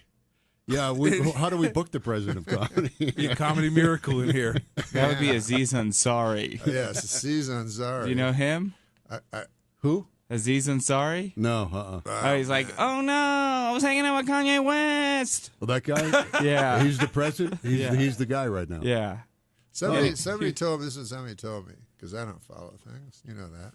No, I know you don't pay attention to anything. But he was saying, somebody was telling me that Aziz Ansari, I said, how do you get so famous? Because, one day you wake up and a guy's super famous. Yeah. You know what I mean? And then they said, well, he was in a movie and he played a comedian that did a catchphrase, and then he did that catchphrase. Do you know what I'm talking about, Sean? Yeah, he was in Funny People with Judd Apatow. Yeah. And he played a character, Randy, who was like a stereotypical Def Jam comic. Mm-hmm. And he had a catchphrase, but then now on stage, he does that catchphrase. Okay, so that's the hook. Yeah. You got to have it's a hook. almost like, remember Chappelle in Nutty Professor? Do you remember that? Yeah, I do. So Chappelle played like an insult comic that insulted the fat Eddie Murphy. And he got huge. Yeah. But he didn't play that character, though, when he started to be, he was already a So what was your thing, though? I mean, what was your hook then? Me? Yeah. Well, when you got huge. I didn't have one when I got huge, but I had one when I was younger. You did? Yeah. When you first started doing comedy? Yeah. Yeah. I was like, how many of you guys smoke cigarettes? That's a good one. That didn't work out That's at a good all. hook, yeah. People have started boycotting the shows. I would go, are you ready to party? And by that I mean smoke some cigarettes. And it never worked out. So you got a hook, Sean? Oh, do I have a hook? Other than your hair? Yeah, he has a hook. It shows up about 15 minutes into his act. Throws him off the stage. No, tell me your hook. I'm awkward. Are you? Yeah, that's my the whole hook? thing. Oh, yeah. It really works, I think. Yeah, it's kind of sucking me into it. Yeah, right? I feel it, yeah. There's charisma radiating out of me, and then I just keep trying to push it back in. Mm-hmm. Yeah, I like Sean. Yeah. I could see why you're taking him on the road with you. Yeah, he was trying to push it back in last night. Do we need to hear about this? Nah, Is that why his hair's all jacked up? Yeah. Come on. He was like, "It'll work. Don't worry." The lady's like, "Jeez, I've been here 45 minutes." Whoa. We have adjoining rooms, so I could hear it. That's why, yeah. Yeah, and then I just heard like this, like, and then he's like, I wouldn't, if you were any kind of lady, I wouldn't be having this problem. He's punching her. But he was by himself, wasn't he? Yeah. Yeah. That was his fantasy. Yeah. His fantasy was that he was impotent. What I love about you, Norm, is we never know what we're going to get with you. I love that. You need to come by more often. No, I was impotent once. Yeah, just the one time? Yeah, I went to a psychiatrist because I was gambling all the time, and the guy's like, "Take these pills," not telling me they make you impotent. And they were like, "What are those pills that make you happy?" Like a antidepressant? Yes, Yeah, yes. yeah. So I take them, and then a couple of weeks pass, and I'm going, "Hey, man, I just realized I haven't been lying down with myself a long time." Right. And that's odd. Like, it's not odd for me not to lay down with a woman for numerous length of time, but to lay down with myself. So I said, "This is weird." So I go back to the psychiatrist. I'm like, "Hey, it's been a couple of weeks. I haven't laid down with myself once." And then the doctor goes, "What does that mean?" So then I told her biblical term. Yeah, I told her in the filthy words of the day, you know, and she's like, "Oh yeah, that happens." She's like, "Most people don't care because they're happy." Right. And I'm like, "No, man, if I'm not chasing tail, I'm not living." Yeah. Your own tail, even. Yeah. God, that should have been my catchphrase. I like that. So then you went off of them, I take it. Yeah, I went off. You know what it felt like? Honest to God, I don't know if you've ever taken it, but you get all buzzy, and I felt like I was almost like I was starting to get kind of happy, but not happy and not unhappy, just like buzzing around the middle somewhere. And then I was like, it was almost like being in a cult and like racing away. Yeah. I was like, I gotta stop. I gotta lay down with myself again. you missed that. Yeah. I gotta. Who wouldn't? I gotta make it uncomfortable for my maid every week.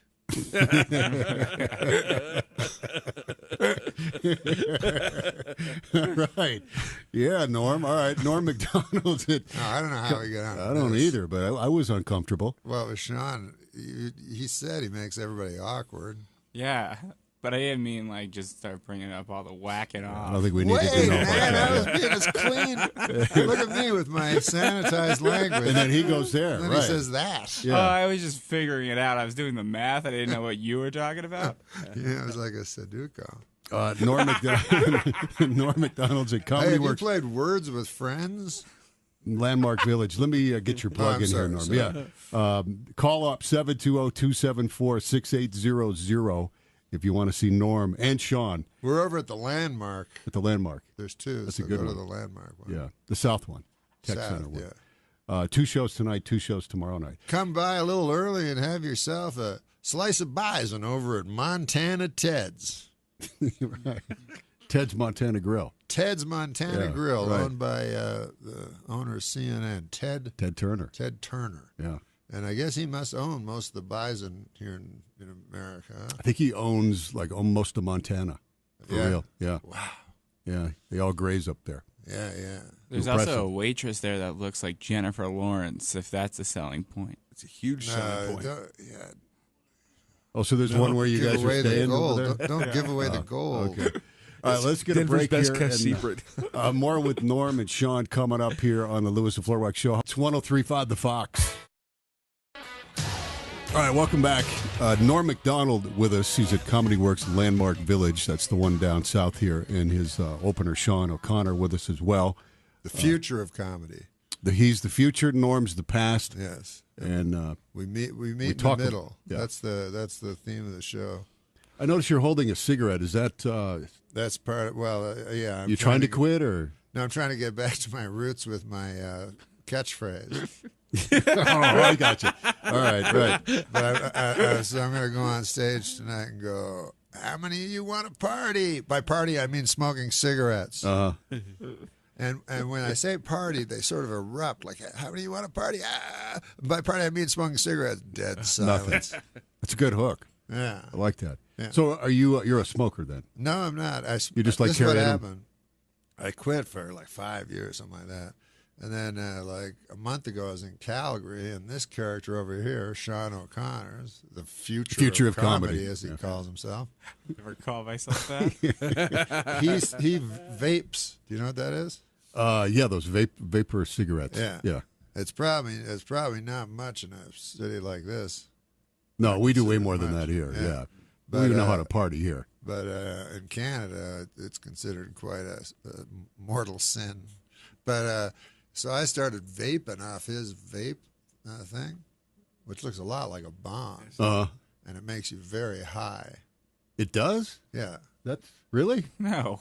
Well, look at Norm. What happened to him? I think he was just smoking out of a bong in Calgary. No, it was vape. We went to a store and we bought it. Every vapor store, you buy a big thing. It's very expensive. And then you go to the next vapor store and they tell you, that's no good. You got to get ours. Yeah. And it's really complicated. You have to take you have to go to community college to learn how to use these things.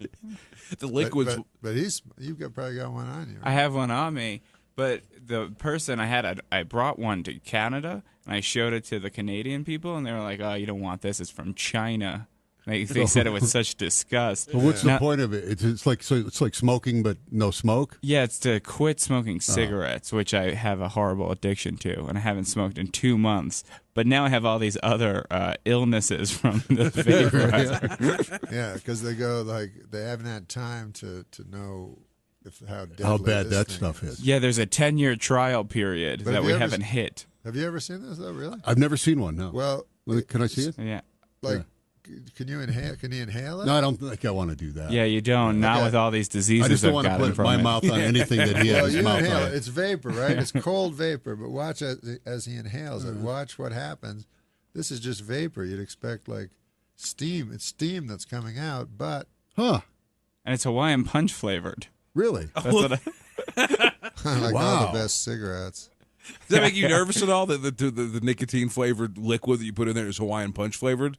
That doesn't make me nervous. It's the nicotine that I'm putting in there that's making me nervous because they're like, oh, it's totally healthy. But then when you talk to a doctor, they're like, oh, we don't know. Yeah. I don't like the packaging for the liquid I've seen because they're all like nondescript. It's got a label in a different language. And like, don't worry, this one's fine. And I'm like, you sure about that? I'm not 100% about this liquid nicotine from China. On the side of it, it says, one of its side effects is that a cartoon figure punches you in the face.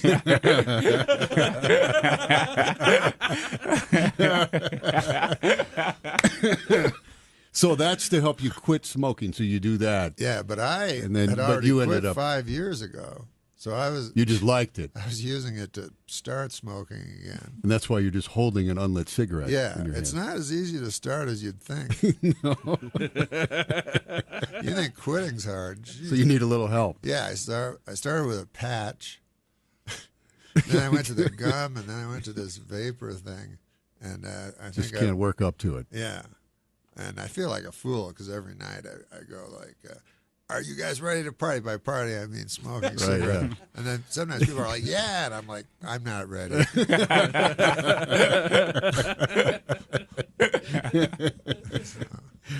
Very foolish. So these vapor, you can smoke these indoors then, and nobody you cares. Smoke them in an airplane for goodness Can you sake. smoke them on an airplane? Yeah. I mean, Norm did. You are definitely not allowed to smoke them on an airplane. I didn't think so. Well, they allow them on an airplane, though. You're allowed to carry them on. You could smoke them in the bathroom because it doesn't ignite the smoke detector. But I think they really frown upon doing it in your chair. Oh my God! So, yesterday I'm on the airplane, and you're in the air. And you're landing, but it's like 45 minutes. So the woman goes like, "We'll be landing in half an hour." And I'm sleeping. Like, put your seats up. And then this Persian guy starts hitting my arm. I'm sleeping, and he's behind me. He starts hitting my shoulder with his hand. I'm like, what? He's like, the seat. She said to the seat. I'm like, all right.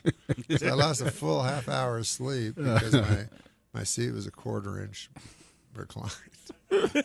They got some bad rules, man. I don't want to waste all my airplane material here today. No, don't blow it all here, yeah, along with your 7-Eleven stuff. But I will say this, because I asked a flight attendant, you know when they say, like, turn off your phones because it could screw with the airplane system? Mm-hmm. I was like, that can't be true, because otherwise they'd take them away from you. You know, they're not going to just trust you. So she finally admitted it was not true at all. You couldn't use them. Yeah, we figured that out. Yeah. Everybody else you just figured that out for me? Yeah. You thought you could crash the plane by turning on your cell phone? And the same thing with disarming that smoke detector. You get bored on a long flight. Yeah, don't try that. Adam Sandler, he told me he said that he would go he'd get so bored on the airplane that he'd go into the toilet and lay with himself, just out of boredom. Mm-hmm. And he said he'd always choose the last lady he saw as his fantasy. So he said one time he was going in and he was just going in, and this real old lady came just at the same time, and he was going in. She goes, "Will you be long?" And he goes, "I will now."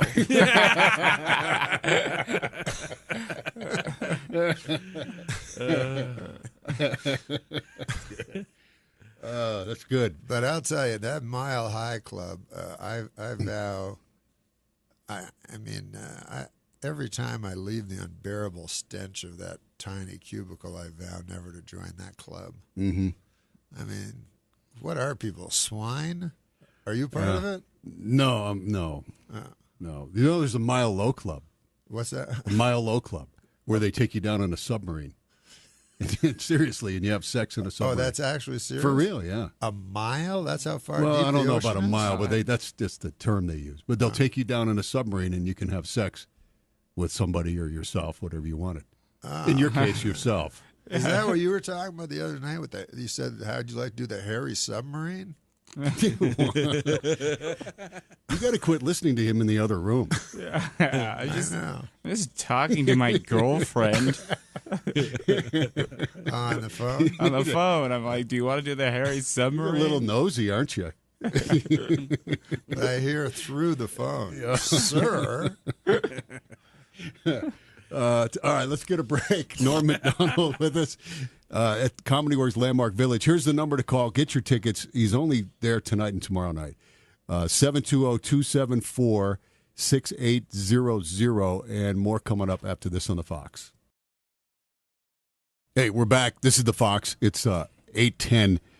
Norm Macdonald's with us. He's at Comedy Works Landmark Village. That's the one down south here by the Tech Center. He'll be there tonight and tomorrow night, 2 shows each night. And he's brought his opening act with him, Sean. Norm always brings his opener in with him. And then they just get propelled to immense stardom. Yeah. And Well, it's experimental. Sometimes it works, sometimes it doesn't. Yeah, is that what it is?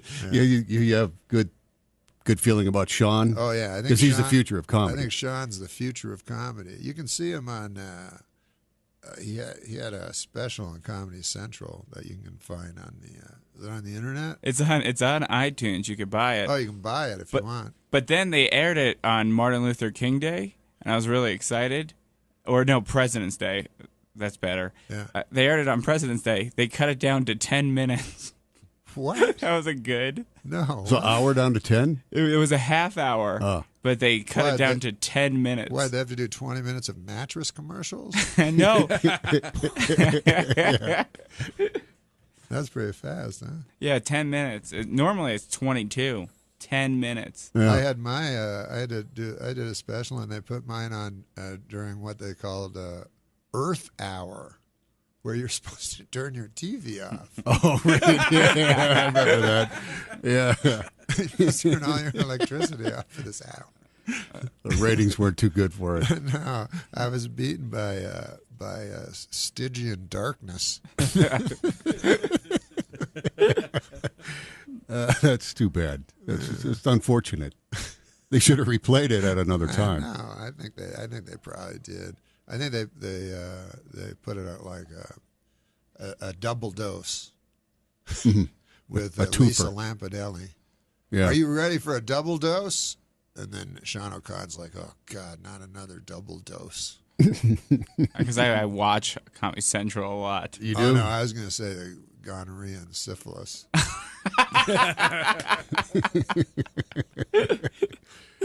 All right, we got to get a break in here. You got one more segment with Norm coming up. You don't hear syphilis that often anymore. I think they pretty much eradicated it, haven't they? Yeah, and scurvy. Yeah, pretty much.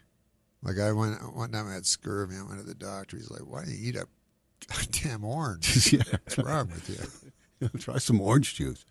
Yeah, it's not that hard. I could be a scurvy doctor. You Yeah. or me. Yeah. Right? That's pretty rare. I think You you just were have one a of bag of oranges. the, Your desk. be cheap. Yeah. What were you going to say? I say we have to get a break here. We got more with Norm coming up. It's fun having Norm in here with us. We'll check some traffic and more Norm Macdonald coming up on the Fox. Norm Macdonald, paging Norm Macdonald. Please come down to the studios. Norm Macdonald, please. Live from the Merchandise Mart in downtown Chicago. The Jonathan Brandmeier Show. Jonathan Brandmeier Show. Back to Johnny B. Mornings on the Loop. I'm trying to be a better person now. You ever try to do that? I give a guy some money out there, a homeless guy in the street, and this is a kind of odd thing. He had a dog with him. Like the longest walk in the world you got me on here. What the hell? Well, Reader's Digest has released a list of the best and worst places to raise a family in the United States. The best place, Sheboygan, Wisconsin. Wait a minute, Norm. You just missed yourself. You just missed yourself. How are you, brother? Hey, Johnny. Nice Nice to see you, pal. The one and only Norm Macdonald. What are you doing? Brushing him? What is she doing? Brushing you off? I don't know what. When she's getting you all prepped up? What are you all right? That's Esmeralda. Esmeralda. Here's what I just played. Listen to this. I'm trying to be a better person now. You ever try to do that? I give a guy some money out there, a homeless guy in the street, and this is a kind of odd thing. He had a dog with him. Like the longest walk in the world you got me on here. What the hell? What the hell? See, I remember that you show. missed that. Remember that? Remember that? How about this? This is what now they're doing Weekend Update. They're doing it tonight again. You know, they're doing it in prime time now. They do. Weekend Somebody Update. told me that. Yeah. What do you mean somebody told you that? Just today, somebody told me they're doing Weekend Update in prime. Yes, but they don't do it like this. Well, Reader's Digest has released a list of the best and worst places to raise a family in the United States. The best place, Sheboygan, Wisconsin. While the worst place in America to raise a family, the Neverland Ranch. Kenny G has a Christmas album out this year. Hey, happy birthday, Jesus. Hope you like crap. Did you remember that one? I do love that joke. See, Yeah. I love remember that. one. I think that's the way Weekend Update should still be. Just a little bit. Just you don't know what you were going to say. You don't know what you're going to say. You know who I don't like very much? Joe the Plumber? Joe the Plumber's one guy. Yeah. Joe the Plumber.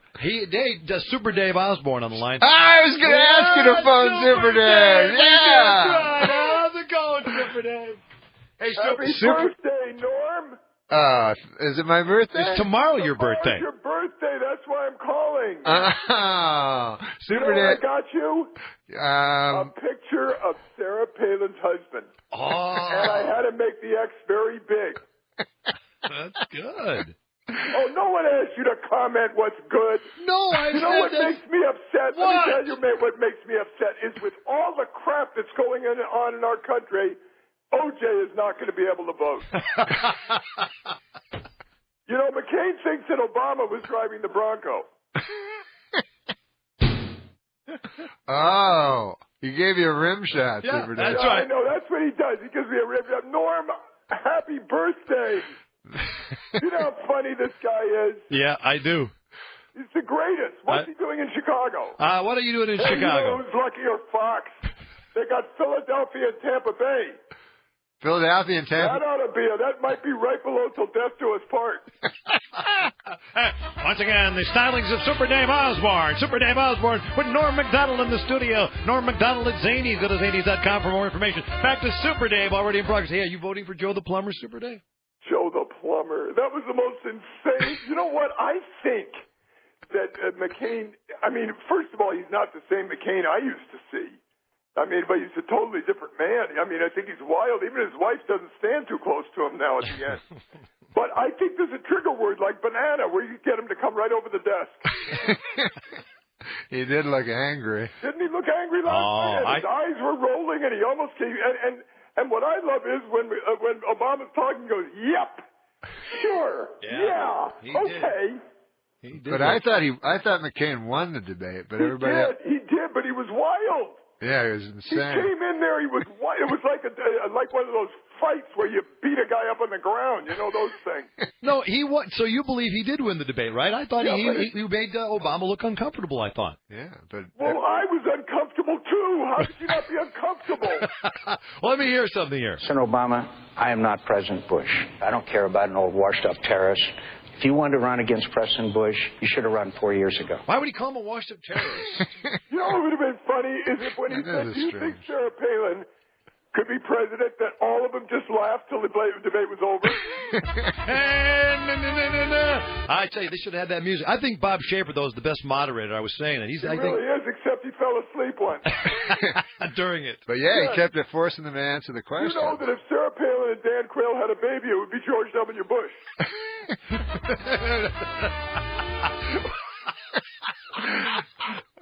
Super Dave, you got to keep this stuff for Match Game.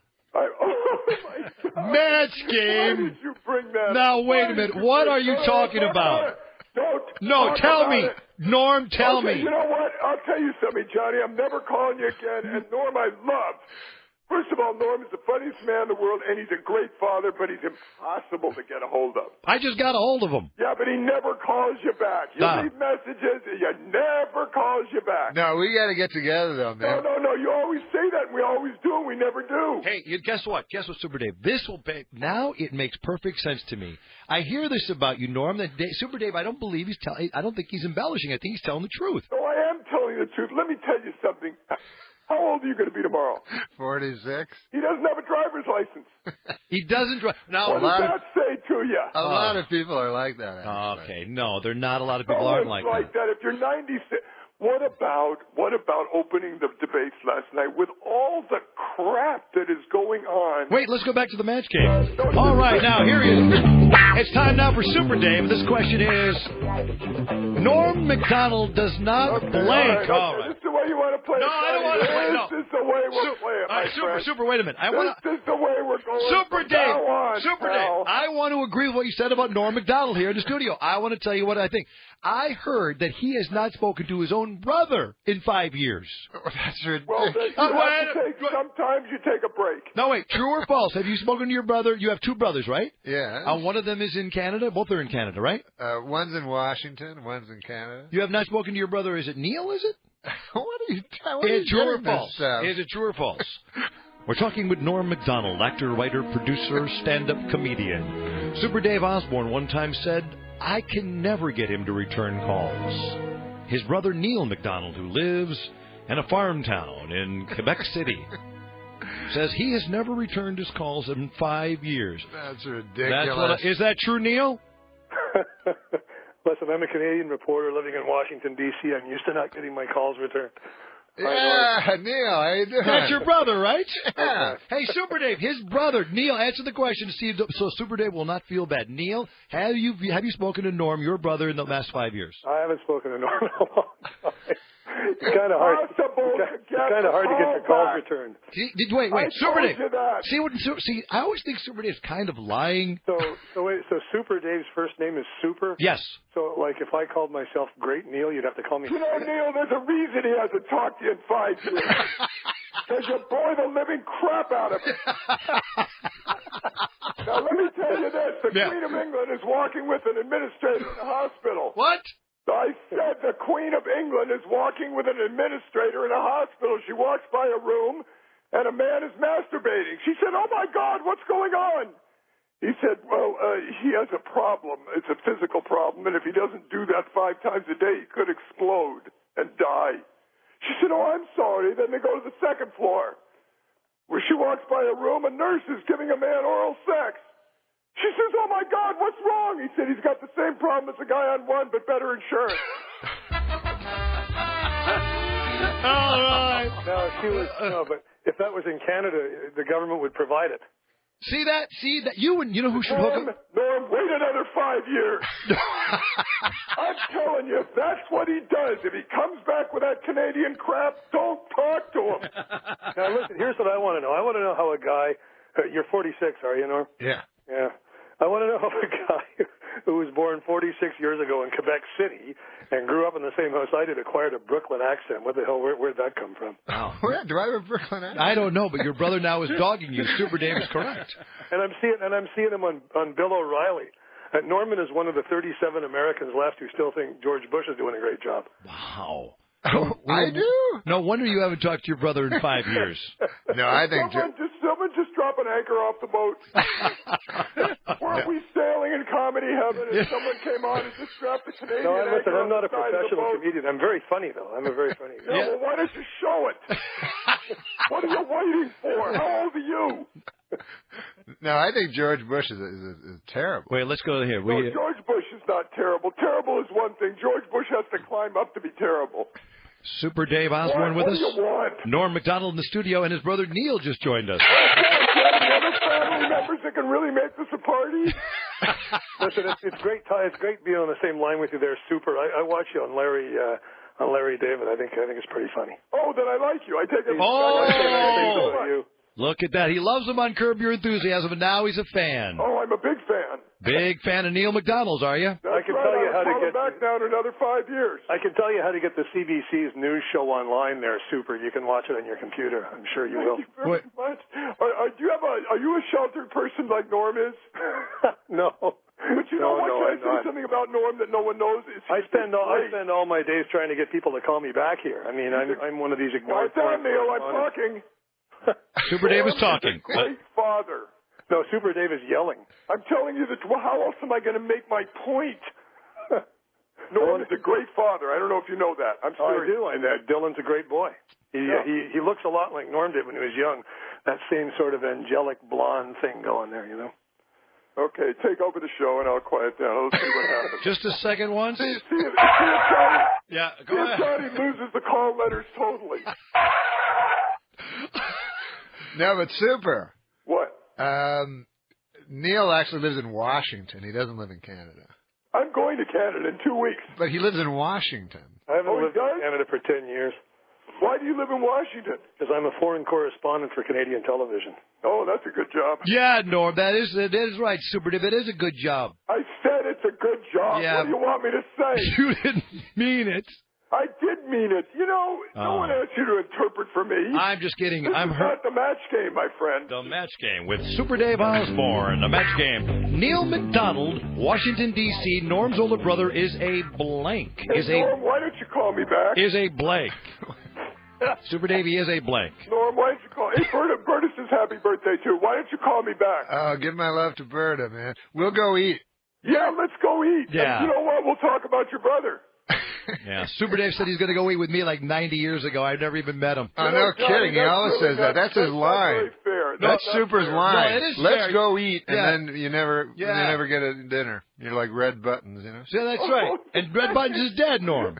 You're like Red Buttons was waiting for Super to fucking... Right. And I never got a dinner. You know what's funny? What? It's not funny. It's not funny. I'm hurting and I'm angry. Americans but this is are hurting not funny, right but we're now. hurting. They're angry. They're hurting and they're angry. We're hurting. They're angry. We're angry? They're hurting. I'm hurting. Americans, all right. I'm hurting. They're angry. And I'm angry.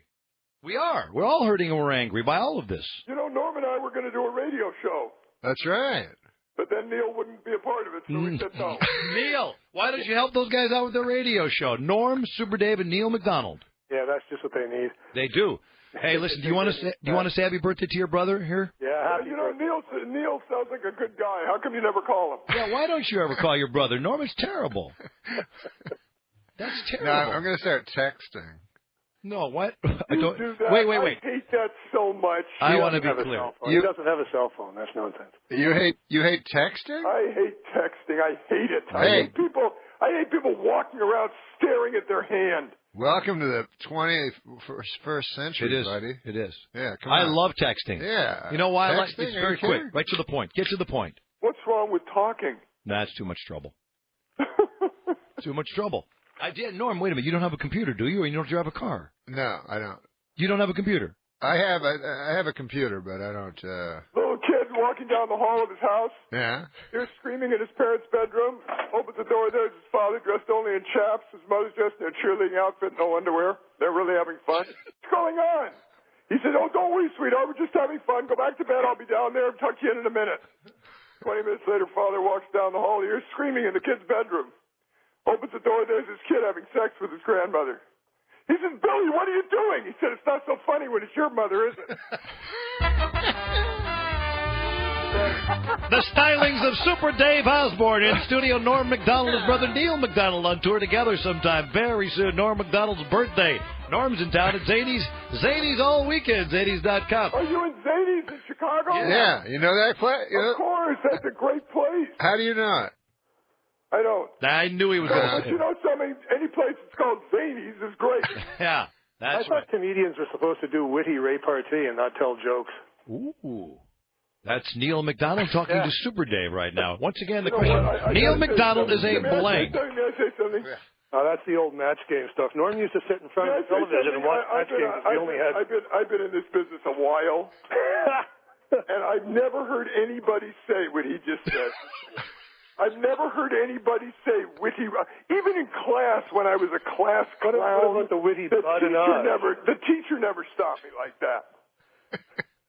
I've heard witty repartee before, but that's silent. No, but aren't you supposed to be experts in off-the-cuff badinage? Show. Wait a minute. Neil said a word. Wait. I'll bring this thing right off the air. If you got anybody listening, I'll just stop it. Neil, I heard you say something that I hadn't heard ever. Would you say that last line again that Super Dave was talking about? Aren't comedians supposed to be experts in off-the-cuff badinage?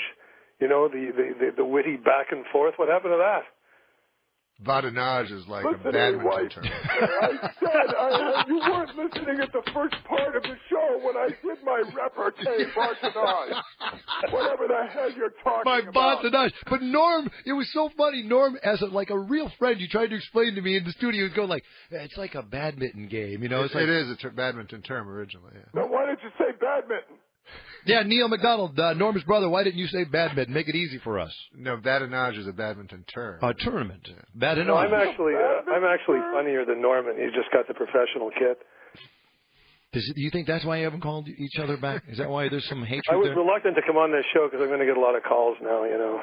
Neil Macdonald, Washington, D.C., Norm's older brother, called to win. I wish Norm a happy birthday, didn't you? Wait a minute. What?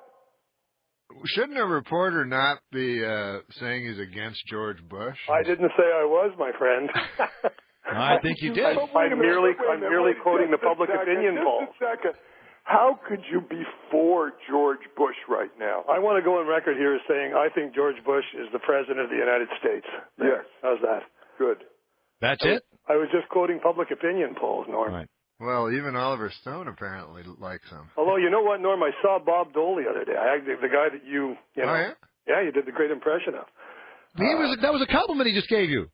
No, it was a great impression. Yes, it was a great impression of Bob Dole that Norm did. Yeah. Norm is hysterical. I'm going to go to Zany's. How do I get there? All right, here's how you get to Zany's. You go to Zany's, there's Super Dave. You go to Zany's tonight through Saturday. Norm will be there. Zany's in St. Charles. Then tomorrow and Saturday, Zany's in Vernon Hills. Zany's.com, Super Dave. And Norm's brother Neil will be at a badminton event. Neil, say goodbye to Norm. Goodbye, Norm. Say goodbye to Super Dave. Hey, Talk by the to you way, again in a few years. wait a second now. See, tell him you'll call him back. Sure, man. I'll call. No, you won't. Of course. Will you? Yes. All right, can I give Super Dave Neil's number? Yeah. Oh, just don't do that. What am I going to call Neil for? You know, what am I going to do? I'm in a good mood. I don't want to blow the whole thing. No, he can call me up and we can trade bars, you know. We're at an all-time low in world opinion, and I'm going to call Neil to pep me up. He just said. Hey, Neil, how you doing? What's your badminton term today? What's your term of the day that I can take with me all day and pep me up? No. Call me anytime. I am going to give Super Dave. Neil. I'm giving you the number. He said Neil ought to be on Match Game. That's a Match Game. Neil ought to be on Match Game. Hey, he said, by the way. I'll take Neil to win. He said. He's a What super did the blank. cat say when it came out of the pet shop going meow? What did what? No, he's going to tell a joke now. Go ahead. It's going to be good. Norm, you know what? I don't know how you wound up funny. That's all I can tell you. I have no concept. You must have run away from home when you were 3.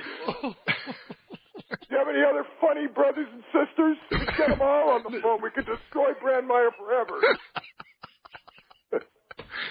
Oh, wait a minute. I want to hear the joke, man. Go ahead, Neil. Come on, Super. Tell me the joke. You have a joke, Neil? Yeah, I want to hear it. No, he said, do you have a joke, Neil? No, I'm not telling Neil another joke. No, you would have to pay me. All right, Neil. Yeah, I do. I got one. Tuesday. Come and pay him. I got one. No, wait. A priest is checking into a hotel, and he says to the woman behind the counter, I assume the porn channel in my room is disabled. And she says, no, it's regular porn, you sick bastard. The comedy stylings of Neil Macdonald, Norm's older brother, Super Dave Osborne, blown off the map today by that. Wow. Hey, Super, let me hear your I have a joke. Yeah. Oh, Norm's got a joke. Wait a minute. Here we go. Go. A dog walks into a telegraph office where they send telegrams. Telegram office, right? And so the guy says, "Okay, what do you want your telegram to read?" So the dog goes, "Woof woof woof, woof woof woof, woof woof woof." And then the guy goes, "Oh, I notice you have 9 words. Do you want to put an extra woof like it's for free?" And then the dog goes, "No, that wouldn't make any sense." You know, I love Norm Macdonald. I gotta tell you, I love him. Because he'll do that at the dinner table too. Hey, here's one. A guy's having trouble with his wife, so he calls his best. Hey, Neil, are you off the phone? Neil, will you get off the phone so Super can tell his joke? I just finished writing down that great porn joke, Neil. I won't have to put my finger in my mouth if I get sick to my stomach anymore. I told you I'm not a professional. A guy calls. A guy's having trouble with his wife, so he calls his best friend. He says, "You got to meet me at a bar. I got to talk to you." So they go to a bar. He starts drinking. He drinks so much he throws up on his shirt. He says, "Now what am I going to do? I'm going to go home. She's going to scream and she's probably going to hit me." His friend says, "Don't worry about a thing. Tell her you had one drink. The guy next to you overdrank, got sick, and threw up in your shirt. And to prove it, he put $10 in your pocket to get it clean. I'm putting $10 right in there." He said, "You're brilliant." He goes home. He says, "I'm home." She comes downstairs and starts screaming at him. He said, "Listen to me. I had one drink, but a guy at the bar got sick, threw up on my shirt, and to prove it, he put $10 in my pocket to get it clean." She reaches in. She says, "There's $20 here." He says, "I know. He also crapped in my pants." Super Dave Osborne. Super Dave Osborne. And Norm Macdonald in the studio and his fabulously funny brother Neil Macdonald in Washington, D.C., award-winning journalist. Neil. Okay, hey, Norm, happy birthday. You're the greatest. Good luck at Zanies, and I hope that we get together. Oh, you're going to hang up again? No, wait a minute. Wait a second. You know what I would love to do? I would love to do some more botanage. He's a great Canadian. Norm's a great Canadian. He'll probably be mad at me for saying that. Let's do some botanage. He's a great Canadian. What is botanage? Aren't comedians supposed to be experts in off-the-cuff badinage? What did you say, Super? Who cares if he's a great Canadian? Oh, Super Dave worked in Canada? I worked for 12 years in Canada. I'm a great Canadian. Neil, that's a point you could answer. What is the big deal if he is a good Canadian? What was he doing in Canada, running around in that weird flight suit? Super Dave was working in Canada. I did Bizarre, which was the first series in the history of cable, and then I did Super Dave. Yeah, I was running around in that weird flight suit, A-Wipe. That's what I was doing. Is that an Arab name, A-Wipe? While you were sitting at home going, what? What is that? Why aren't I watching the Canadian news? That sounded like Rickles. I know, I did for a minute. While you were at home going, I'm sorry, I got to While you were at home, let me apologize. I said I'm sorry. While you were at home sitting with a rake going, bah. I said I'm sorry. I know, okay? but Norm said that was very Ricklish. That you just. I said I'm sorry. He said, what do you want me to do? Neil? I got caught up. Oh. Let me explain something to you. Neil can bring things out of you don't normally do. That's right. Okay? Right. Yeah. You know what, guys? If I was captured, I'd rather have bamboo under my fingernails than have Neil come in and talk to me. No, if I was captured, I'd want to be in a room with Super Dave. I would. I just love this. I just think it's interesting that Neil worked in Washington. Yes. Which was in the United States, while Super Dave worked in Canada. Isn't that interesting, Super? Yeah, that is. Yeah, that's quite an observation there, Norm. You were both countries away from each other while you. This is probably the way you're going to stay now, isn't it? I want to know why Norm told all those weird jokes at the Bob Saget roast. Like, what was going on there? Those were great jokes. You don't understand your own brother. No, you don't understand your own brother. What jokes are we talking about? Now, the Bob has a beautiful face like a flower. Yeah, cauliflower.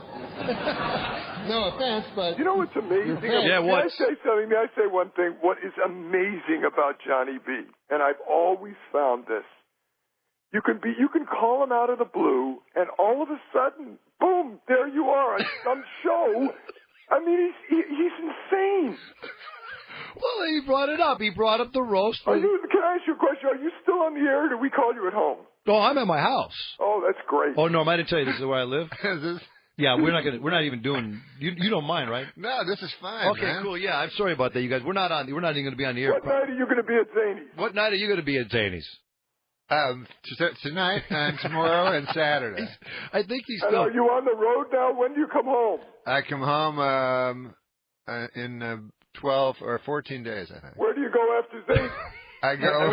I'm going to be on Canadian television tonight. Almost like you don't care. No, we care. We love Canada. We love it. What time are you going to be on, Neil Macdonald, Norm's brother? 9 p.m. Eastern. 9 p.m. Eastern. On the National. They're on the Canadian National Television. Yeah. Super. You got satellite dish? Yeah, I got a satellite dish. Well, you might want to watch that. Yeah, I might. Yeah, you might want to. I really might. There's a lot of things I might want to do. You know what I would love? I'm going to be doing a piece on the economy there, Super. Oh, well, that ought to be quick. What are you going to say? It's not so bad. No, I'm going to say the. This is worse than 1929. In case you're interested. No, I'm going to say that after spending 5 years in this country, being told that I'm from a socialist nation, I'm going to be talking about how the United States government is nationalizing banks and taking over companies and putting trillions of dollars of public money into bailouts. Nothing socialist about that, right? No, that's interesting. Now, here's the thing. When I did my shows in Canada, the Canadian dollar was 63 cents. And now it's more than the American dollar. You mean when you were just running around with that crazy suit on? Oh, you know what, Johnny B? What? That did it. What? No, wait a minute. That did it. No. That was your farewell thing to me, and that's it. I'm going now, and I'm going to take my clothes off and play badminton. Neil's badmintage. Neil, say goodbye to Super Dave. Say goodbye to Super Dave. All right, Super. Goodbye, Neil. Are you leaving? Nice talking to you, buddy. Are you going? Yeah, I'm going. He wants to. But we got to keep in touch, you and I. I think we're friends now. He wants to hear you hang up. What? He wants to hear you, Neil. He wants to hear you hang up. So go I'm ahead. not hanging up. No, Neil is. Oh, all right, Norm. Happy birthday, buddy. Thanks, man. You too. Take it easy. By the way, do you remember your brother Neil? 5 years. Yeah. He doesn't even remember his brother Neil. His brother Neil. Norm Macdonald, this is your life. Wow. Oh man. Hey, Super. What? You know what's that one joke? What's that joke that Super about the bus driver and the That's the greatest. Wait, and I have another request too. Okay, tell me the bus driver one, but then I have one more. That's a little rough right before Neil. No, Neil's gone now. Oh. Neil's gone now. All right. Well, it's a rough joke. I mean, I'm not happy with it, but a bus driver. It's kind of visual. I'm not happy with it. He hasn't even told it yet. No. But it's visual. Norm Macdonald in the studio. Super Dave Osborne on the line, and Neil Macdonald, his brother, gone now. Okay, a bus driver's on a bus with a passenger at the back, and a woman gets on. And he looks at the woman. I'm not going to tell it. I'm not telling it. It's no, wait a minute. No, There's no way. No, you must tell this No, joke now. I can't. Yes. No. It's a little rough. We'll work around it. No, we can't. I'm happy with what Neil did. I don't want to spoil it. Okay, no, wait. Norm shaking his head. I'm just saying there's no bad language in it at all. No, there's no bad language, but the thought of it is not too good at the All right, morning. let's just try to go No, forward with it. I think I'll save this for the next time Neil calls. No, we can't. That will never happen. Sorry, he was doing it, and I interrupted. I shouldn't have. No, we want to hear. He was doing the joke. I made a mistake. Let's talk about match game. No. I want. Come on, right now, the Super Dave. Let's hear the joke. Come on. I'm going to pump them. Hey, everybody, who wants to hear Super Dave? Yeah, me too. Yeah, Super Dave. Yeah. It's time for Super Dave. Tell us the joke, Super Dave. Come on, we're excited now. No. I've given you enough today that'll last you a lifetime. For I'm my not gonna birthday. end with that. But wait, no. Hear what Norm said. Want to know why? Super. What? He said for his birthday. He requests the bus I joke. will call him later and give him the joke. I'm not doing it on the air because I find it at this time offensive. Thank you. Please, Super Dave, please. I can't do it. It's a great one, though. It's a guy on a bus so far. That's what I got. I'm not doing it. I ain't doing it. Okay, there's a guy on a bus. I'm not doing it. Norm, you do it then. I can't remember it. That's the problem, or I would do it. You remember it. Come on. You remember it. That ain't going to work. Give us a hint. Okay, I'll tell you what. How about this? How about if Norm goes first with another request I have because it's October, it's Halloween time. Tell that pumpkin joke. Yeah. Go ahead. Yeah. You tell the pumpkin joke? Yeah, you told the pumpkin joke once to me, and Norm I still don't get it. Listen to me. Was Norm the greatest guy on Saturday Night Live with the news ever? Okay, I will tell you without question the greatest guy that ever did SNL. Oh, I know the joke. Tell the joke. The guy that has the wishes. Yes. Yeah. Tell that joke. Oh man, how did that go? A genie comes to him and says, "You have." Oh no. See, Super Dave.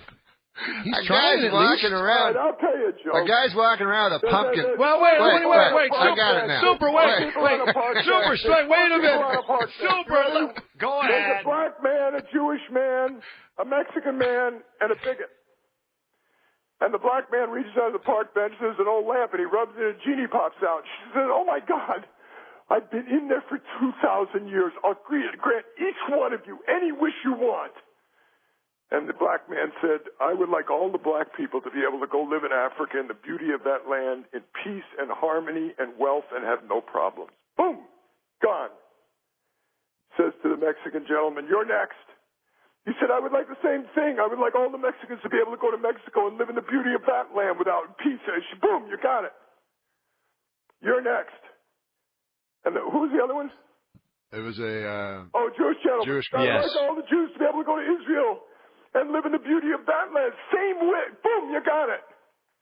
She said, he said, "Let me get this straight.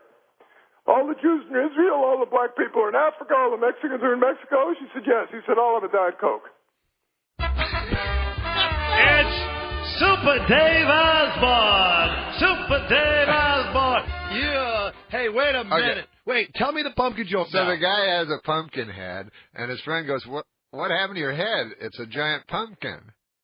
And then the guy goes, "Well, because I met a genie, and he came up to me." Are you listening? I'm listening. You Super? He came up to me, the genie, and I rubbed the lamp, and a genie came out. And then the genie said, "You have 3 wishes." So the guy goes, "Hey," he goes, "So I told the genie my first wish was to have all the money in the world, $1 million. And so the genie gave me $1 million. And then he says, "What's your second wish?" the genie said to the guy. And then the guy said, "Oh, I want a beautiful woman to make love with." And then so the genie gives him that. And so then he says, "What'd you do for your third wish?" He goes, "That's where I really screwed it up. I wish for a giant pumpkin head." See what I mean, Super Dave? That's how you tell a joke. There he is once again, Norm Macdonald. Super, that's how you tell a joke. Can you imagine dinner at the McDonald's when you were kids? Can you imagine Norm and Neil telling stories across the table? And Neil must have been those kids that told on everyone, too. He must have reported everybody. Oh, my Mrs. God. Farmston, Sam is doing this over here. Look at this. Mrs. Farmstead. Aren't comedians supposed to be experts in off-the-cuff badinage? There it is. Aren't you? Aren't you supposed to be an expert in... What is he saying? Comedians supposed to be experts in off-the-cuff badinage? Oh, my God. Super Dave Osborne. Tell Norm happy birthday. Tell Norm happy birthday. Can you believe that's the craziest line I've ever heard from a man? I got to be honest with you. I've never heard a man say this. Aren't comedians supposed to be experts in off-the-cuff badinage? That's the craziest line I've ever heard a man speak in my whole life. Ever in my life, except in an institution. No, I've never. Yes, if you were walking around staring at the floor, and this guy said one thing a day, and that's what he said. You know, but the weirdest thing was the way he says it, right? Aren't comedians supposed to be experts in off-the-cuff badinage? And then Norm looks at me completely seriously with not a smile on your face, Norm, and you go like this. Oh, it's like badminton. Yeah, it's like... Well, it means back and forth. Yeah. To explain it. Yeah, I'm looking at him like... People are jumping overboard, and he's trying to explain the badinage. I couldn't believe you were. You was like so calmly going, Can you imagine if you were with Neil on a balloon trip over France? Hey, Neil, look at that. Goodbye, Neil. I would shove your brother over. No offense, but I would shove your brother out of a balloon. No, he's a good man. He seems like a good man. He's a good man. He's a good man. Hey, Super, you and his brother got to get together, spend some time together, and really. We're definitely going to do that. You should pitch a show to somebody. I think you got a lot of camaraderie there. We could do it. The three of us. The Badinage Show. And you know what? Neil would say one thing a day. It would be Neil's moment. It's time now for Neil's moment. Here he is now. Aren't comedians supposed to be experts in off-the-cuff badinage? There it is. Neil's moment. Don't forget the Badinage Show. That'll be all over the YouTube. Oh, yes, that'll be hot. Say happy birthday to Norm now. Happy birthday. Berta says happy birthday. Teddy says happy birthday. And Lori Jo says happy birthday, and we hope to see you soon, but we know we won't because we'll call and you won't return our call. You better return his call, Norm. Yeah, why don't we have go to dinner? Yeah. But that's what I say, and then all I get is that stupid. You like steak? Leave a message. How about you like steak, right? Yeah, well, where do you want to go? Houston's? Let's do it. Go to Houston's in Century City Plaza. Yeah, you know that Houston? Sure, yeah, that's where you go. Did you hear what Johnny B just said? That's exactly where we're going. That's when you got to go. Go to the one in Century City Plaza. No, that's where we've gone before. That's why I'm so amazed that you said that. Whenever me and Super Dave get together, we get together at the Century City. That's where we go. But are you amazed that Johnny B just said that? No, Johnny B never. I mean, he does things that amaze me all the time. Do you know? I wish he was back on the air. Hey, Super, because they have great food at that Houston's. Oh my God, yeah. That's good food. Artichoke dip. Artichoke dip. There you go. Hey, Super, when you guys go, can I go with you guys? You know how much fun that would be. Oh man, but Neil's got to come though. Really? Neil will wait on us. Neil? How would you like to have Neil as your waiter? I'll have steak. I wouldn't. I'll have steak. I wouldn't. I wouldn't. Oh, God. All right, Super Dave Osborne and Norm Macdonald appearing at Houston's. And Norm, wish Neil a happy birthday if he has one, okay? Wait, Super Dave, I thought you were going to talk about the election. Yeah, and you didn't tell the bus thing either. You didn't tell that joke. What was I going to do about the election? You're just going to talk about it? No, but you didn't tell them. I was saying what made me, can I say one thing that got to me? Go ahead. And it was so planned. First of all, McCain was so angry last night, his fists were clenched. He was ready to go. Yeah. And the first thing he said was, Morty, good to see you. Good Morty? to see you. Whatever the name was. Morty the host. Morty. Morty? Yeah, Morty Shapiro. And then he said to Obama, he never calls him by name, he said, good to see you. And my deep wishes go out to Nancy Reagan or Brooke or Cocksick or something. That's right. But who knew that? Who knew that? Well, the Republicans knew it. But you're right, though. He doesn't use Barack's name. Never. Yeah. And he said, your wife, instead of her name. Right. Right. I'll tell you who looks like a charmer is McCain's wife. Oh, yeah. She is something else. Oh, hoo-hoo-hoo. She is hot. She's got the money, too. Yep. But Barack called McCain John at a couple of points. Yeah, but that was nice. A couple of guys talking. It's nice. Hey, John. That's nice to call a person John. That's his name. That's a political move. That's what I think Ronald Reagan started that. Reagan? By calling someone by their first name? Yeah. Yeah. It diminishes the person. I love it doesn't. It makes it nice. No, you should call him senator. You know? Well, no, you don't call him that. I don't want to say it. What? That one? Well, in the one before, he said that. That one, he said. Yeah, that one. That one. That one over there. Yeah, that one. All right, listen, guys, we got to move along. Are we moving along? Yeah, we're moving along. We got to go. You know what, Johnny? Your show is as great as ever, and I'll call in another 5 years. As always, the great, lovely Super Dave. Have a great time at Zany's. Yeah, we'll see you soon, baby. Super. When are you going to come to Chicago? Norm's come and visited me. I am coming in about a week. You are such a liar. He's the most hermetic guy ever, Super Dave. Now, you know what? Can't get him out of his house. See that? You hear that, Super? You're saying he doesn't call. He says he can't get you out of the house. Who's telling the truth here? That's not true. Can I tell you a quick story? If you don't tell me that bus joke, one of these days, I'm going to bother you. I'm going to call you every week. True story. Go Can ahead. I tell it, please? Yes. Norm was in Vegas. He was performing. This was a few years ago. So we went there. I went there, and we played golf. And Lori Joe, Norm's assistant, had a little dog. My producer. Her producer, I'm very sorry. Well, I'm not demeaning her. I love her. Oh, okay. Boy, are you going to stop this story cold? No, I'm just My saying. producer, and it's Lori Joe, not Lori Joe. Okay, here we go. Yeah. Oh, and I'm telling you the truth. We were playing Shadow Creek. Yes, and they gave Norm a huge suite. So we went down to gamble. As Norm, I don't know if he does it anymore, but occasionally he would like to place a bet on things. And when we came back up, we opened the door to the suite, and it looked like 7 rock and rollers had been there for a week. The dog had completely destroyed the drapes, the wooden walls, everything. That's a true story. Yeah. What? Oh, this is you're talking about Lori Joe's dog. Yeah. Yeah. That's what I said. And then, but you're forgetting that then the dog escaped. Yeah, and it was downstairs in the jail with people. It was in a jail. It was in a jail. And it traumatized gypsies. Yeah. It did traumatize gypsies. Traumatized gypsies? Yeah, they tried to sue. I haven't heard the word gypsies mentioned in the last 20 years either. I know there were gypsies on the same floor that we were on.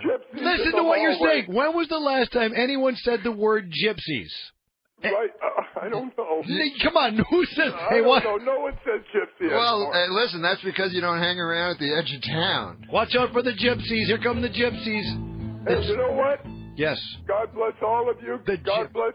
Now, hopefully we get out of this crisis soon. No, listen, Super Dave. Yeah. Speaking of Lori Joe, she is right now listening to Johnny B because the whole Hookster family loves Johnny B out in Kankakee. Kankakee, Illinois. It's actually How St. about Anne. that, Super Dave? I got listeners in Kankakee, Illinois. Actually, St. Anne. St. Anne, Illinois. How great is that? That's fantastic. Super Dave, I'm getting That's yelled a at great right now. story. Now I'm going to hang up on you. Yeah, I would too. Hey, Super, if you don't tell me that bus joke before I die, I will kill you myself. I will tell it to you, and I'll call you in 5 years, and we'll have a big birthday. Super, can we make one bet on the air right now or one sort of declaration? When I die, I would like you to give me the bus joke over my grave. I will put the bus joke in your grave. Oh, all right? I will put a recording of it in your grave. Hey, watch out for gypsies. Careful for those gypsies. Gypsies. And remember, badminton for everybody. Watch out for badminton playing gypsies. They will kill you. And you can see Neil tonight at Not So Funny. Neil Macdonald, Norm's brother, performing at Not So Funnies in Canada. Super Dave, I'm hanging up on you. Hey, Super Dave. No. You tell him he has to go. No, I was just going to say, because he said not so funny, this comedian George Miller used to have this joke. You know George Miller? No, yes, of course. And he said, I just played He goes, there's a great club in New York, Catch a Rising Star. I played that one. That was a great club. Not as good as the one I'm playing next week across the street. Snub a bombing has-been. There it is. All right. Now we're bringing George Miller into this. Oh, my good Lord. Super Dave. I like Not So Funny better. Oh, Not So Funny. I have to tell you. Not So Funny goes with Zany. Right. It's very Not So Funny. All right, Super Dave, thank you very much. You'd only have one person on the bill, and it would be Neil. Performing tonight. Neil is the only comic in the United States who opens for himself. Here he is again in Not So Funny's the headliner, Neil Macdonald. Here he is. Neil Macdonald. Here he is. Come on out. Come on out. Talk about the economy. Come on out, Neil. Aren't comedians supposed to be experts in off-the-cuff badinage? All right, there it is. I know, goodbye. That's just like this. You know what that is? That's his Take My Wife, please. That's his Henry Youngman-esque moment. All right, Norm Macdonald. Norm Macdonald, this is your life. I want to have somebody sing to you right now. Empty bed where we made love to the small house of the morning. Oh, that's a great song, man. Empty bed, I'd stroke your chest hairs and laugh and put your jockey shorts on my head. Norm Macdonald, that's, by the way, on the CD called Ridiculous. Put that one in on a long drive. That CD will blow you away. You know what my favorite piece on that CD is? Yeah. The Fantastic Four. Oh, that's my favorite, too. I don't know what it is about it. It's just, I said, so what? I just... Because when I was a little kid, we would talk about it. It's fantastic. The Fantastic Four. It's on the CD. Ridiculous. Norm Macdonald is in town, ladies and gentlemen, performing tonight through Saturday at Zany's. Tonight at Zany's in St. Charles. Tomorrow and Saturday at Zany's in Vernon Hills. If you can't figure that all out, it's all coming at you too fast. Go to Zany's.com and figure it out. Norm Macdonald, hey, they have a cake for you out there. It's your birthday today. Well, it's your birthday tomorrow. Your brother did. They're going to bring you a cake. Oh, that's cool. We have to do a break here. Come on in, and we'll let Norm go. Thanks, on in. Johnny. Bring the cake in. Come on in. I got to take a break. Oh, wait, I want to say before I go. Yes, go ahead, brother. I've been a fan of yours forever, and it's great to finally meet you in person. Nice to meet you. Are you baby. kidding me? We love you, Norm Macdonald. Now, you do have people, your girls from around here, though, right? Your assistant or producer, you said? My producer is from St. Anne, Illinois. Yeah. Laura Joe. That's fan. You're going to have a great time in town, then. You're going to have an excellent time this weekend. Yeah. Excellent time. Hey, can you bring Norm's cake in so we can blow those candles out, or no? Are they coming in? Because we got a break. I love Tex Hooper. Who is singing? Who is singing Tex Hooper? What? Who is singing this? Who is singing Empty Bed? There's your birthday right there. Oh, there really is a birthday cake. I told you. Oh, I thought you were just going to pretend. Norm, who is singing? Who is that right? Who is singing Tex Hooper? Who is that? I don't know if I'm allowed to say. Oh, you don't want to say it? Don't. No, I don't know if I'm allowed to. I'll tell you why. Because if you get into the whole, it's a 19-minute bit. Yeah. On the CD. 19 minutes. If you get into it, you're like immersed in it. So I would don't say anything. You can tell me maybe off there who it is. I won't say it on there. Anyway, happy birthday. There's your cake, Norm. Oh, cool. See it? Happy birthday. I made that. That's really nice, man. I just wanted to prove to you, sweet. everybody, I bought you a cake. Oh, thank you very much. I bought you a cake. I can't believe it. Norm Macdonald. Well, once again, it's Zany's. Nobody ever got me a cake. Is that pretty? Yeah, we're going to cut it up. We're going to eat it. I got a break. We'll be right back. Norm Macdonald at Zany's this weekend. Don't miss it. Pick to click. 97.9 The Loop rocks the workday with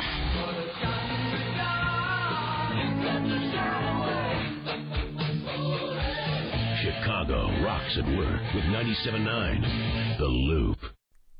Norm Macdonald. He's anchored SNL's Weekend Update. He's roasted Bill Clinton and Bob Saget. And nobody can mumble their way through a lame joke like Norm can. Check him out at last year's Comedy Central roast of his friend and comedian Bob Saget. Bob, you have a lot of well-wishers here tonight, and a lot of them would like to throw you down one. A well. They want to murder you in a well. Seems a little harsh, but apparently they want to murder you in a well. It says here on this card. No, but Bob has a beautiful face, like a flower. Yeah, cauliflower.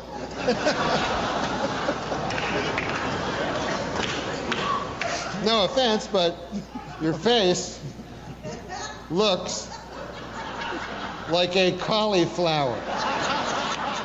Norm Macdonald at the Bob Saget Roast. The Canadian comedian stops by Richmond, BC tonight for a stand-up set, so Day 6 thought we'd say hello. Hey, how are you? I'm doing good. How are you? Excellent. I'm great. You're doing stand-up tonight in Richmond, BC. If you bomb, will your fans riot? Yeah, they'll all riot, except two of them will start kissing each other. Hockey's obviously it's been a really crazy summer for hockey, and earlier this week, Sidney Crosby announced that he's recovering from his concussion, but we have no idea when he's going to play again. Have you been following the Sidney Crosby story at all? Yeah, it's pretty depressing. I mean, obviously there's been a lot of concussive stories, which is bizarre that it just came out of nowhere like that, because hockey when I was a kid was way rougher. Did you ever take a hit on the ice? Oh, yeah. Because when we were kids, because I'm real old, I'm 47, so when I was a kid, the Philadelphia Flyers were crazy, you know? Oh, yeah. As a matter of fact, I met Dave the Hammer Schultz when I was a little boy outside of Montreal Forum, and went out behind there, and there was the bus. It was like Slapshot, you know? Right. And he had a big fur coat on and stuff. And I went over to Schultz, and I wanted a autograph, you know? And the Hammer, he just looked at me, and he threw a cigarette at me. You didn't get an autograph at all? No, I didn't. I was real sad as a kid, and then later on, I was happy because it was much funner that he threw a cigarette at me.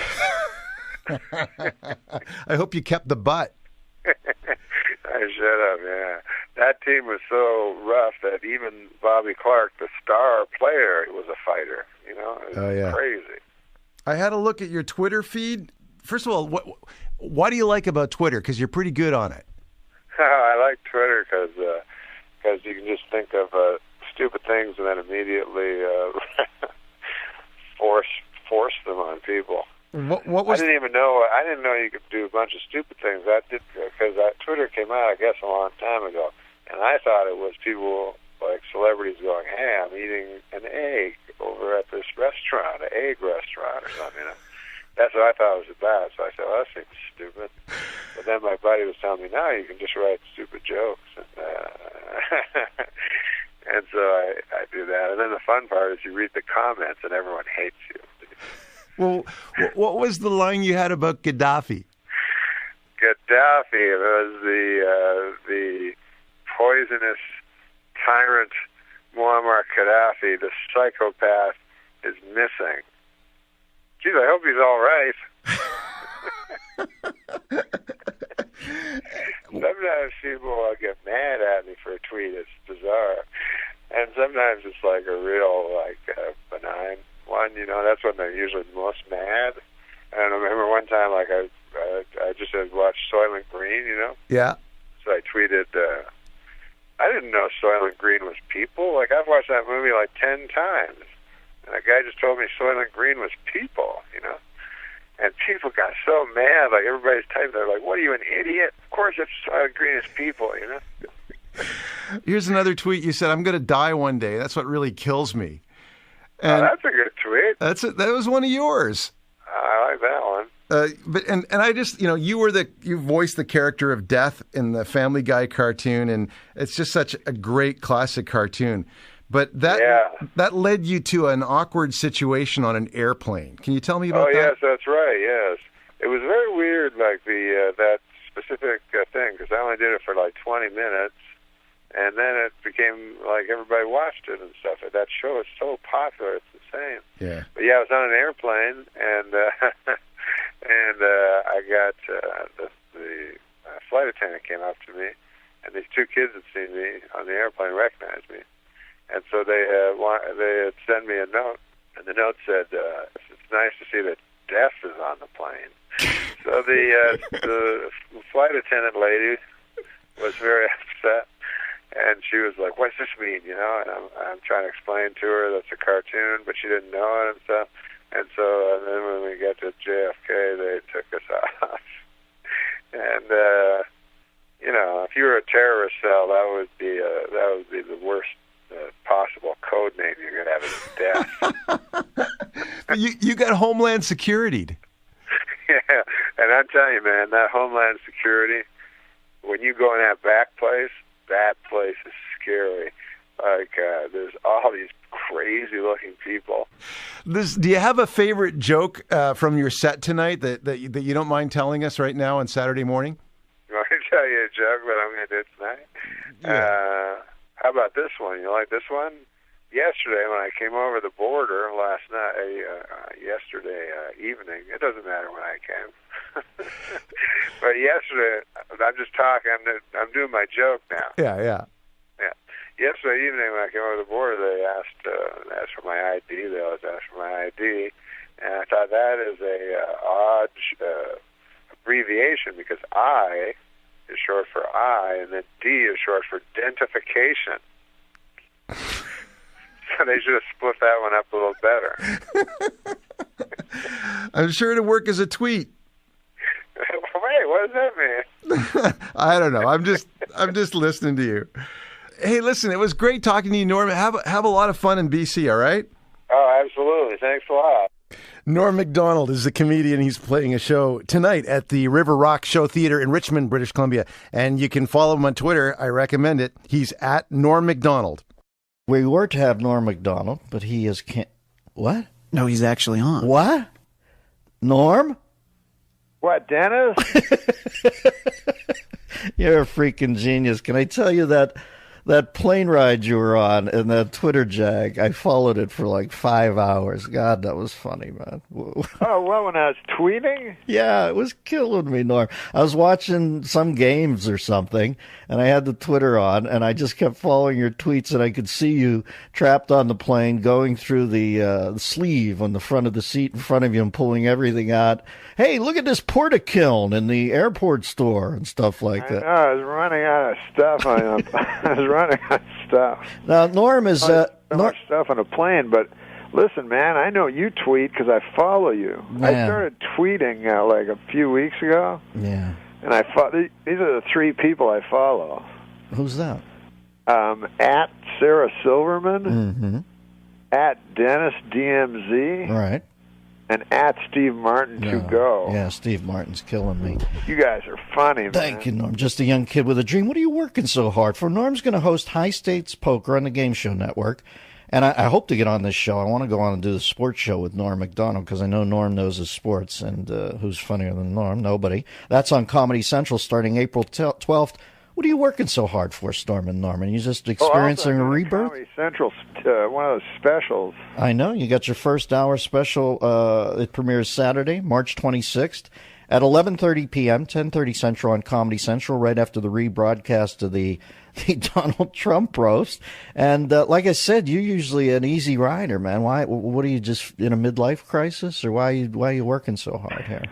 What? I'm just saying, some guys think I gotta start hustling it, and you're 3 projects in the space of a week. What's up? Now listen, Dennis. Have you heard about this Huckleberry Finn thing? I heard something about they wanted to take the N-word out, right? Yeah, anyways, I wanted to bring it up before I forgot, and then we'll get on to my my projects. All right. Do you have any observation on it, any tweak on it, or just the cognizance of the fact that they want to No, well, I feel it's a thorny issue. Mm-hmm. No, that wasn't the whole thing. No. I thought you were going to go like, well, how so, or something like that. Tell us more, Norm. Why don't you I feel it's a thorny issue. Yeah, I'll tell me you why. too. Why, Norm? Well, you got Mark Twain, and you're talking about, for those of you who don't know, what I'm talking about, they've taken out the N-word, out of many of the books of Huckleberry Finn. Norm, they've taken out. And so you got a thorny issue that I think I have a solution to. Do you want to hear it? No, man. Never anything more. Well, the thorny issue is this. Yes.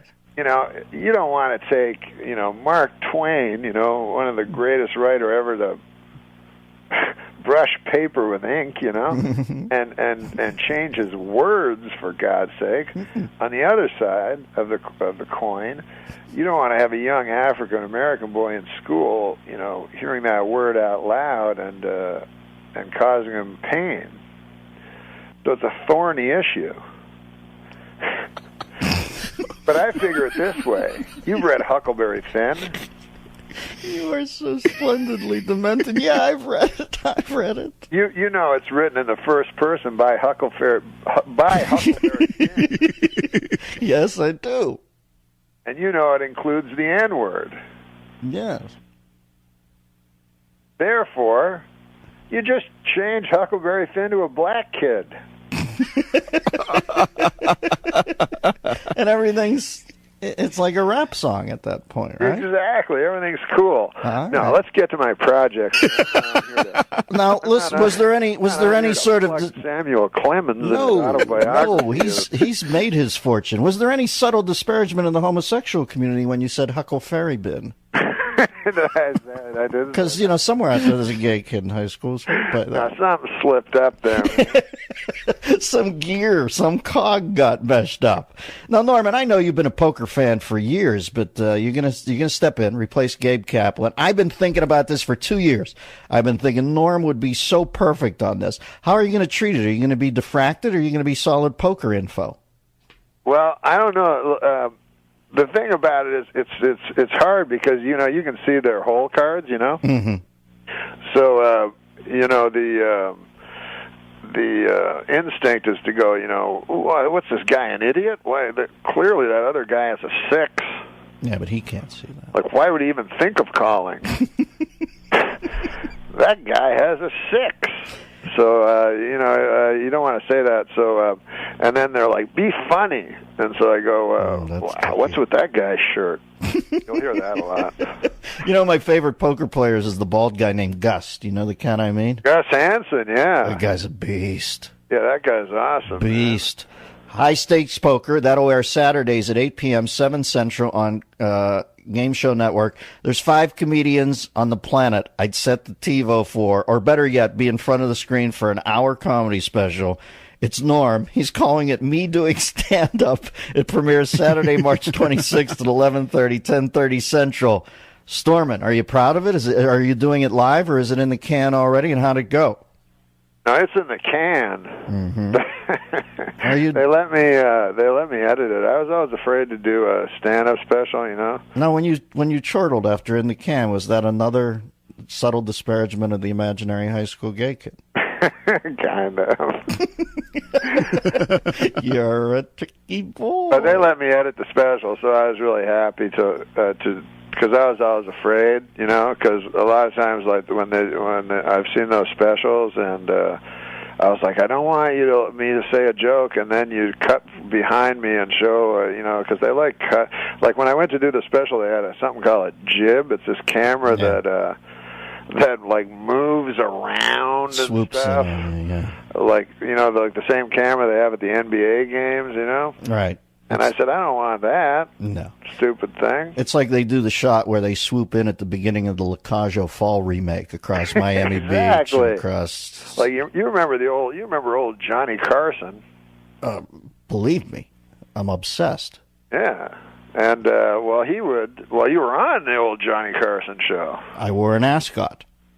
Yeah. I wore an ascot. The Germans wore gray.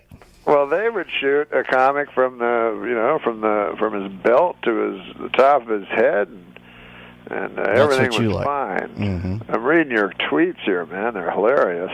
I think of you as Mark Twain. You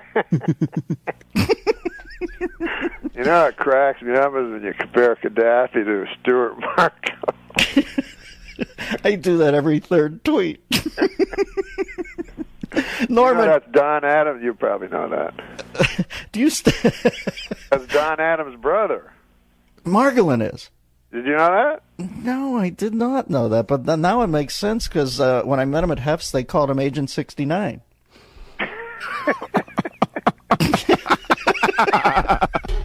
Norman, do you still have the puppet? Are you still doing the Holocaust denier puppet? Is he still with you? it turned out he was wildly unsuccessful.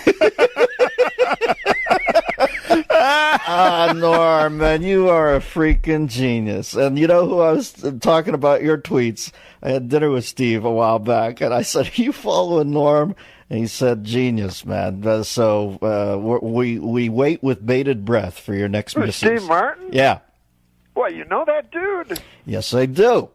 Oh my God, man! I can barely get dinner with Todd Glass going. Ask him to take you to that Greek place near the old ship in Philly. It's beautiful. You know how you get to Todd Glass? You have to go through the legendary WID. Yes. That was my Philly connection back then. Todd Glass, by the way. Christian, try to get Todd on. He's got a brilliant rat-a-tat delivery. All right, Norman, let me lay these down because these are important because this guy's a genius. High Stakes Poker, Norm's going to be the host. That airs Saturdays at 8 p.m. 7 Central on the Game Show Network. He's got a sports show. Can I come on this with you? Oh, that'd be the greatest, man. That'd be my dream. Well, I don't. You know, you're the first guy ever give me a job in this hardtack town. You know, we had Mark Brazil. You look back at that staff, man, huh? I feel like Sid Caesar. You and Drake, Mark Brazil, Rooney. How funny was that room? Yeah. Killer room. I remember you guys. I remember one time. Well, you can't. One time, Mark Brazil, who always used to do a lot of jokes about it, he'd go, we have to take down Rush Limbaugh. Like, he'd write like 3 Rush Limbaugh jokes a day.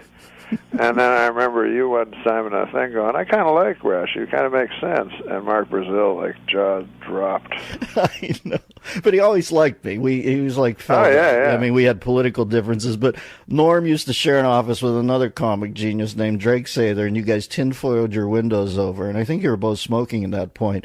And I'd periodically open the door around an hour before the show and go, hey, guys, got anything? It was pitch black. I'd see 2 cigarette ashes and go, we'll let you know. Boom. Door would shut. Did I ever tell you the story about when Drake and I went to a movie writing course? No. It was like this guy, he talks, Christian probably knows who he is. He talked at UCLA, and you'd have to pay $500 to go see him. Right. McGee, something like that. God, what was his name? Anyways, so he talked, you had to go every day 10 hours for 3 days. I think that was Professor Me and Bobby McGee, wasn't it? God, I wish I remember that guy's name. All right. Oh, well. You're so smart about movies. In the movie adaptation, a guy played him. I'm blank, baby. I thought you'd know. It's so stupid because it's not germane to the story. So, anyways, we go to the UCLA thing. It's 10 hours a day for 3 straight days. So it's me and Drake. We think we're going to write a movie. We're so stupid. So we sit in the back, and McGee starts telling the story. So he opens, and we're lost like immediately.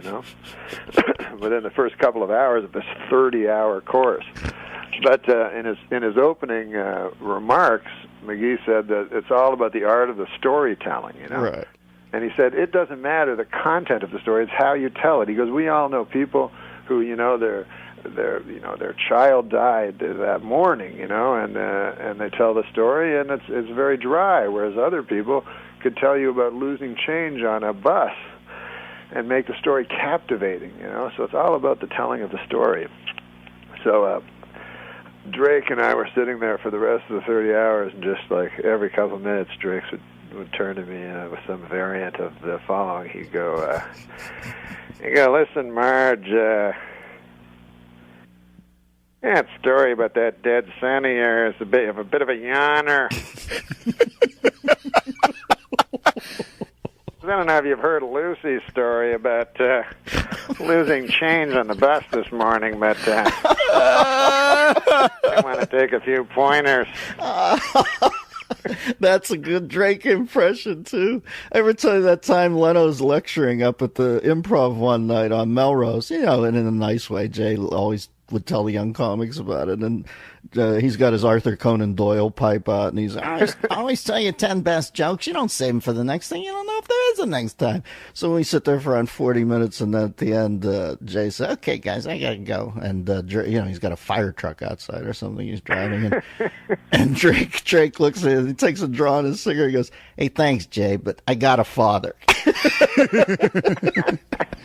God, he was funny. I miss Drakester. All right, Norm Macdonald, Me Doing Stand-Up premieres Saturday, March 26th at 11:30, 10:30 Central on Comedy Central, right after the rebroadcast of the Donald Trump roast. And The Sports Show with Norm Macdonald premieres on Comedy Central on Tuesday, April 12th at 10:30 p.m., 9:30 Central. This is a true comedy genius. Norman, I love you. Good to talk to you. Thanks, Dennis. Talk at you down the road. Joining us right now, one of the most nimble comedy minds of his generation, a true genius. And I haven't read Norm's tweets lately, but there was one day where Norm was on a cross-country flight, as I'm about to be in a few hours here, 2 hours, and he tweeted all the way across the country, and I'm telling you, it reads like Candide. It is absolutely hysterical. The great Norm Macdonald. Stormin'. Hey, man, what are you traveling across the country? Yeah, I'm going. I'm going back to New York today. Where are you at? I'm in Los Angeles. All right. I'm in Los Angeles, the city of. No, but I'm not Stannis. Listen, I don't know everything. But what are you going to do in New York? Wish that you were there, quite frankly, so I could have dinner with you. Where do you like to eat in New York, Normie? What do you like? I like Wally and Joseph's. Oh, Bernie used to take me there. Did Bernie take you there first? Oh, no, he didn't. Bernie Brillstein took me there, and they have the killer steaks and a nice bowl of pasta, too. So it's got the green sign down in the theater district, right? Yeah, exactly. Yeah. And there's this other restaurant that was right across from my apartment. It's called Patsy's. No, sure, I've been to Patsy's. That's Sinatra's old haunt. Roger Ailes always takes you there when he wants to have lunch with you. So one time I was it was after the smoking ban. They just put a smoking ban in where you couldn't smoke. Yeah. And I guess this joint was run by some friends of Frank Sinatra. Yes, let's say. What I'm saying. Yes, I do know what you're saying. So I went outside to smoke a cigarette, because you couldn't smoke inside. Then this guy comes out. He goes, "Nah, you smoke inside." I'm like, "Nah, it's against the law." He goes, "You smoke inside. It's all right." So then, I'm just sitting alone at this table. A guy puts a giant ashtray in front of me. I'm smoking this. Everyone's walking. Everyone's looking at me. But I was like, I was a maid. You know what a made man is? Yeah, I know what a made man is, baby. I remember one night Gotti wanted my autograph for somebody at the Columbus Cafe, and I went back and met those guys. And it's fascinating in a way to watch that power. You're supposed to be repulsed by it completely, but there's something intoxicating about guys who are that, let's say, sure of themselves, right? Who, the Teflon Don? Yeah, he used to hang at that Columbus Cafe joint. Not a lot, but I saw him in there once, and they said... So he asked for your autograph? Nah, some kid, he knew a kid, I think it was his daughter, maybe I'm wrong, but they said he wants an autograph for this kid, so I went back and signed it. Oh, that's pretty cool. One time, Rob Schneider was telling me, if someone recognized you liked them, kind of? Yeah. So he was down in the studio. This was before I was there, but they used to have Donahue down there. Right. And so Football Williams was there, the guy who threw the brick at Reginald Denny's head.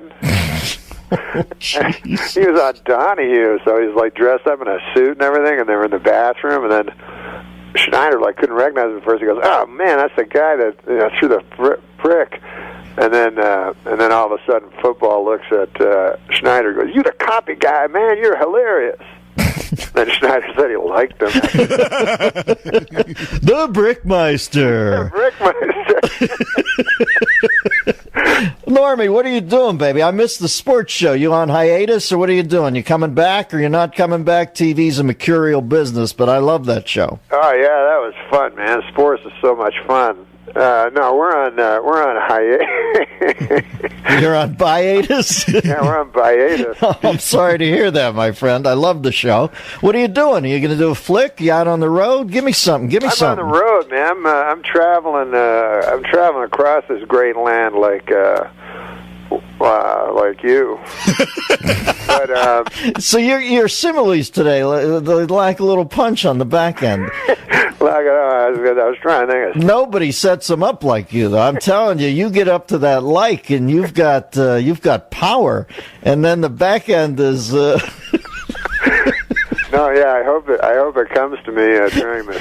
Similes, Norm, can I tell you, similes come to me like you see what I did there? No, you're a master at those things. But no, I'm doing that. Oh no, I'm in a movie. What do you got? No, you know when people go, "Hey, my movie's coming out," then it turns out it's Sandler's movie, and you're in it for 5 seconds. You know those actors? They're like, "Yeah, I got this new TV show. It's called The Adventures of Old Christine," and you're like, "What? That's not yours." But no, Sandler. You know, every once a year, Sandler will throw me a bone, and then he'll desperately try to write me into the script. But he's playing this.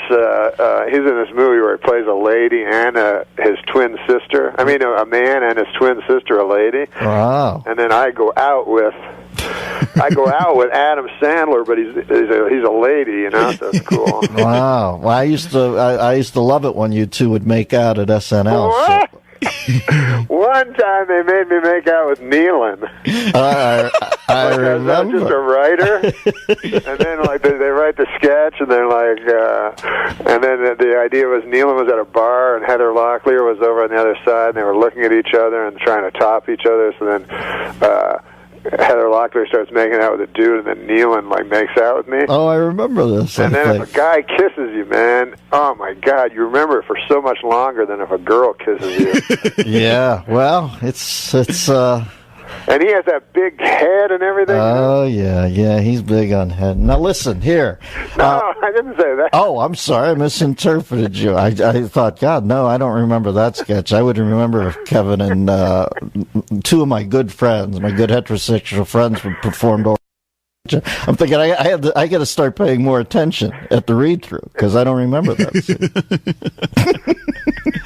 Norman, speaking of turning up in movies, imagine my shock when you came into Jane Eyre wearing. What the hell was that about? Just something for dental benefits or something? But you know, it was funny when I was on Saturday Night Live. Milos Forman, the estimable director of One Flew Over the Amadeus Nest. Yeah, so he would watch Saturday Night Live, and so he liked to update. He barely understood English. Yes, well, but, so he goes, oh yeah. So anyways, he invites me to go eat with him at Nobu every week, right? Yes. And so it's me, him, 2 of his friends, and these guys are from Europe. And they're smart. They know everything, these 2 guys. And him, you know. And they're talking about, like, they know nothing about popular culture. Right. You know? It's all like, oh, did you see the guy's best friend is Vaclav Havel. And I'm trying to get through it, you know. And then, so finally I knew one thing, you know. I was like, because when I was young, there was an insurrection in my home province in Canada, Quebec. You know. Yeah, so you're going to throw that down to look cool. I started talking about the Front de Libération de Quebec and their terrorism of the early '70s. Then this guy knows more than I do about it. Yeah, almost. Yeah. They know everything. And then Milos Forman, he's like, I'm working on a new script. He goes, how do you feel about freedom of speech? I'm like, I don't care. Who cares about that? He's like, what? He's like, I lived through 7 different regimes. I'm like, okay. Strange bedfellows. All of a sudden, he's looking at you like with that blank stare, like Chief at the end of Cuckoo's Nest. Yeah, exactly. He's got the Will Sampson lilt. That was the guy's name. Yeah, listen. It was the guy's name. Seriously. Did you ever read the book? The book is written in the from the narrative of the Chief. Look at you, Norm. Behind the scenes, you're a genius, aren't you? No, I just read one book. All right, so that's the only book you've ever read. We just happened to bring it up during here. No, that was a great book. I read that Kesey worked in a mental hospital or something. Right, he did. And gobbled LSD by the handful. Well, good to know our lunatics are in the hands of Doc Ellis. You know Doc Ellis pitched a no-hitter on LSD. I know. Have you seen the cartoon of that? No. I didn't know, because I always thought maybe that was a myth. But then on the internet, they have Doc Ellis actually talking about it. You got to check that out. It's www.youtube. All right, Norman, what are you up to, man? I hope I see you soon. I miss you. You get the boy packed off to college? Everything good? Oh yeah, man. I guess you've already been through that. Yeah, it's sad, man. Holy Lord, it's sad, man. There's a Dylan-sized hole in my heart. Yeah. Does your boy have any of your chops? Is he quirky funny? No, he's a good boy. Yeah. He's quirky, that's for sure. Yeah, well, I know you love him, Norm. It is tough, man. You get all serious with yourself. I know comedians tend to goof through life, then the Bambino's not there. It gets real serious, brother. Yeah, it does. You're supposed to let them be free and stuff, but if it was up to me, I'd lock them in the basement. Hannibal Lecter, home time. All right. Good to talk to you, Normie. I love you. You're a genius. You know that. Hey, say hi to Nikki for me. All right. I will. Who's that? Nick DiPaolo. He's Oh, coming on Nikki. right after Norm. I'm sorry. Was that a surprise? No. No. I He thought just you were forgot. talking. For some rean, a girl popped into my head or something. I will. I'll say hi to DiPaolo. By the way, Norm, we would have accepted Charles Kuralt or Kerouac. Oh, wait a minute. Just so you know. How do you know that stuff? What sense, Christian? He was looking for I Go Across the Country Like. Oh, Kuralt or Kerouac. They would have both been fine. Let me see. Lewis and Clark. They would have been good, too. Harriet Tubman on a roadie. All right, we'll talk at you, Norman. Lovely Norm Macdonald has called in.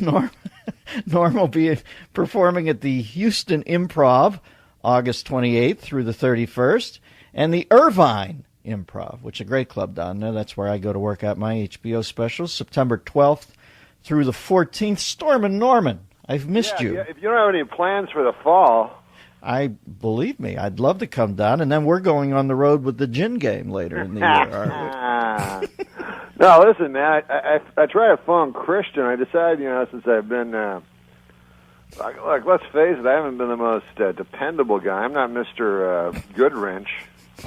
But I decided to phone him 20 minutes early to try to make amends, and then he puts me on the air 20 minutes earlier. No amends. I thought you were mad at me, man. I haven't talked to you in months. Mad at you? Did you get the message I left you at home?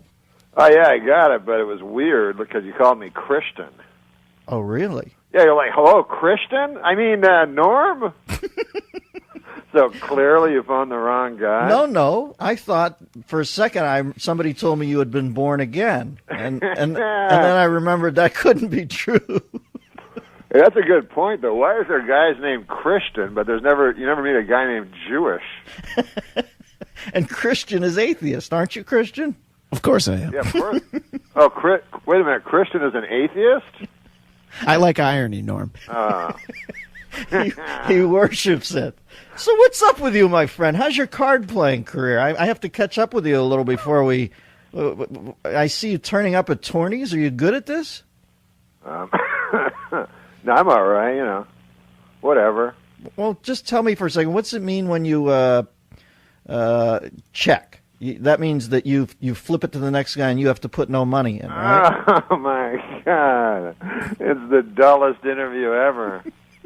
Listen, this ain't exactly Carson talking to Amarillo Slim Preston. You mean the great Jack Carson. All right, what do you want to tell No, listen, man, can I tell you a joke about everything, what happens in Vegas stays in Vegas? Yeah, sure you can. Because I thought it'd be perfect for you, because I was like watching an ad for whatever happens in Vegas stays in Vegas, and all of a sudden you're the judge. I have what's below a cameo? I have a glimpse. I'm in You have an uncredited. That's the coolest thing. No, but I like staying at home with my kid and then watching, pretend I'm in show business, watching trailers and going, I know that guy. I say that a lot. And there's a kid impressed. And Ashton Kutcher. Hey, you want to hear a funny story about Ashton Kutcher? Love one. So he's on the Jimmy Kimmel show. Right. And Super Dave was telling me that. You know, Super Dave is really funny. Sure. Brooks's brother. So Super Dave was the other guest. So they said, like, before the show, they said, you can't ask a question about him going out with Demi Moore, you know? Mm-hmm. And Super Dave's not that, hip to everything. Like, he doesn't care and everything. So, anyways, halfway during the show, he said, listen, Ashton, I don't know who you are, but someone backstage told me you were dating Mary Tyler Moore. Now, let me ask you this, Norm. I think that Then Ashton Kutcher tried to go along with it. You know how guys try to be funny by going, yeah, right. We're on our third year dating. It's already over, but the guys... I think that Super Dave's so brilliant that he knows exactly what he's doing. Oh, right? no, he knows what he's doing. I mean, he's as sharp as they come in that sort of guise of being the bumbler, but I know he knew exactly what he's whining. And I know what you mean about getting into an improv situation with a civilian, where it's like you're swimming away from the Titanic and they're starting to go under and grab onto your shoulder in the improv, and you have to get away or you too will drown. So I know that feeling where I'm sure Ashton tried to go into Del Closeville and he couldn't quite pull it off. But a good guy, though, a good guy. Treading water, you know. What happened to your phone line?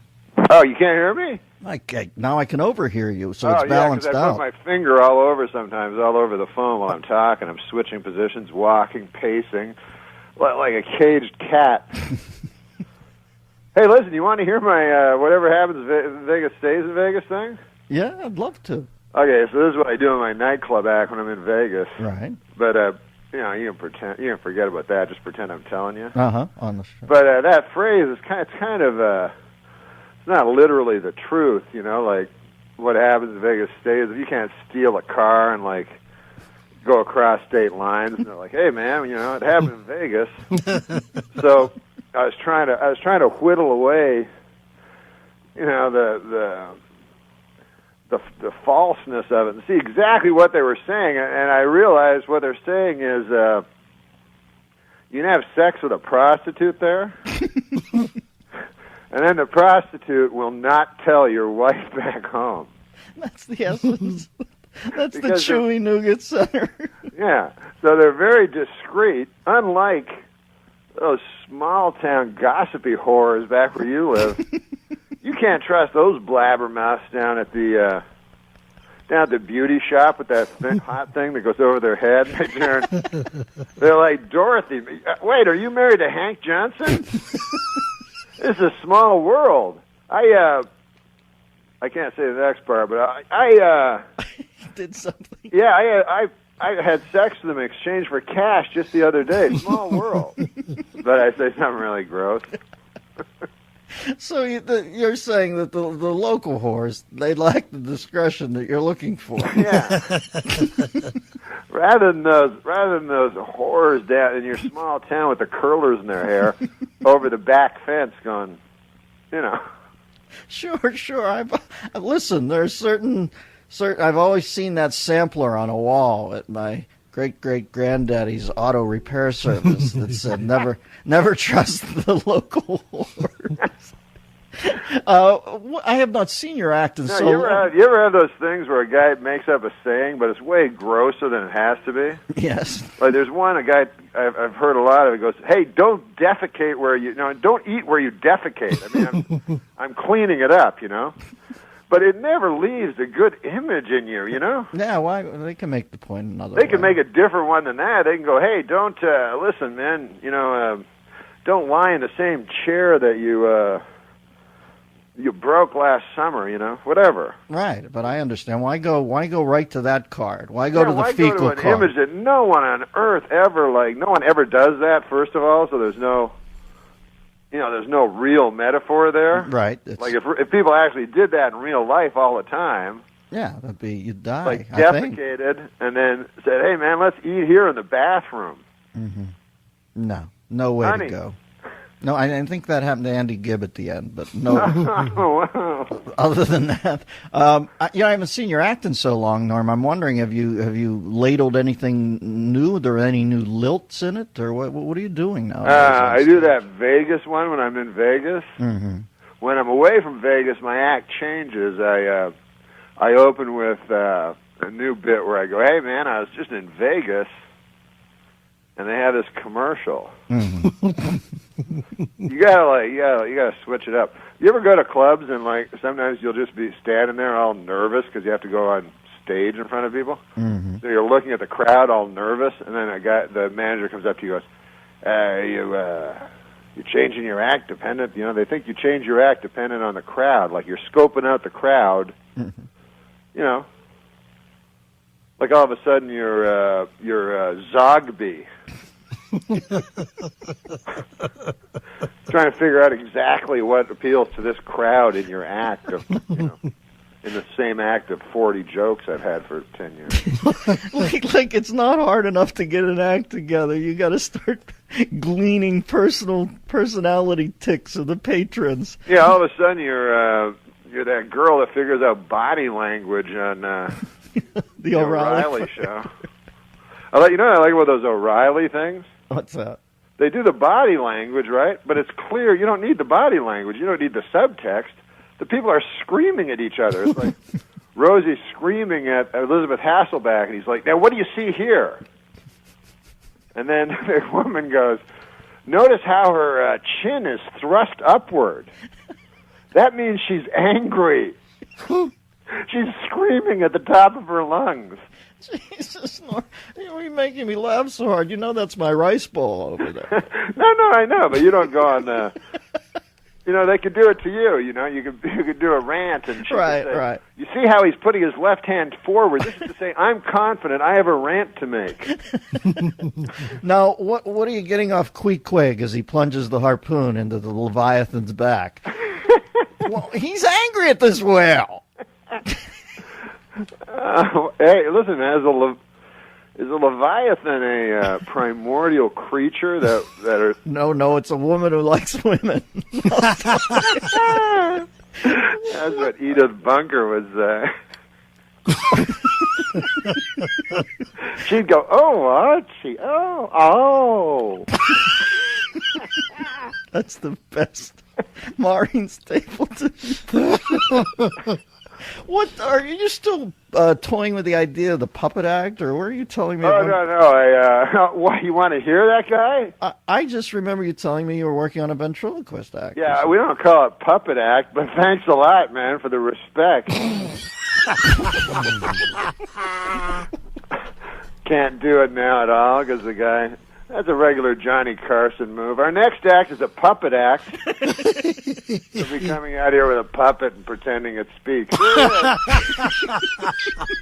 Norm, wait, Norm, I have to tell you something that'll make you laugh. Do you remember Gervitz, our manager, used to handle a guy, or maybe he still does, named Ron Lucas, who was a puppet act? Oh, yeah. And he was the sweetest guy in the world. So when I'm in Hollywood, I'm trying to impress Gerv, and I'm just new there, so I'm shooting from the hip, trying to do that whole sardonic dentist thing. I go into his office one day. He's sitting there with Ron Lucas, and Gerv says, "This is Ron. He's a ventriloquist, and he just got a new act he was telling me about." And I said, "Yeah? What'd you buy, a lathe?" and the guy looked at me so crestfallen. And I have felt guilty about it to this day. So if anybody knows Ron Lucas, or indeed the puppet, my apologies. I was an insecure kid trying to act cooler than I was. But, you owe no apology because those guys want to be comedians. Oh, they do? Yeah. So he should have, if he had any brains in his head, he should have gone, "Hey man, can I use your lathe joke?" and then done it because the new thing is, as you call it, the puppet act. We call it ventriloquism. Oh, I'm sorry. It's like I didn't want you to be slumming there. It's kind of postmodern ventriloquism where the act almost talks about the non-existence of the, he cops to the fact that it's an inanimate object. You've heard that. A reductivist approach to yes. And they've also, I've noticed, they've exchanged you know, they used to just have the wood, like your joke would work, the lathe, back in the late 70s when you told it, right? But now they've replaced the Charlie McCarthys with these giant, much more likable Muppet type characters. Oh, right. Right, so it would be like because they found they were making too many movies where the where the antagonist of the film was a ventriloquist dummy. Nothing but pure evil. Right. So then the ventriloquists were going, oh my God, this is not going to be good for my act. The malevolence factor. So they went to like sort of a sleeping bag with a face on it, the big plush thing. That's what it looks like. Uh-huh. But no, Rusty's wood, my guy. Wait a second. Saberhagen, you have to isolate that quote. That is going to be played regularly on this show. Rusty's wood, my guy, is the funniest thing I've ever heard. Yeah, man. Oh, tell me about Rusty. Hey, what, another guy canceled? I don't know. What's Rusty look like? What, Rusty? I know, I'll get him out of the bag in a minute. But listen, man, it is what, he's shy sometimes. But what is that? What that guy canceled, man? I was talking to Christian, and he's like, another guy canceled. Who canceled? Bill Simmons has strep throat. He was going to talk about NBA, but he can't talk. So I was like, well, it doesn't really work for the radio, Bill. We'll have to reschedule. No, I didn't know any of this. I just thought Norm was getting to us on Norm time, because I thought we were supposed to talk yesterday. But no, he talked. Well, listen, Norman, I can't tell you how good it is to hear from you. You know I think you're a genius. You know I love you. Wait, is it over? Well, I haven't played a commercial yet this hour. No, but are we going to do another bit after the commercial? Can you stay? Hold on, man. Let me ask Rusty. We'll be right back with the guys on the Dennis Miller Show. Hang in, Norm.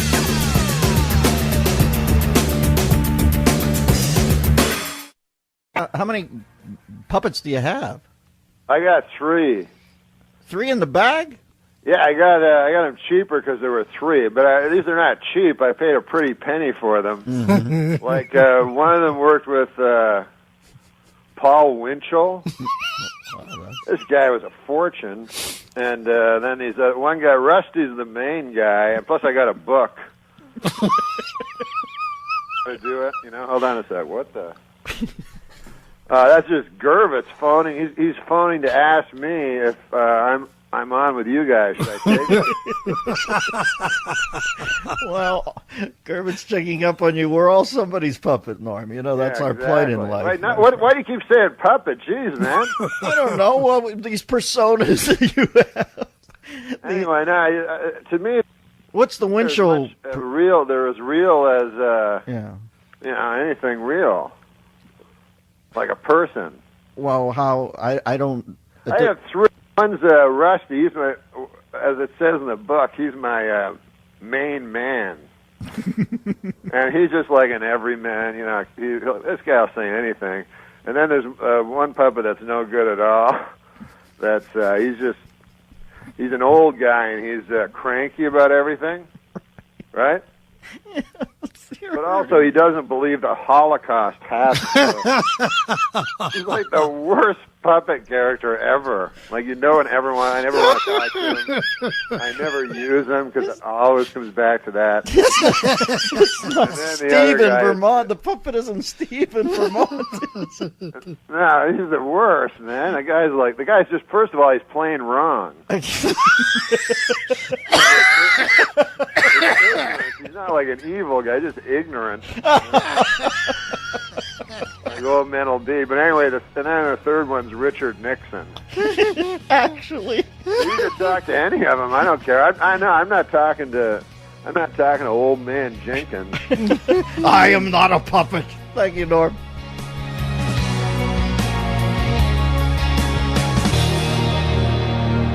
The Dennis Miller Show. Well, folks, we were supposed to be joined this segment by the great Norm Macdonald. What's that? What's that, Christian? He's with us. No way. Norm! Yeah, that's why. Why are you making a joke? Because sometimes. No, God forbid I do that. Let me read some of these tour dates off for Norm, by the way. And can I tell you, I've often said there's 5 guys on the planet I get up out of my chair and go pay my money to see. Nobody funnier than Norm Macdonald. He will be at Cobb's in San Francisco. That's a great venue up there. Jan 9 through 11. This is next year. Jan 9 through 11. Jan 17th, Richmond, B.C. I've done that gig. That's a great one. January 22nd in Medicine Hat, Alberta. I've not been there. I think I toured once, and that was in between Brigadoon and Shangri-La, but I didn't make it over there. January 23rd, Regina, Saskatchewan. January 24th, Edmonton, Alberta. 25th, Grand Prairie, Alberta. And January 30 and 31, Raleigh, North Carolina. Do yourself a favor. This is a comic genius. Norm, the last time I talked to you, you were working with a puppet. Does that still hold true? Why? They're not called puppets, man. Oh, I'm sorry. What are they? Ventriloquist dummies.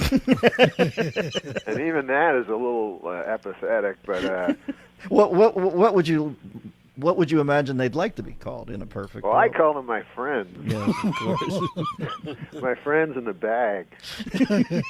Christian wanted me to do this, but I don't know where that bag is. What were some of the puppets? Who was your rat pack in there? I had my regular guy Brad. He's just my buddy, you know. And then I got this old man, and I had trouble with him. He's too cranky. Right. And it turned out. I don't even want to mention what he believed. And weren't you also beginning to work with a young Chippewa girl? Oh. Now, that one was too expensive. I wish I could find my Richard Nixon doll, because now they have that Frost-Nixon debate. Yes. And I do have a Richard Nixon doll. Uh-huh. Now I'm calling him a doll, but he's somewhere. But I haven't even started working with him on the road because I'm not very good at it yet. No. If you use the Nixon doll, you have to hold his arms up and have him say, "I am not a doll." And then you know what'll happen then? Oddly enough, as in Rosemary Woods Land, you'll be greeted by 17 and a half minutes of silence. Man, that impression was, I would say that's about equal to Frank Langella's. I thought it was pretty good. No, I'm serious. Thank you. Frank Langella sucks. As Dracula, no doubt. Now listen, where you been? You been on the road? You got any road antics for me? What's happening out there? What, in the heartland? Yeah, where you been? Some of these dates, you're getting out there into the tertiary markets, my friend. Oh yeah, man. I play small nightclubs in the heartland. I'll tell you one thing, they love you. Me? Yeah, they're always like, when are you going to be a dentist next? Wow, that's cool, man. I didn't know we were out there. I didn't even know I had an affiliate in Medicine Hat. Now, what do you do when you're up in Medicine Hat? You get off the stage at, 9:30? You're looking to cruise. Where do you go? To some bar where you buy drinks with pelts? Or what's happening up there? No, unfortunately, I don't drink, and I don't do any drugs, and I'm not promiscuous, so I don't do anything. I just go back to the hotel. Basically, like when you're on the road, other than the hour that you do stand-up, you know. Yes, you lay dormant. Well, you have the life of a drifter. So a lot of it's trying to find food. But you know what I've found is, as I travel through the country. Tell me, Mr. Sullivan. And this might be, who knows, this might be profound. Well, we'll write it down and analyze it.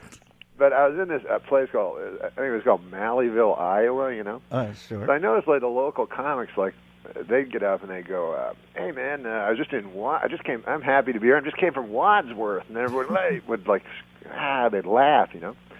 So I talked to the guy, the owner, and he's like, oh, those guys from Wadsworth, they're idiots, you know? It turned out Wadsworth was just about 18 miles down the road from Malleyville, Iowa, right? Who's booking you, Harriet Tubman?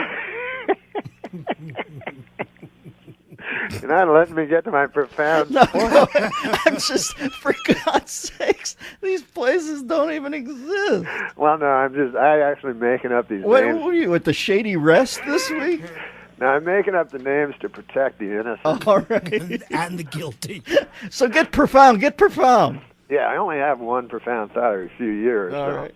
The last thing I need is somebody, interjecting. No, I love interjecting. But listen, so I went on stage and I said, listen, folks, you keep making fun of these fellas from Wadsworth down 18 miles down the road from you, pretending they're all stupid. And I'm sure they do the same for you, but no one could be more alike than you guys, Mm. And if there's any hope for the world, anyway, he got no laugh. Shocking. Pretty well destroyed my set, because they're yelling Wadsworth. Why do you go for Wadsworth? And but doesn't it show you something? Yeah, sure. How's the world going to get together if Mallyville and Wadsworth can't even pull it together? Yeah, it's not that profound. That was the whole thing. Hey, I saw Matlock. Only you would refer to Andy Griffith as Matlock. Well, I don't want to get too arcane. Yeah, his real name's Andy Griffith, but now he calls himself Ben Matlock. Where'd you bump into him at? He was at the airport, at the LAX. You're kidding me. Now, that would be a thrill for me. Oh, man, it was incredible because, I grew up watching the Andy Griffith Show, and then later when he changed his name to Ben Matlock. Yeah. So I'm standing there, so I see they have an Archie comic. I haven't seen Archie comics for years. Mm-hmm. And so I'm reading the Archie comic. He's reading a really big book, he's like you, he likes real smart, I guess. Yeah, he's So- Andy Mayberry. So I'm looking through my Archie book and my Archie comic, which I haven't seen in a long time, and it was actually a good one, Jughead. Mm-hmm. He gets a job at Pop's Chocolate Shop. Yeah. And Jughead is he's kind of a never-do-well, for those of you who don't know him. And so it's kind of surprising to Archie and Reggie Mantle. They're like, what? Jughead got a job, Exactly. Seems weird. He's like a short order cook at Pop's Chocolate Shop. Yeah, he's like Screech with a squint. Exactly. And a crown. So it turns out at the end they're like, Jughead, you never work. You're just a bum, that likes hamburgers, likes to eat hamburgers. He says, yeah, that's right. And those big chef hats they wear? Mm-hmm. Jughead pulls his chef hat off. It's filled with hamburgers. So the only reason he got the job in the first place was so he could steal all these hamburgers from Pop's Chocolate Shop. Well, they say that 90% of the heat in a human's body escapes through the head, so actually to keep them in there is wise. It keeps the buns softened like Pink's over at La Brea and Melrose. And by the way, I don't know if you've caught the new Archie, but Midge has to extend the restraining order on Moose from 30 to 50 feet. And call in Gavin DeBecker, because Moose evidently on some anabolics and a little crazy at this point. Little handsy. All right, Storm and Norman, it's good to talk to you, brother. Let me tick these off again real quickly. This is all in January of next year. 9/11, Cobb, San Francisco. 17th, Richmond, BC. 22nd, Medicine Hat, Alberta. 23rd, Regina, Saskatchewan. 24th, Edmonton, Alberta. 25th, Grand Prairie, Alberta. And the 30th and the 31st, Raleigh, North Carolina. And your story about Andy Griffith reminds me once that I, at LAX, at a luggage carousel, ran into the great Ray Ralston, my favorite Martian, and I asked him if he could pop the little antenna up. He hit me in the windpipe with a ridge hand. I still suffer thoracic damage from it, so I know what it's like to meet a hero like Andy Griffith. Norman, what do you got planned today? What are you going to do? Well, I was going to tell you my Matlock story, but... No, go ahead. Sorry. I've got time. Go ahead. Recount. I thought you had to go. Go ahead. No, I remember I was telling you about how I met Andy Griffith. Yes. So he's reading this big book, Oh, right, so that's it. I say I'll sidle up beside him and pretend to read a big book myself, and then we'll get in a discussion, right? Because I didn't want to just bug him, That's how you meet people. And I was hoping maybe he'd, by some crazy chance, maybe recognize me or something. So I stand beside him, and he's reading and everything like that, and I'm talking to him and everything. Anyways, turns out the guy's not Andy Griffith. Just an old man. So now I'm just talking to an old man who clearly is always like mistaken for Andy Griffith, but uses it, you know, because I'm like 2 minutes, 3 minutes, and who would talk to an 85-year-old man? So this guy's just milking it, you know.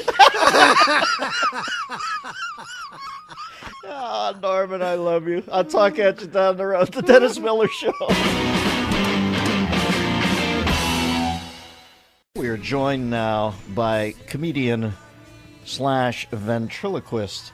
And I still see he's acting, as I see a listing here on the sheet that he will be appearing in Adam Sandler's new movie, Funny People, currently in production. That sounds like a fun shoot. I wish I was on that one. Norm Macdonald, welcome to the show, Norm. Hey, Dennis, Merry Christmas. Merry Christmas, Norman. Where are you guys shooting Funny People at, and are you having fun with it? Oh, yeah, man, we're having a riot. I play a stand-up comedian. Wow, you're kidding me. What's the movie about? Stand-ups in general? It's about stand-ups and how they're actually sad or something like that.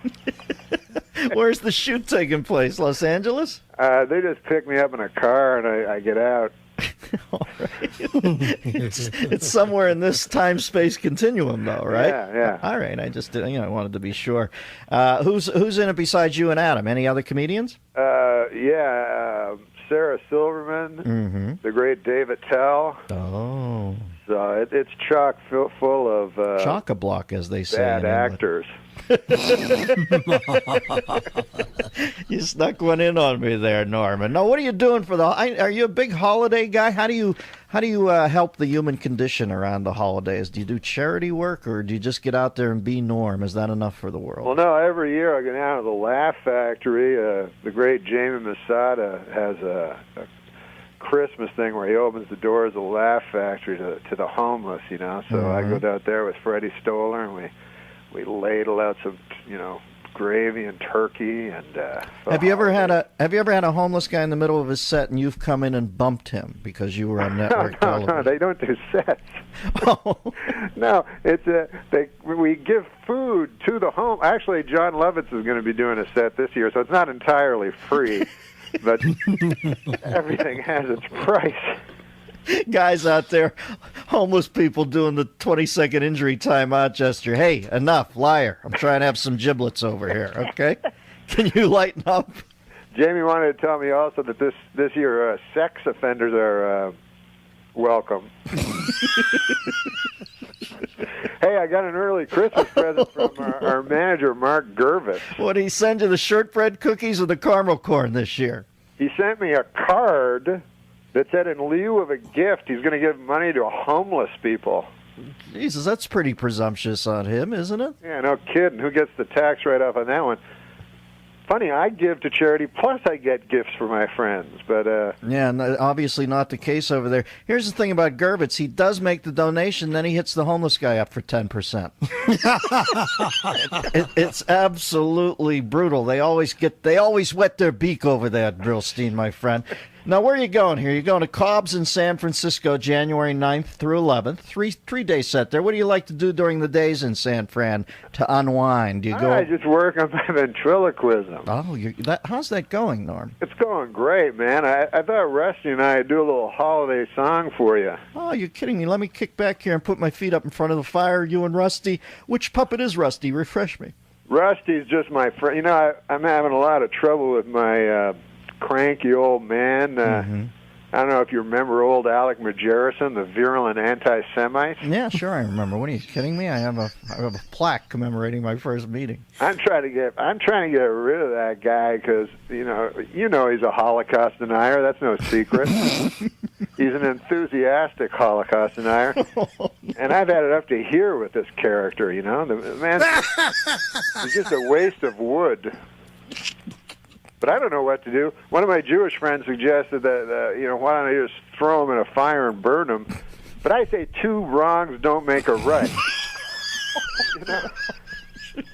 Gotta go. But anyway, we're not here to talk about that. Let me get Rusty out here. Rusty, say hello to Dennis. Hey, Dennis, how are you? Hey, Rusty. What? Hi, Rusty. Who's the dummy here, me or you? It's me. It sounds like it's you. I'm sorry, Rusty. Let me give you my man voice. Hey, Rusty, how are you doing? Yeah, dummy. Hey, come on now, Rusty. That's ridiculous. Calling Dennis Miller a dummy on his own radio program. No, can I jump in here for a second and tell you, here's how crazy Norm is.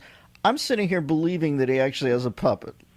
Like, it's not enough for him to fake the puppet act on the radio and over the phone. You did pull out a puppet and have it on your arm right now, don't you? Of course I have my pal Rusty here. Yeah. What do you boys have planned for us today, Rusty, Norm? We're going to do a song according to this dummy. Would you stop calling me that? You're the dummy. You're the dummy. Now listen. We're going to do a song, a beautiful song. Why? By the way, Rusty, what are you doing for Christmas? Are you going to see your family? Oh, sure. In my family tree, it's an actual tree. Okay, now that's just ridiculous. You're actually overlapping dialogue here, Norm. You're not even putting a second between you and the puppet's voice. Now, Rusty, are you ready to sing that song with me? Sure. There you go. Okay, I'll start. Here we go. Rudolph the red-nosed reindeer had a very shiny nose, and if you ever saw him, you would say that he was a drunk. Hey, come on! Well, that's ridiculous. What the? Come on now, don't ruin this. Is a classic. I'm sorry. All right, now let's continue. Then one foggy Christmas Eve, Santa came to town. Rudolph, with your nose so bright, have you been drinking some bathtub gin? What? Okay, now that's enough. That's way beyond the pale. Stop it, Rusty. Stop. I wish you'd kick the bucket. Like what? Kick the bucket. What are you talking about? You said pale. Bucket. It's a synonym. Okay, all right. Yeah, that's right. Okay, now that's ridiculous. You're the dummy. Okay. Stop. I'm sorry, Dennis. This is going nowhere. This is ridiculous. I apologize for wrestling. Norm, Jesus, it's so crazy. It's gotten so crazy over the years. I can't go on with this. This is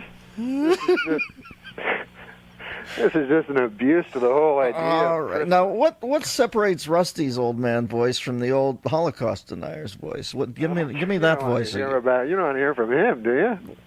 Well, I know Rusty's just wetted the palate for a little more puppetry. I swore I'd never use this guy. It's like the Stones doing "Sympathy for the Devil" after Altamont. There we never go. thought I'd Alec, see you play that. Alec, how are you? Mm-hmm. I'm okay, I guess. Yeah, I suppose. What do you think of this Christmas? What do I think of it? I'm not going to celebrate no holiday where a bunch of bearded New Yorkers killed our Savior. Hey, come on now. You're going back in the case. I'm sorry, Dennis. Oh, Norm, you didn't quite have control of the posse today, but I realize it's the holidays are amongst us, and that they're a little petulant this time of year. I can never keep these guys under control. All right. Well, Norm and your entire retinue, can I tell you, folks, he'll be up in Richmond, B.C. on January 17th, British Columbia, that is. The 22nd of January in Medicine Hat, Alberta. Regina on the 23rd. Edmonton on the 24th. 25th in Grand Prairie, Alberta, and 30-31 in Raleigh, North Carolina. Norm, you are an absolute wild man. We want you and yours, i.e. the satchel full of puppets, to have a Merry Christmas. And once again, when is the date you'll be out there at the Laugh Factory, Jamie Masada's place? Is that on Christmas Day? January 25th. And is the public welcome to come and help, or is it just a closed house event that Jamie does for the homeless? No, anybody that can come that doesn't have a place to go for Christmas. So you don't turn people away at the door if they have a home?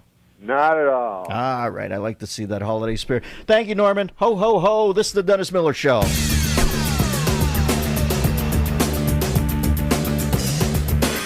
What's name do I see here? Stormin' Norman Macdonald cold calling me? What's up, Norm? What, are you eating some toast? I was eating toast in the commercial and I just sucked some down the wrong pipe and I'm a little dry. You pick it up and run with it. What's up, Norman? Nothing. I just wanted to talk about something in the news. Here's the story. I got up early today to take my son to school. Yeah. And then I realized it was so early in the morning. And I said, what can I do? I can either, have a coffee or I can be in show business. Mm-hmm. So you called in. So I called in because you're in show. You're one of the only guys in show business at 7 in the morning. It's a bridge and tunnel thing, exactly. No, but listen, man, I want to talk about the news. Even though newscasters are up at 7 in the morning, you have to go to a comedian. Listen, I used to get the stories ripped from the headlines. That's where I get my jokes. Yes, I see. Now I get them. I type directly from the www.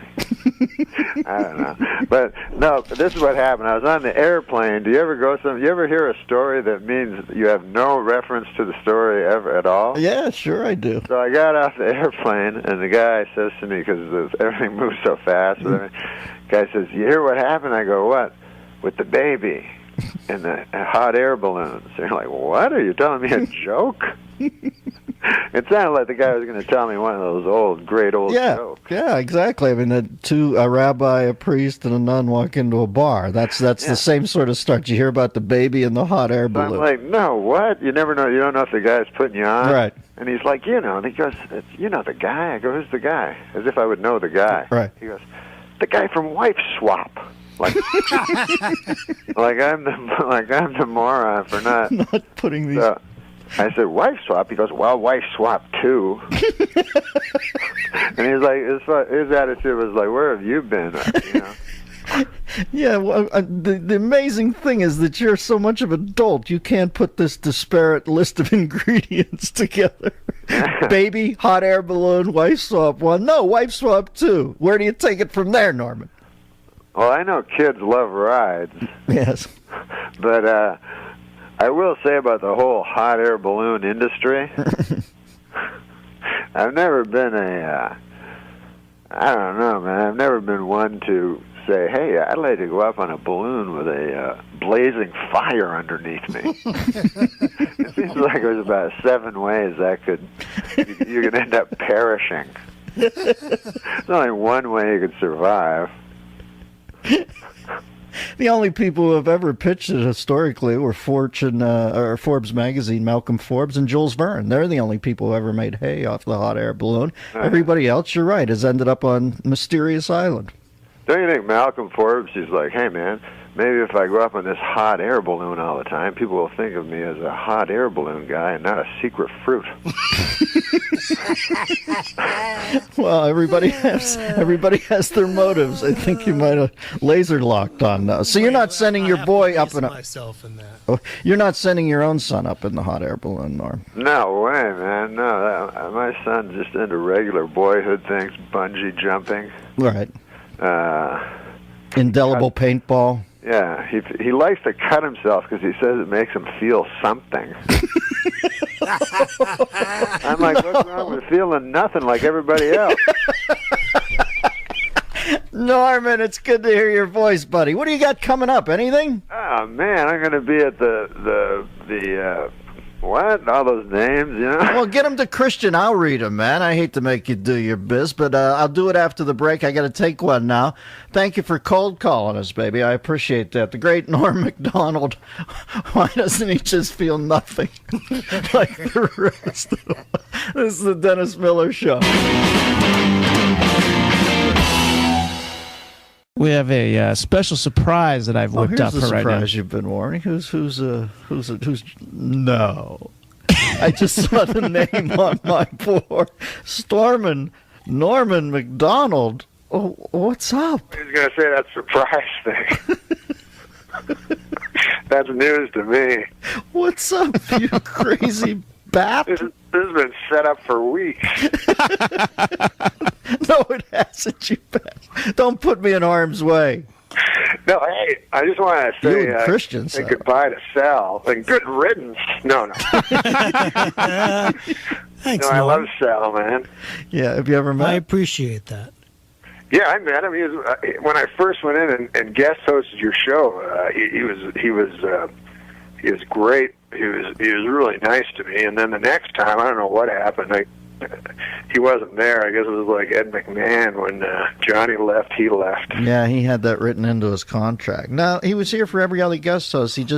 He's allergic to the puppets. So when you came in with the guys, he could not be there with you. Yeah, I was home. I got you. I was home that was under my That bed. was a mistake by me. How are the guys? Are you still doing the puppets? What was the one? The Holocaust denier American Indian puppet, or what was he? Oh yeah, that guy. No, that guy's playing wrong. But listen, what about these Olympics? Are you? Wow. Gee, I feel like two seagulls going after a dreamsicle. You're wrenching it back into the Olympics. There, you didn't want to talk about the puppets. All right. What about these Olympics? No, I love the Winter Olympics. Tell me why. You know? Well, because you get all the great sports together. You know, you get hockey, and then all this other thing, and all those other stupid ones. But I saw figure skating, which always never fails to appall me, because these guys are such incredible skaters. It's beyond me why it never occurs to them to pick up a hockey stick. You know what I mean? Like, it's like if they had a sport, you know, where the guys just running around a football field, you know? Yeah. Doesn't make any sense. I saw Shaun White last night talking in a clip about why skateboarders don't break down in tears after they're judged. It was on the Colbert Show, like ice skaters, figure skaters break down and cry after they're judged. And Shaun White, I think, encapsulated it perfectly. He said, I don't know, maybe they're thinking, you mean I got into this outfit and I didn't get a good score? What about that Johnny Weir's outfit, man? That was hotter than a $2 pistol. Yeah, Johnny. Do you have a little... I don't know. You got a little crush, or what do you have there? What? No, I don't. I mean, he's no. I don't know any other. Brian Boitano. He's no Brian Boitano. Elvis Costello or whatever. Elvis Costello. No, you what's mean that guy's Elvis Supak or whatever? Stoico. Yeah, Bob. You know Bob Stupak. That's the guy who built the Stratosphere in Vegas and has no chin. He's dead. He's an evil-looking man. Yeah. But forget about him. Yeah, I've already. No, we got the gold medal from a guy that lives near me in Santa Monica, Ivan Lachoyevich or something. Yeah, that's it. He beat the commies. He put the commies in their place. Plushenko. Yeah, Plushenko was the Russian. Yes.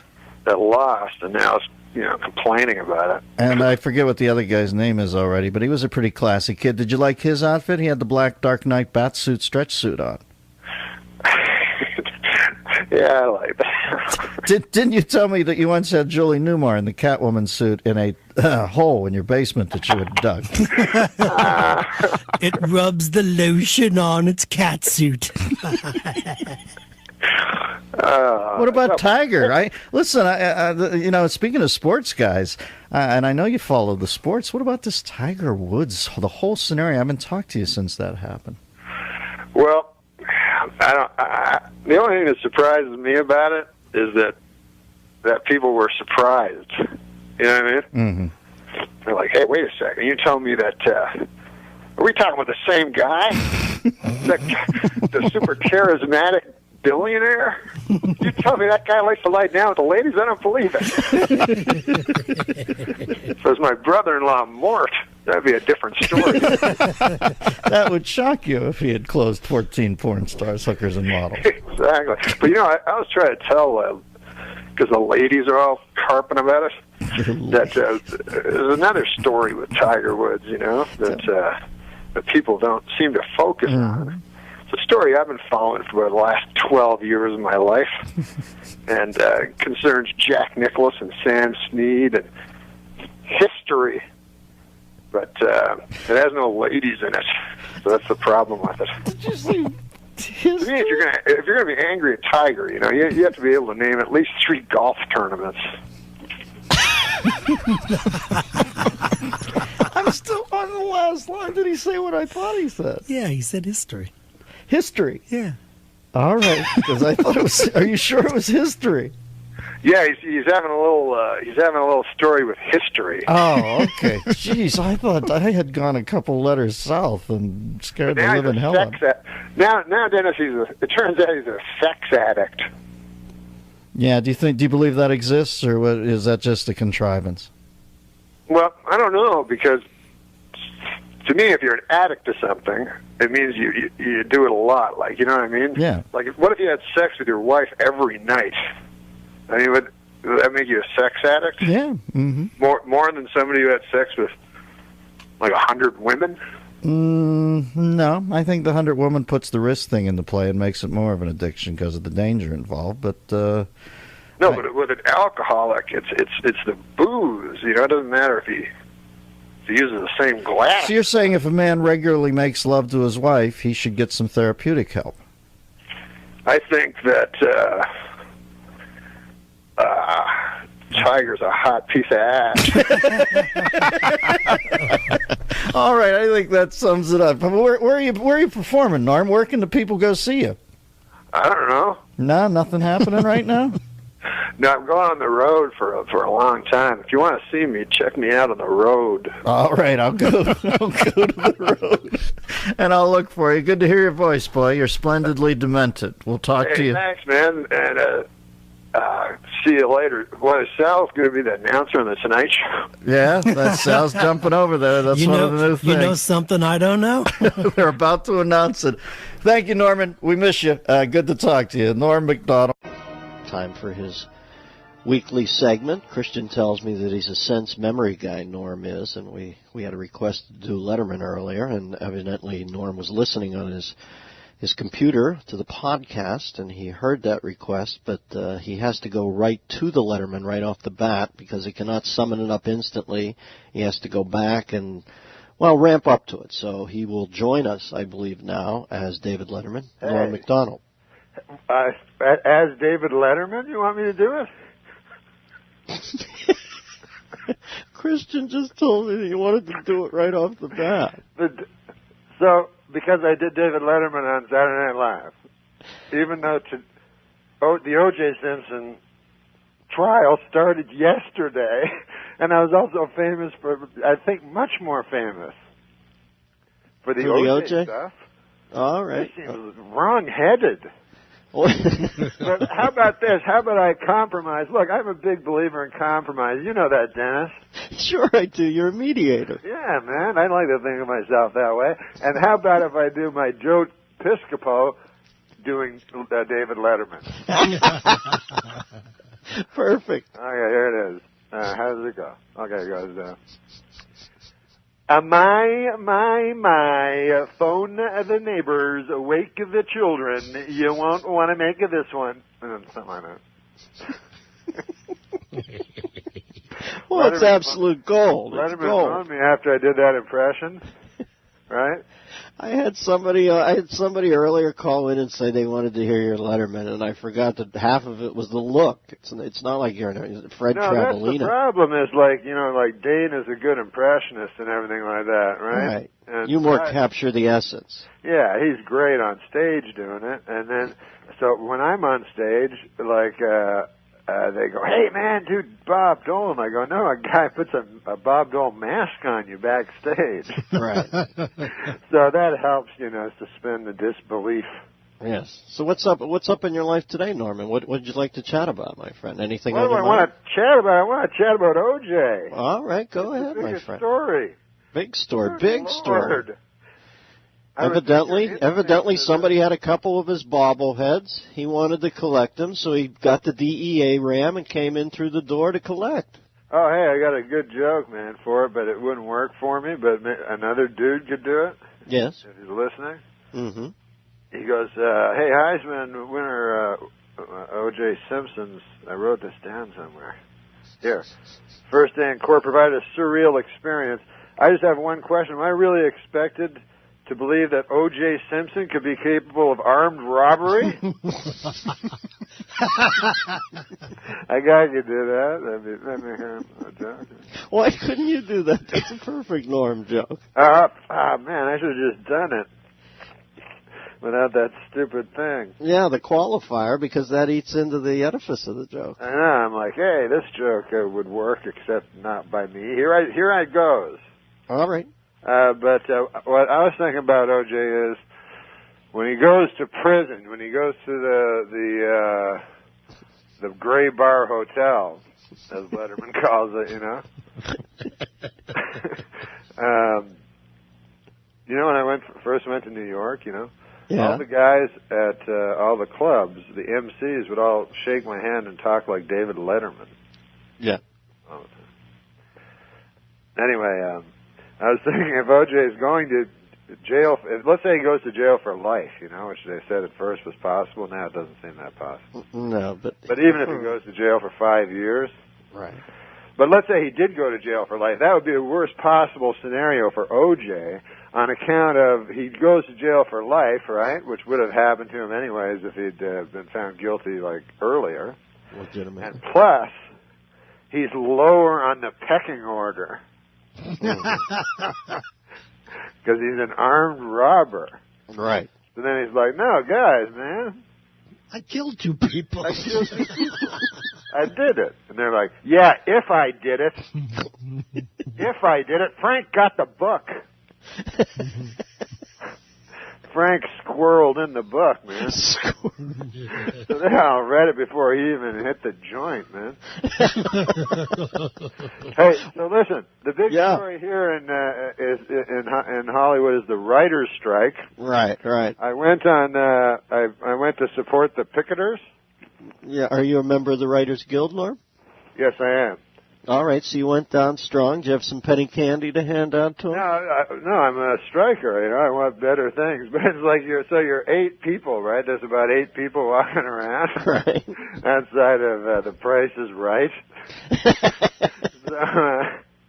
So, and of course, you know, like the cars honk at you once in a while, but it's not like anybody in the places are looking out like all worried like Nixon, you know. Right. With the fires out in the street, you know. Right, it's not that threatening where the park, you know, we want the world and we want it now kids are across the street threatening their life. And then they were saying like the shows that it affected, like on TV last night. Yeah. Like all the sitcoms it affected, and it was like 5. And then I guess there are only 5 sitcoms on the television now. Right.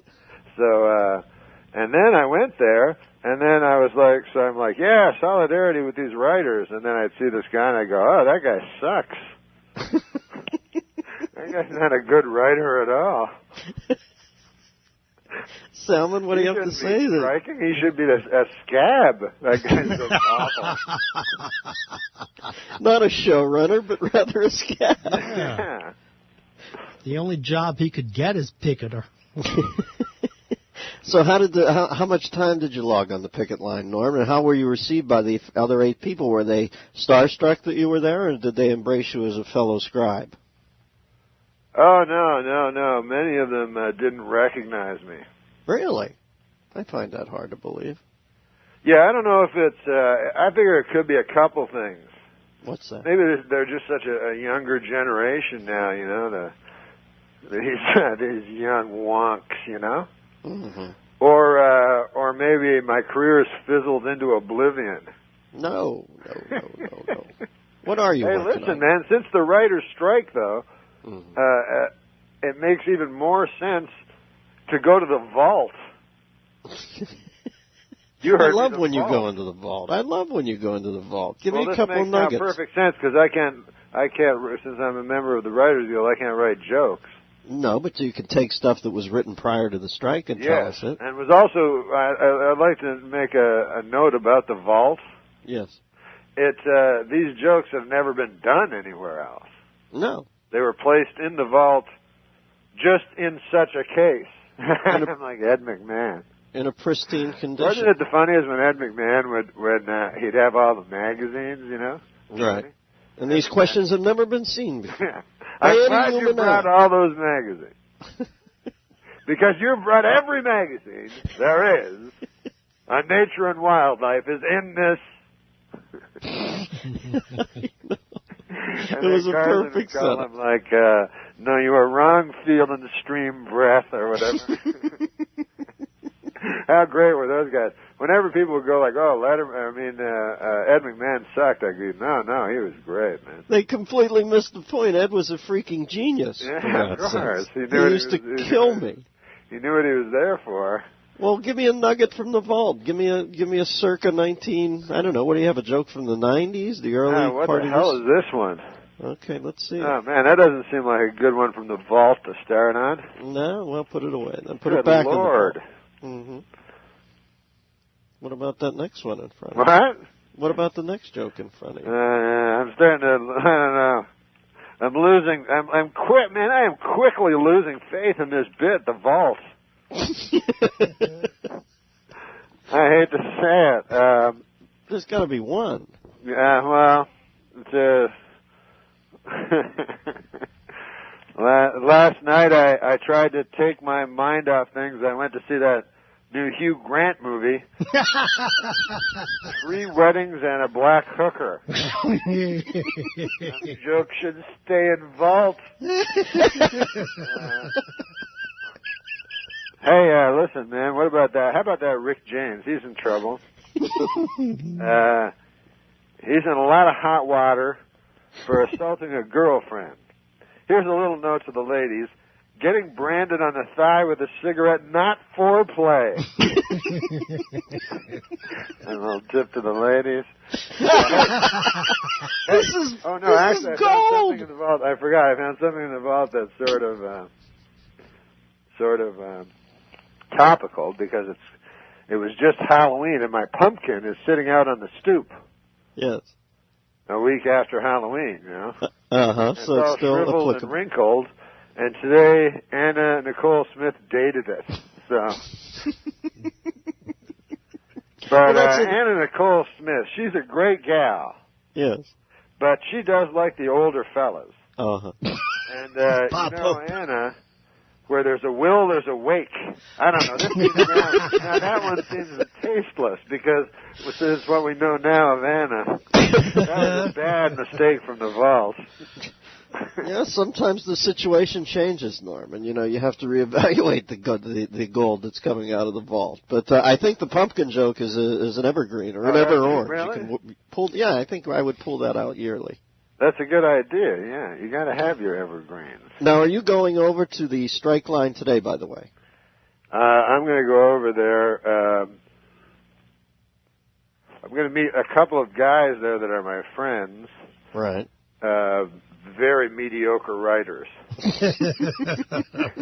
Deserve really whatever they were offered, they should take. Most of these guys, I know them personally, And they're gaming the system to begin with in your they're eyes. getting very, very well remunerated. If we're talking remuneration, these guys are way above their heads. They came here. All right, well, go over and fight the good fight, Norm. You're the new Eugene Debs. Go. We'll talk to you next week, my friend. Always good to chat at you. The great Norm Macdonald. This is the Dennis Miller Show.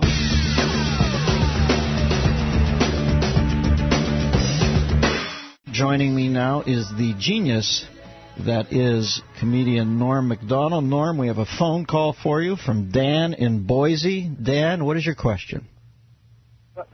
Well, Norm, everybody's bringing up these licenses for illegals and that they need to have them. And my question is, where are they getting the license plates? Obviously, we're letting them register vehicles without licenses. And in this day of car bombs and stuff, I don't know if that's a good idea. Thank you, Dan from Boise. Norm, what's your feeling?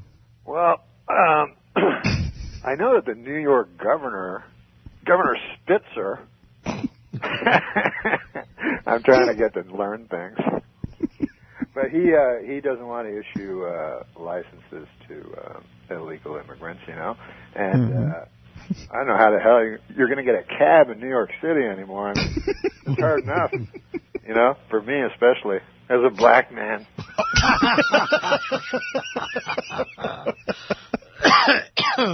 I'm sorry, Normie. I just dropped that question into your lap because I knew that you would handle it and volley it back seamlessly. Oh, man. Dennis, this morning, I had a bad idea. Yeah. I got a trainer. Right. I decided to work out. Hey, by the way, I heard your news thing right before. You know? Yes. And they were talking about that telecommunications thing. Yeah. And that, you know, because people are all freaked out that their phones are being tapped all the time, you know? Right. People are so self-involved that they think anybody cares about them. Right. But, you know, nobody wants their phone tapped. But I do a little trick, you know, during my conversations with my friends. What is it? I'll be talking because, you know, sometimes I might say something that I might not want, you know, around or something. So I'll throw this in during the conversation. I'll say to my friend, I'll say, hey, Bill, you know who's one hot piece of ass? Dick Cheney. But anyways, I went to my trainer. God, I don't work out. I'm a weak man. You know that, Dennis. Well, listen, you and I were on the Mount Olympus of weakness. And not just physically. Oh, no, in every way. In every single way. So I told the guy that, and he said he couldn't do anything except for the physical part. But I don't know if he was the best trainer anyway. He was smoking a butt the whole time. No, that's not good. That's just a joke. He was a big guy. And but I told him, I said, look, I don't want be big like you. You know, I don't want veins. I have no use for that in my arms, you know, or abs. I don't want abs. I don't even know quite what they are. All I know is they were invented around the 80s. And I don't even know what you do when you get them. You know what I mean? Because you got to wear a shirt. You know. You just go to work and go, hey, you want to see these things on my belly? Everybody's like, no.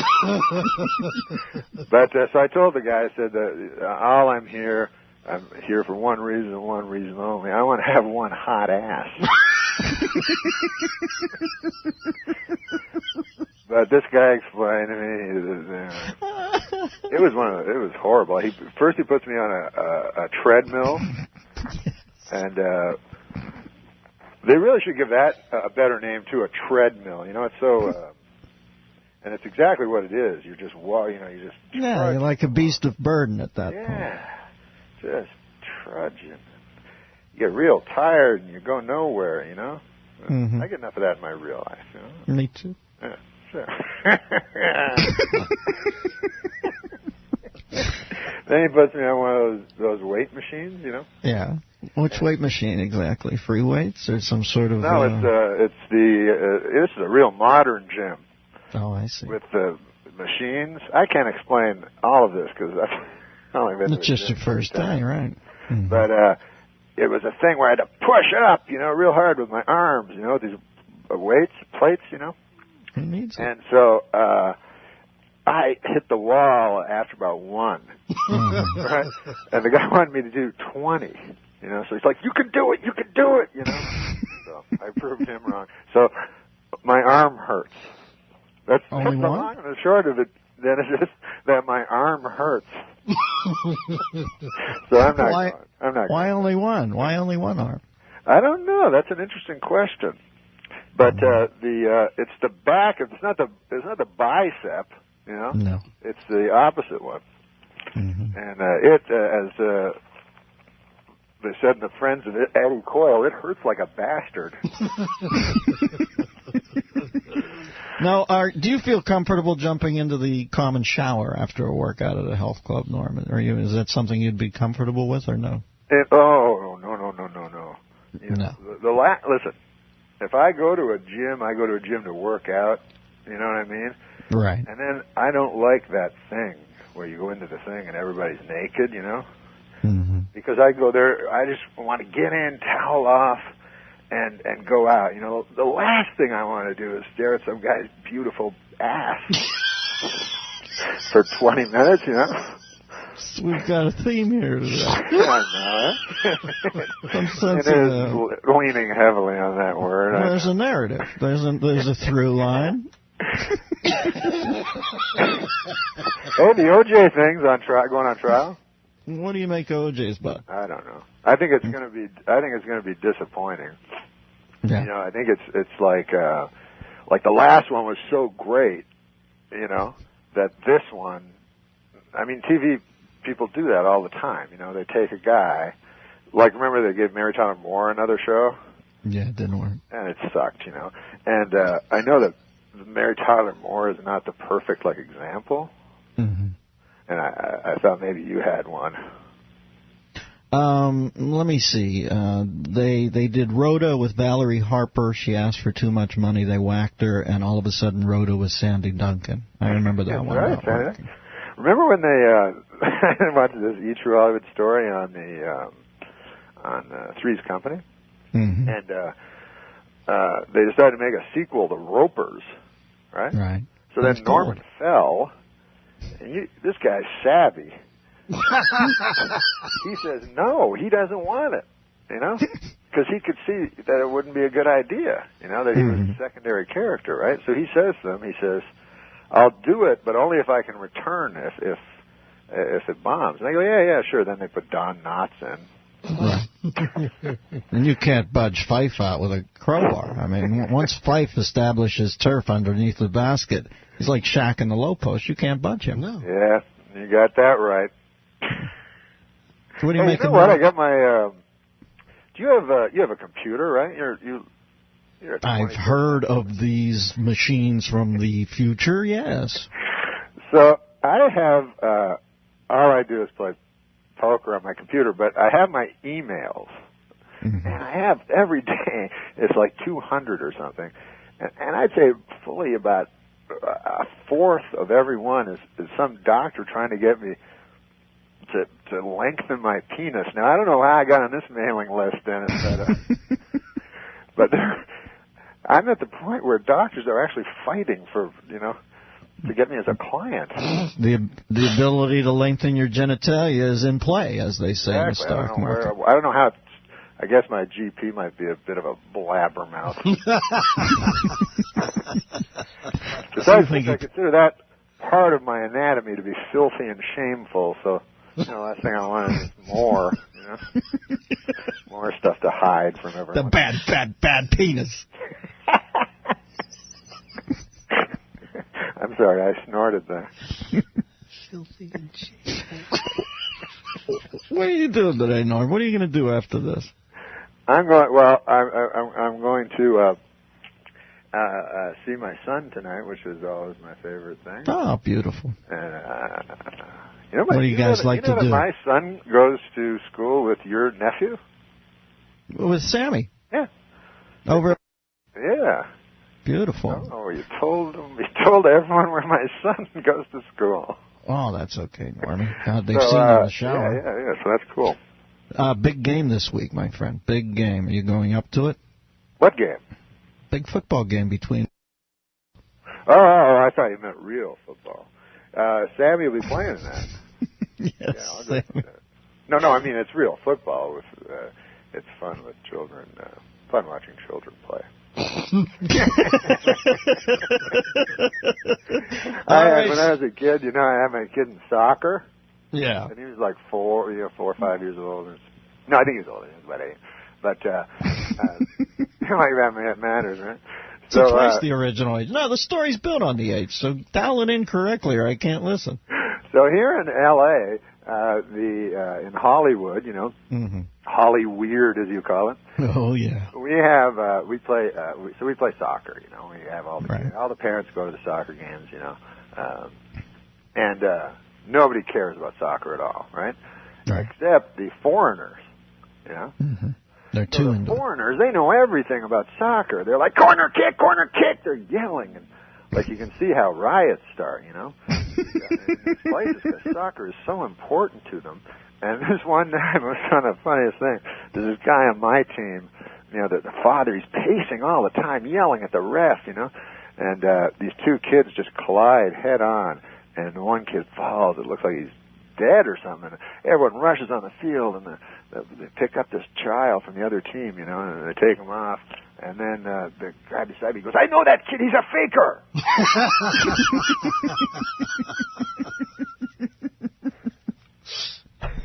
Oh, foreigners are funny. Speaking of my boy, yeah, people, are always debating whether movies cause kids to act out what they see on the screen. Right. And I never really knew if that was true or not, but never prescribed to that. It actually happened in my case. I showed my youngest boy, Dagwood. He's a little boy. I showed him the film. I don't know if you've ever seen it, Cool Hand Luke. Mm-hmm. Then he tried to eat 50 eggs. Dagwood did. Yeah, Dagwood tried to eat 50 eggs, and like an idiot, I'm there like helping him out. I'm like, get mad at them damn eggs. Come on now. But you he's were a playing good boy, Dagwood. You were playing the George Kennedy role. I was, yeah. All right. He's a regular class world beater. That Luke. That Luke. All right. Luke. Hey, Walking Boss, I got a roll. I got a commercial. Thanks for checking in, Normie. Beautiful as always. This is the Dennis Miller Show.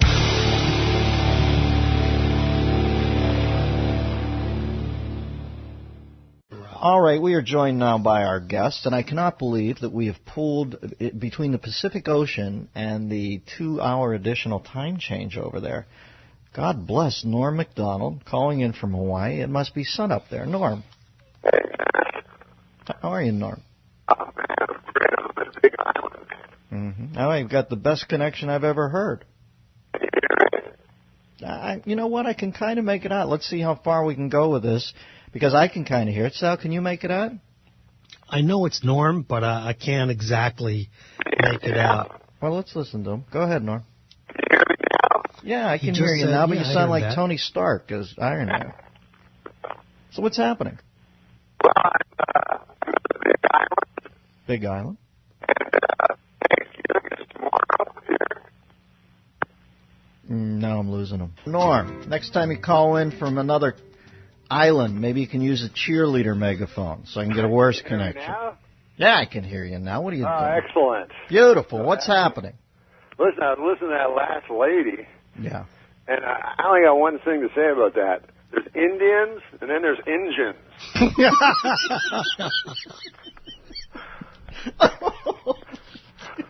And we're underway. Look, no Indian ever scalped me, but you can't trust them engines. All right, Normie. And we're off and running. I got a list of things that I'm thankful for. Every year I make them on the day before Thanksgiving. Right. So I can make a little speech, Right. And I like if you'll have me to read my list. Yeah, I'm going to not even interrupt you. You take your time. Well, firstly, I'm thankful for the fine ladies who live across this country and leave pies on their windowsills, so an old chunk of coal like me might have a meal from time to time. I'm thankful for all of my 5 children, especially the one that I like. I'm thankful for the simple things in life, like bread. Although I've never tried it myself, I hear it's quite good. I'm very thankful for the brave man who pulled me from a burning building last April and unfortunately perished in the process. I'll never forget him, I don't remember his name, but I think he had a mustache. Oh, Jesus, Lord. Of course, I'm thankful for being able to do stand-up comedy for a living, There's nothing more gratifying than to step on a stage before a quiet crowd and with my comedy slowly turn them into an unruly mob. I'm thankful for women, the greatest creatures on earth, because without women, Dennis, there would be no cookies. I'm glad that this year the police finally solved the baffling murder of Margot Hemingway.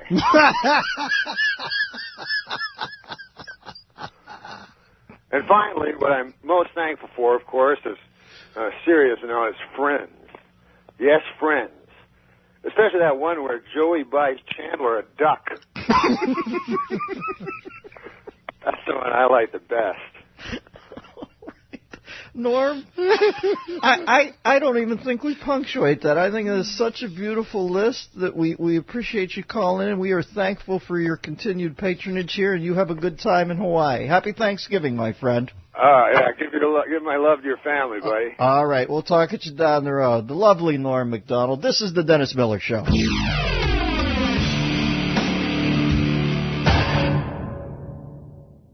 How is Norm this morning, Chris? Norm's good. He sounded a little groggy. I asked him if I had woken him up, and he said, no. I had to wake up to answer the phone. And he also mentioned that he wrote a poem last night. He had to find it, but I'm informed that he has found it. So Norm has a poem for us. Is Norm ready to go? Hey, Dennis, how you doing, man? What's up, E. Cummings? How are you today? Hey, I want to say hi to Sal, too. I forgot I never say hi to him. Hey, Norm. How you doing, pal? Good, man. That didn't go so well. No, we're ripping out of the gate. You're Cha-Cha Maldani. This is your bit, man. I'm not going to step on it. You just jumped the tree. Go ahead. What do you got today, Normie? I like to give you free reign. What do you want to talk about? Well, did you see that Packers game last night? Oh, great game. Who's the second-string quarterback? I'm blanking on his name for the Pack. Huh? Aaron Rodgers. He looked great, didn't he? Yeah, I don't know if there'll ever be a quarterback controversy there or not, but yeah, he was amazing. Yeah, the kid looked pretty prepped. I think it augurs well for the Pack if Favre moves on. Because I don't know if Favre will ever move on. I mean, it's like being Conan O'Brien waiting for Leno. That guy ain't going nowhere. No, Jay, they're going to have to go in there with a Buford pusser stick and knock him out and drag him out. But yeah, that was a great game, man. I was going for Green Bay, but did you bet the game? No, I no longer bet. Oh, you're off the stuff. Yeah, although I was so tempted this week to bet against the Pats with the largest spread in NFL history. Right. Man, you can't cover that kind of line the way the clock moves so fast. 25 points, right? Well, I'm glad you stayed off the stuff there, Norm. Yeah, I didn't know I had opened a Pandora's box there, but yeah, I start doing that before you know it, man. I'll be betting my fingers against Chinamen. Nah, not Chinamen, but I mean no, the Pacific Rim denizens. Asian American. No, but I will tell you one thing. As ethnic slurs go, yes, Chinaman has to be one of the least offensive. It literally says a man from China. Yeah, I mean, because on Kung Fu, that's what they you Chinaman, he'd go, wah! And he was only half a Chinaman. That's right, he was. It's like the difference between the Cleveland Indians and the Washington Redskins. I can see where Redskin might upset somebody just a little. I don't think you're ever going to get it changed, but at least it is a bit denigrating. But Indians, isn't that? Yeah, I never understand that. You don't understand that? No. Well, here's the thing, man. Or Braves. I have no formal education, and as a matter of fact, I don't have any informal education. It's not like I'm hanging out with professors on the weekend, right? Yes. But this is the way I understand it. Old Chris Columbus, he sailed over here, and then he got here, and he thought it was India. Jesus, what a dolt. And that's the source of us all. Yeah, so he goes, hey, man, look at all those Indians. All right. Oh, that's it. And then one of his buddies goes, hey, man, we took a wrong turn at the middle of the Pacific Ocean. This is America. And then he goes, hey, you Indians better get the hell out of here. You're not even in the right country. Well, once you're about to take a country from somebody, you cannot refer to them as Native Americans. It only makes your task harder. They will fight harder because you've already told them you assume that it is their property. But my feeling is at some point there were an ice people, a horde of almost Piltdown men-like creatures who the Indians or whatever, the Native Americans came in and took this from. Isn't that the way of the world, Norm? That eventually everybody takes something. What's a Piltdown, man? You talking about the old days? I'm sorry to throw you off the scent of the conversation. I'm talking about in Paleolithic times. I assume that the Native Americans were not native here either, but came down and took this from somebody else. That's just the way of the world. Yeah, everybody takes everything. Listen, Mother Nature is a brutal bitch. Mm-hmm. A red-clawed, paint the picture. Machine that eats and shrieking harridan. Yeah. What's your poem about, buddy? Hey, man, you know what? Here's a little joke I thought of. All right, set up the poem with a joke. Get our palette ready. No, I was just coming across the customs, Yeah. And they asked to see my ID, mm-hmm. and it occurred to me that ID is a very odd short form for that word, because I stands for I, mm-hmm. and then D stands for identification. So they've asked the D to carry the main crux of the word. Exactly. It seems like an inequitous split of the foot-pounds needed to convey that word. I always thought that I am Pei, the architect, had the easiest autograph, because literally it was simultaneously his name and a proclamation. I am Pei. I am Pei? Mm-hmm. Do you know I am Pei? Yeah, but I don't get the Pei part. His last name is Pei. No, I know. So when people would say, can I have your autograph, he would write, I am Pei, which was his name, and also his proclamation to the world who he was. I am Pei. Oh, cool. Mm-hmm. You think that up? Nah, I probably wish I hadn't, but I did. Oh, man, that's cool. He did the CAA building. I am paid at CAA? This is like that the poem you've heard? Johnny Carson, Jack Webb bit. Jack Webb. But I used to love Jack because he gave no allowance to the audience for them putting anything together. He would always break the show down in 2-minute increments on Dragnet. 8:48, my partner Bill Gannon and I entered the coffee lounge. 8:49, we had a cup of coffee.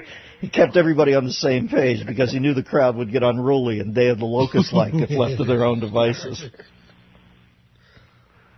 Yeah, we laughed. Yeah, it's not easy being a cop, though. No. You walk into a room and everybody looks at you. You're the fuzz, John Law. That's what he told.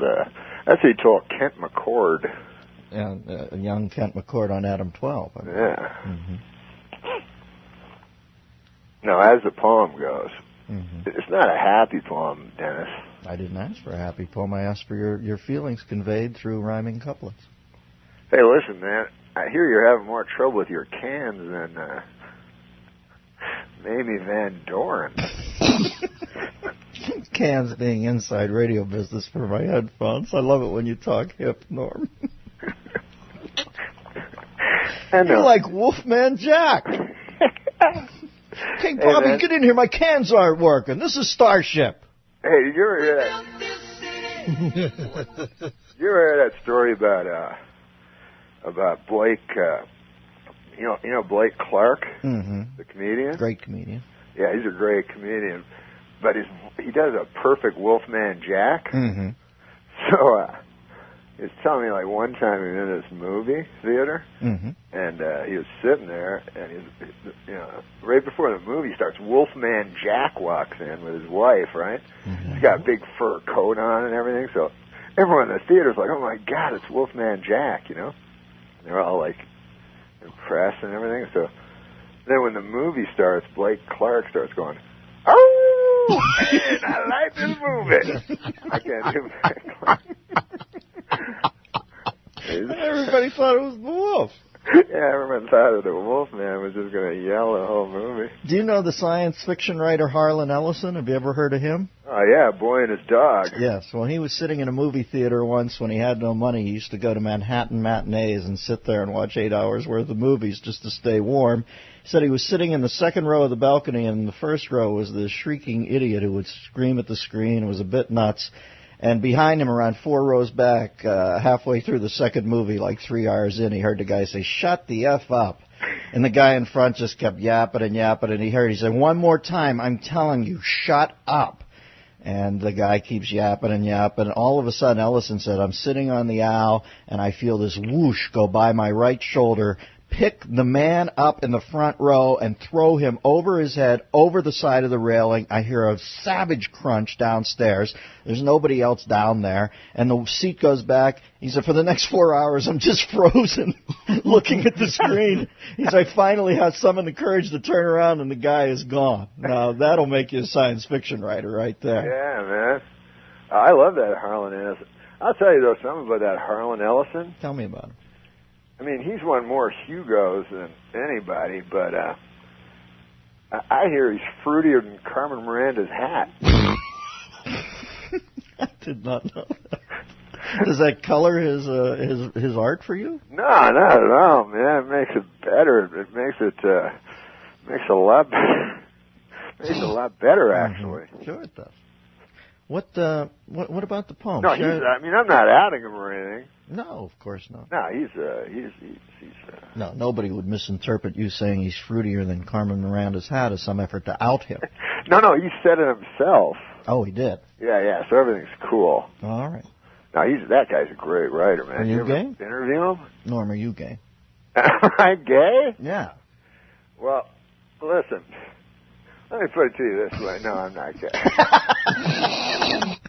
Sometimes I make a joke and then...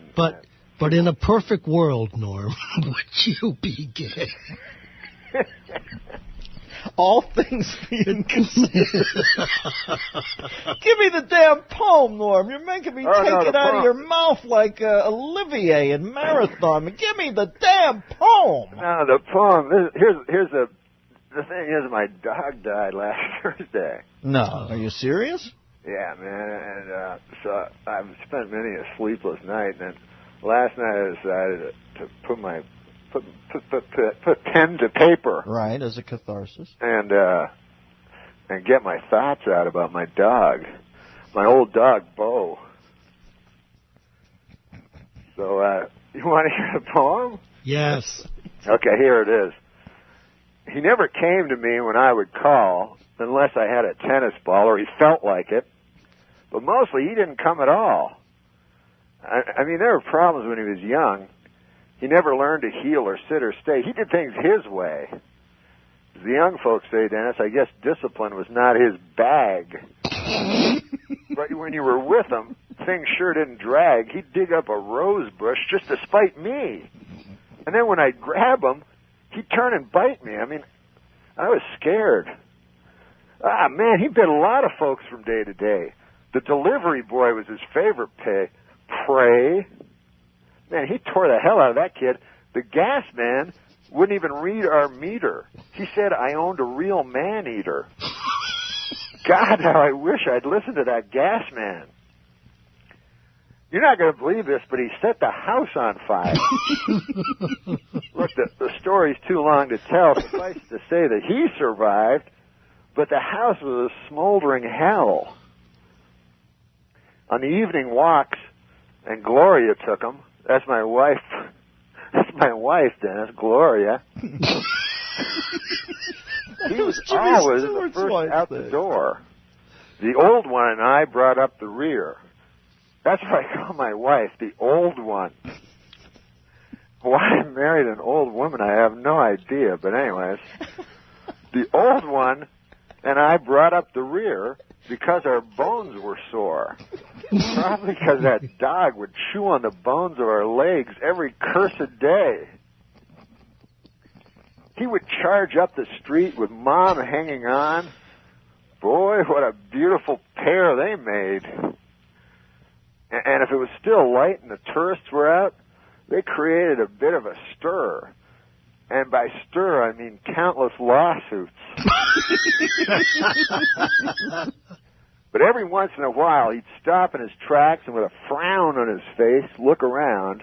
It was just to make sure that the old one, that's my wife, was there and would follow where he was bound. And we knew damn well enough to follow, I'll tell you that. We're early to bedders at our house, Dennis. I guess I'm the first to retire. I like to get to sleep before the old one clambers into bed.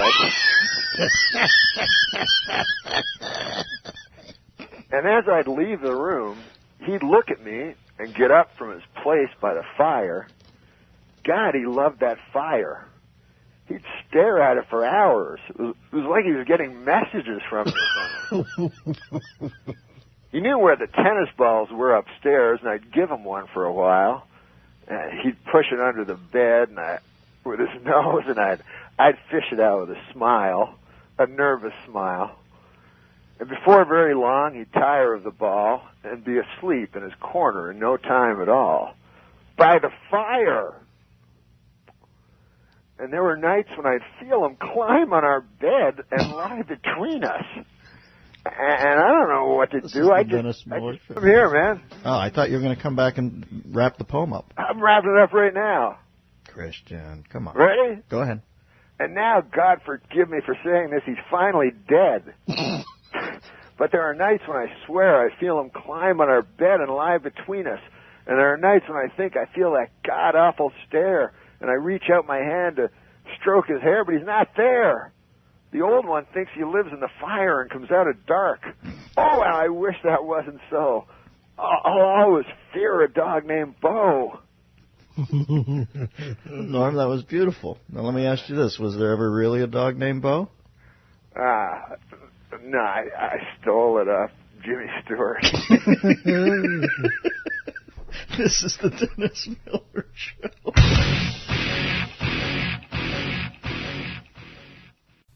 Norm is with us, yes. Norm, and anything you want to tell me about Norm's segment this week? Is there anything he wants to talk about? What he said to me is, what we're not going to do is, I'm not going to read a poem. I love that poem, by the way. Me too. Norman. Hey, Dennis, how you doing? How you doing? I'm all right. I have to apologize for that fiasco last week. I liked the poem. Why would you apologize? I like you more existential. Oh, man. I guess it was just too long. It was turned out to be... No. Just forget the fact that Alfred Lord Tennyson called halfway through and said, is this ever going to end? Forget that. Exactly. I'm going to leave the rhyming to the Lily Sobieski from now on. It's funny. And we're off. I don't even know what that means. What's up, Normie? But I remember, I realized something. My problem with the segment is I've been waking up about 5 seconds before I go on the air. Mm-hmm. So today I got up a couple hours ago, made myself a big healthy breakfast. What'd you have? What I have? Yeah, I had 6 farm fresh eggs, half a rasher of bacon, and a pot of piping hot coffee. So you're kind of drowsy. Hey, Sal, how you doing? I'm doing well. A half a rasher. God, you make me laugh, Norm. And what has the healthy breakfast yielded you in the way of insights into the world? Oh, I was just listening to that. You were talking about Mitt Romney and that speech he gave. Yeah. And I don't know if you know this, he got a really good response from the crowd, but apparently 10,000 of them were his wives. All right, just flicking the jab here. We're getting out of the blocks. Yeah, that's all it is. No, I've been scouring the newspaper trying to be more of a more topical. Sure, up to the moment. And so I've come up with a couple of things. Boy, I can't wait. Well, they mentioned that Oprah Winfrey, is crisscrossing the country with, she's making personal appearances to raise money for Barack. All right. And she says if that doesn't work out, she'll just give him $1 billion.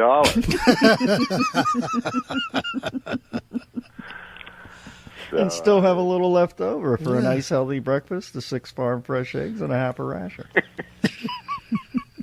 Oh, Osama bin Laden? What's up with him? How's he doing in the polls? The guy released another tape to recruit young Muslims to fight and die for Islam, and I don't know. I think he's serious this time because apparently he's tossing in a pair of tickets to Hannah, Montana. Which is a big enticement to the kids today. Yeah, for the young...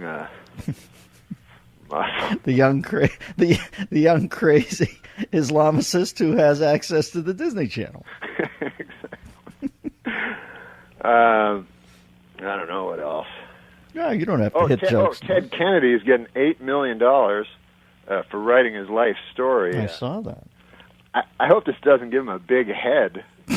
He has that giant, big red head. I know his head is second only to Will Durst's in total cubic space. You've been great. I've been Durst. We're talking about a comedian in the Bay Area, quite a actually perceptive political observer, but he did have a big Macy's balloon type dome, and that was how he ended his act. You've been great. I've been Seacrest. I haven't seen a melon that big since I can't think of anything.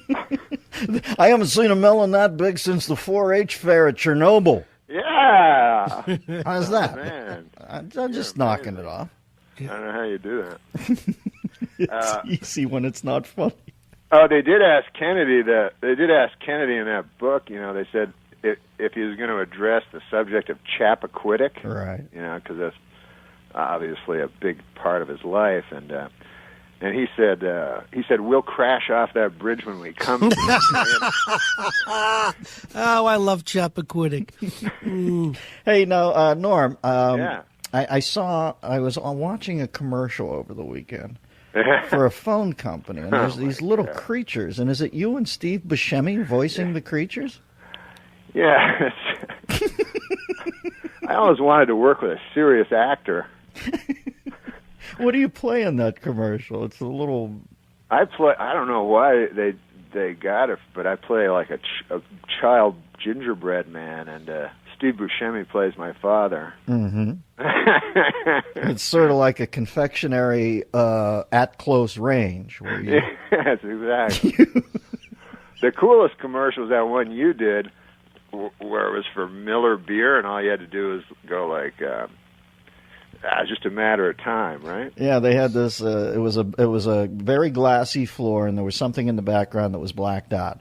I walk out very slowly. It was a 30-second commercial. I saunter across the stage. I've got a nice suit on. You hear clip clop, clip clop, clip clop. I stand there in the middle. I hit a button in my hand, and this huge marquee-like lighting lights up behind me that says Miller Genuine Draft. And then I look at the camera and go, "Oh, I knew they'd call." That was an easy one. That's an easy one. I had one funny commercial that I did for beer, mm-hmm. and it was really funny. It was for Miller. I don't know what it was for. Let's suppose it was for Miller Lite. Yes. And then, so I'm at a party, and a guy comes to the door, and I go, "Hey, man, did you get the beer?" And he goes, "Yeah, I got Budweiser." And then I go, "Budweiser sucks." That was really funny. So then we go to shoot it, and there's all these executives around that, like the guys that own the beer company. Mm-hmm. And then they freak out the last second. They're like, "We can't say that about Budweiser, You're going to have to change the copy." So they say it to this kid so he has to change it like immediately, So anyways, it turned out to be the guy comes, he goes, "I got some Budweiser." And I go, he goes, I got some Miller Lite." And I go, "Great, come on in," like that was the option. Yeah, that's the option. And then so they never aired it, but they cut me a giant check. Yeah. Well, you know what, Norm? That's the whole thing about ads that I've noticed, that you have a lot of creative people who want to run right up to the shoreline of naughtiness and put their toe in. But then at the end of the day, they're being paid by some town elder somewhere out in the Midwest who owns the company. So they do one for themselves, then they do the actual one, and the funny, cranky one never makes the air. Never, ever makes the air. But you're right. At the end of the day, more zeros than the Japanese Air Force on the end of that check, my friend. And I bring that up only because it's Pearl Harbor Day. You were just in Hawaii. Have any particular reflections on Pearl or Hawaii or anything other than that? Well, Hawaii, I don't know. I've noticed one thing, because I was there with a large group of people. And boy, wait a second. What's that about? Mary Kay reps? What were you doing there with a large group of people? Well, I brought my son, right. Simon, who was known as Peter. And, so I brought the wife Gertrude, and then a whole the old one, as you say. What? In the poem, you referred to your wife as the old one. Have you forgotten the poem? Oh, yeah, well, already? she is a little long in the tooth. I mean, good Lord. The problem is, when I was a young man, I had a thing for older women. Right. I happened to marry Gertrude, and now as I reach my mid-40s, good Lord, I'm not one to break vows, but I'm waiting for that till death do us part. So you go over with a group of people to Hawaii. What did you notice in Hawaii? What was your perception? Well, I noticed, first of all, that Gertrude loves sunsets. And all the group of us would go and watch a sunset every evening, and I just don't like them. No. Like, to me, a beauty is like the nape of a young girl's neck. Right. But, you don't want to bring that up to Gertrude. No, you don't want to ask your wife and the group to go out at 6:30 at night and look at the nape of a Good God, local one neck. time I woke up in the middle of the night in Hawaii beside this ghastly woman, Mm-hmm. and I swear to God, it looked like in the light, it looked like I was sleeping with Burt Mustin. I mean, she's Burt Mustin, by the way, made Hume Cronin look like somebody Cher was dating. He was the oldest man on the planet Earth, one of Johnny Carson's favorite guests. Norm, I'm up against a commercial break. I could listen to you recount all day, but I've got to pay some bills. Thank you, my friend. This is the Dennis Miller Show.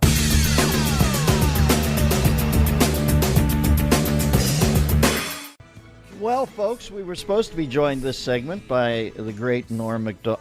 What's that? What's that, Christian? He's with us. No way. Norm! Yeah, that's why. Why are you making a joke? Because sometimes. No, God forbid I do that. Let me read some of these tour dates off for Norm, by the way.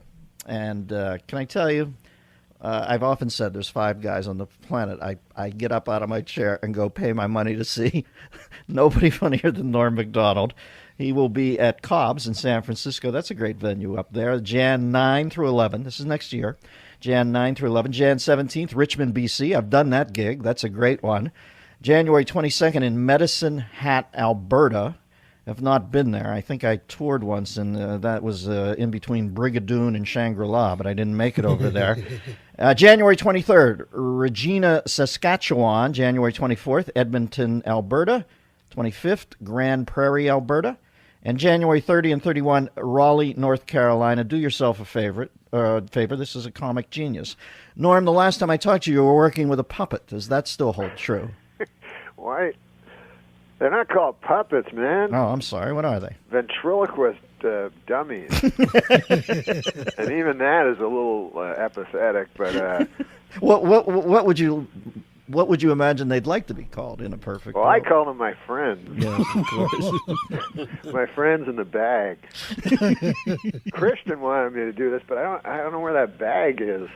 What were some of the puppets? Who was your rat pack in there? I had my regular guy Brad. He's just my buddy, And then I got this old man, and I had trouble with him. He's too cranky. Right. And it turned out. I don't even want to mention what he believed. And weren't you also beginning to work with a young Chippewa girl? Now, that one was too expensive. I wish I could find my Richard Nixon doll, because now they have that Frost-Nixon debate. Yes. And I do have a Richard Nixon doll. Uh-huh.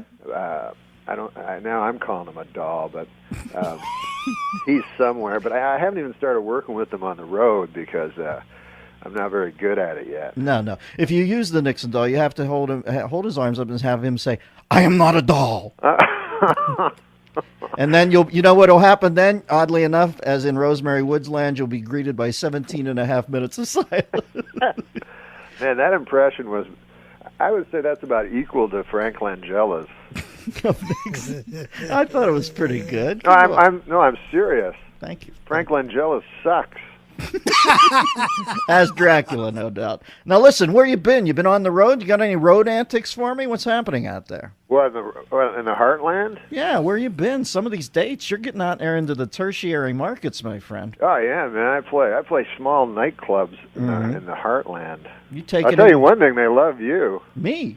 Yeah, they're always like, when are you going to be a dentist next? Wow, that's cool, man. I didn't know we were out there. I didn't even know I had an affiliate in Medicine Hat. Now, what do you do when you're up in Medicine Hat? You get off the stage at, what, 9:30? You're looking to cruise. Where do you go? To some Well, I don't bar drink. where you buy drinks with pelts, or what's happening up there? No, unfortunately, I don't drink, Mhm. and I don't do any drugs, and I'm not promiscuous, so I don't do anything. I just go back to the hotel. I just basically, like, when you're on the road, other than the hour that you do stand up, you know.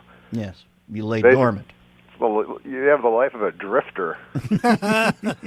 So a lot of it's trying to find food. But you know what I've found is, as I travel through the country, Tell me, Mr. Sullivan. and this might be, who knows, this might be profound. Well, we'll write it down and analyze it. But I was in this place called, I think it was called Malleyville, Iowa, you know? Sure. So I noticed, like, the local comics, like, they'd get up and they'd go, hey, man, I'm happy to be here. I just came from Wadsworth. And everyone would, like, they'd laugh, you know? So I talked to the guy, the owner, and he's like, oh, those guys from Wadsworth, they're idiots, you know? And it turned out Wadsworth was just about 18 miles down the road from Malleyville, Iowa, right? Who's booking you, Harriet Tubman? You're not letting me get to my profound No, point. I'm just, for God's sakes, these places don't even exist. Well, no, I'm actually making up these What names. were you, at the Shady Rest this week? No, I'm making up the names to protect the innocent. All right. And the guilty. So get profound. Yeah, I only have one profound thought every few years. All so right.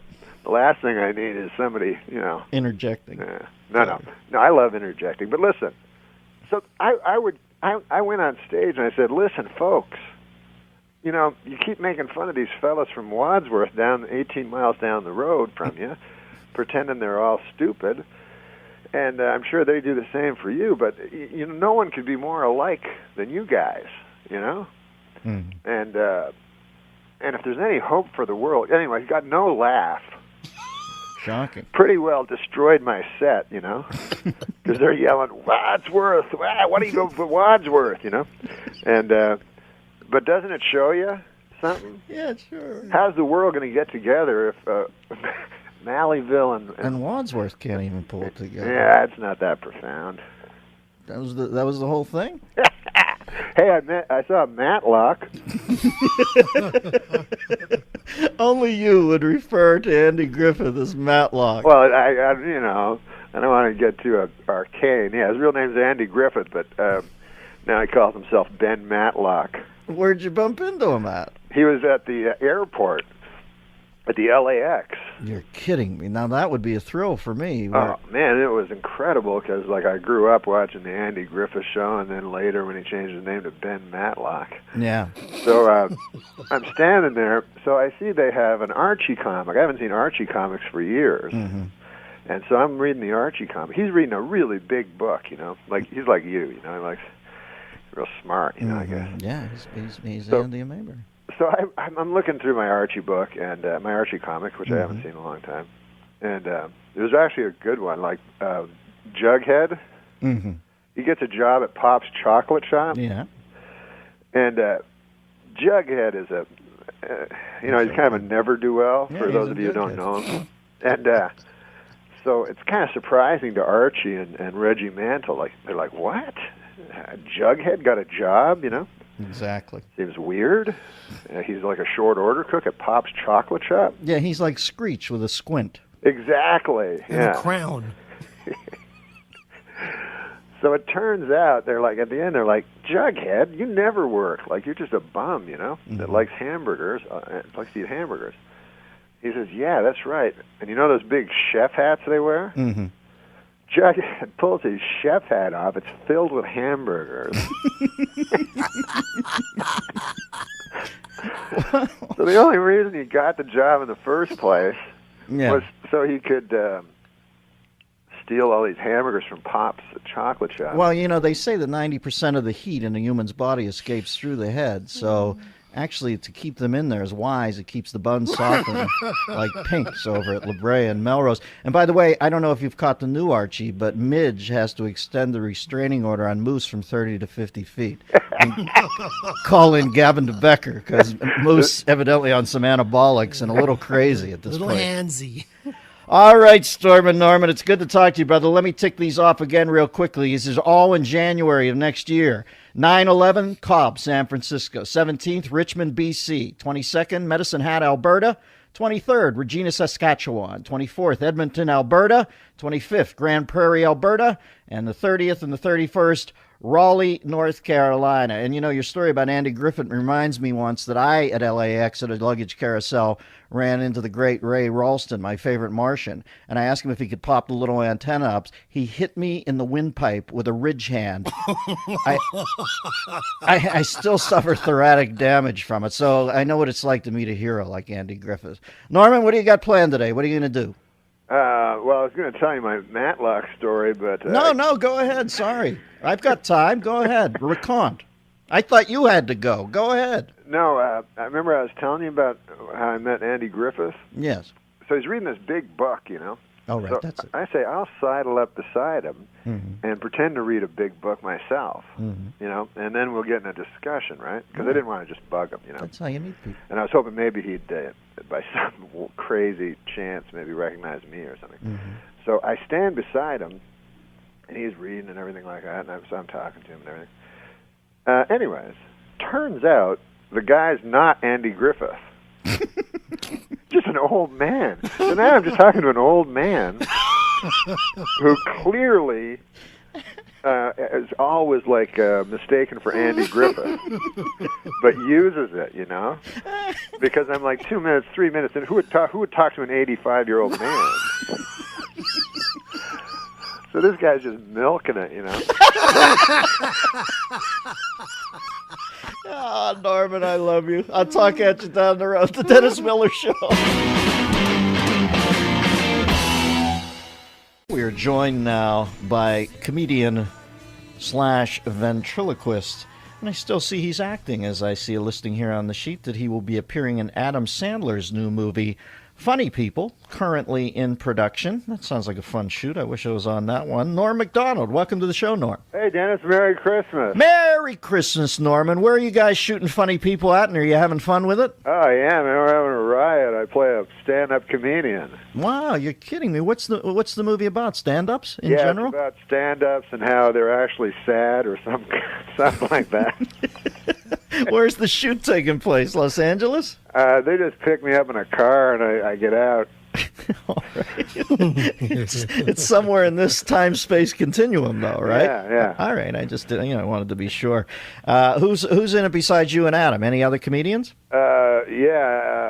Sarah Silverman, the great David Tell. Oh. So it's chock full of chock-a-block, as they say. Bad actors. You snuck one in on me there, Norman. Now, what are you doing for are you a big holiday guy? How do you help the human condition around the holidays? Do you do charity work, or do you just get out there and be Norm? Is that enough for the world? Well, no. Every year I go down to the Laugh Factory. The great Jamie Masada has a Christmas thing where he opens the doors of the Laugh Factory to the homeless, you know. So I go out there with Freddie Stoller, and we ladle out some, gravy and turkey and. Have you ever had a homeless guy in the middle of his set and you've come in and bumped him because you were on network television? No, they don't do sets. Oh. No, we give food to the home. Actually, John Lovitz is going to be doing a set this year, so it's not entirely free, but everything has its price. Guys out there, homeless people doing the 20-second injury timeout gesture. Hey, enough, liar. I'm trying to have some giblets over here, okay? Can you lighten up?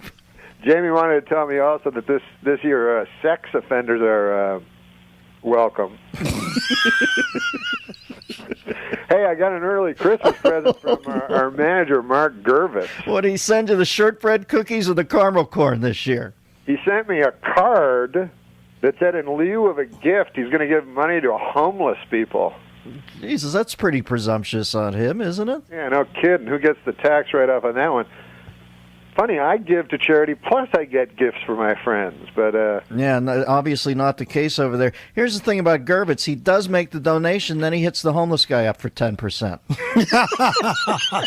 It's absolutely brutal. They always wet their beak over there, Brillstein, my friend. Now, where are you going here? You're going to Cobb's in San Francisco, January 9th through 11th. Three-day set there. What do you like to do during the days in San Fran to unwind? Do you go? I just work on my ventriloquism. Oh, how's that going, Norm? It's going great, man. I thought Rusty and I would do a little holiday song for you. Oh, you're kidding me. Let me kick back here and put my feet up in front of the fire, you and Rusty. Which puppet is Rusty? Refresh me. Rusty's just my friend. You know, I'm having a lot of trouble with my cranky old man. I don't know if you remember old Alec Majerison, the virulent anti-Semite. Yeah, sure, I remember. What, are you kidding me? I have a plaque commemorating my first meeting. I'm trying to get rid of that guy because you know he's a Holocaust denier. That's no secret. He's an enthusiastic Holocaust denier, and I've had it up to here with this character. You know, the man is just a waste of wood. But I don't know what to do. One of my Jewish friends suggested that, why don't I just throw them in a fire and burn them? But I say two wrongs don't make a right. Gotta go. But anyway, we're not here to talk about that. Let me get Rusty out here. Rusty, say hello to Dennis. Hey, Dennis, how are you? Hey, Rusty. What? Hi, Rusty. Who's the dummy here, me or you? It's me. It sounds like it's you. I'm sorry, Rusty. Let me give you my man voice. Hey, Rusty, how are you doing? Yeah, dummy. Hey, come on now, Rusty. That's ridiculous.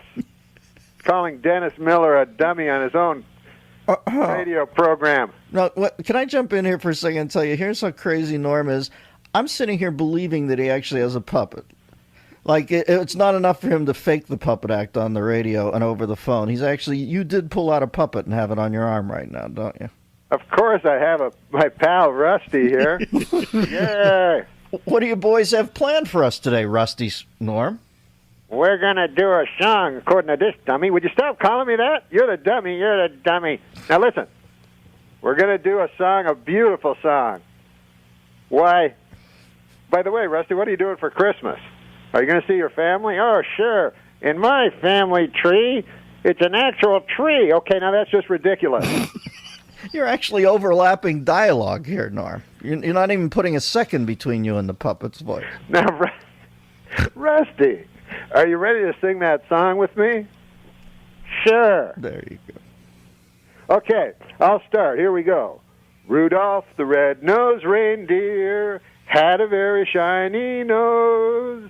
And if you ever saw him, you would say that he was a drunk. Hey, come on! Well, that's ridiculous. What the? Come on now, don't ruin this. Is a classic. I'm sorry. All right, now let's continue. Then one foggy Christmas Eve, Santa came to town.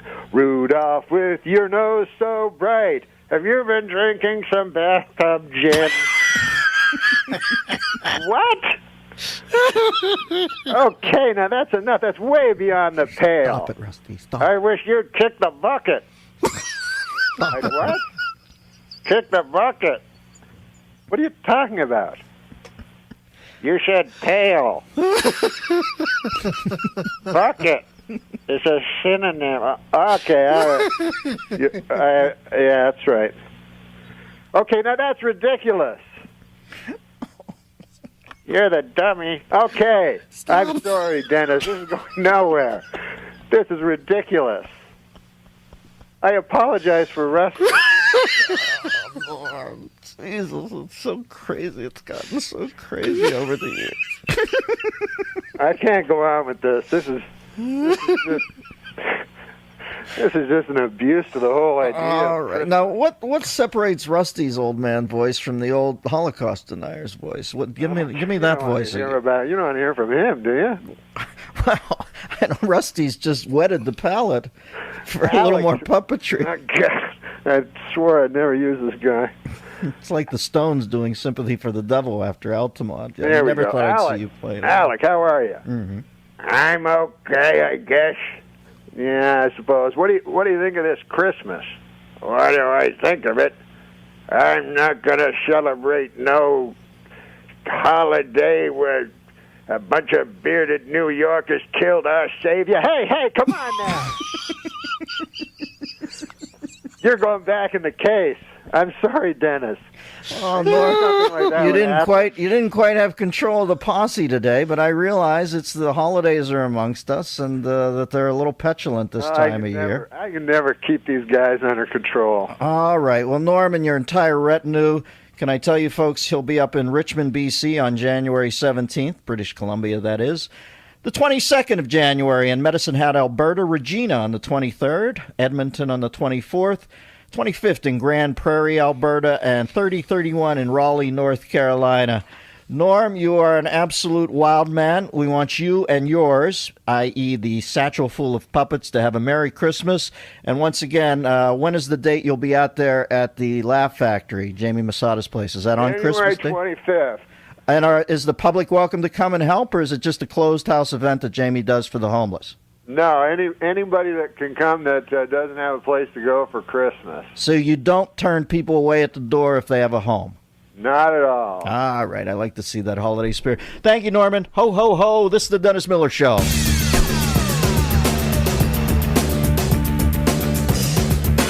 What's name do I see here? Norman Macdonald cold calling me? What's up, Norm? What, are you eating some toast?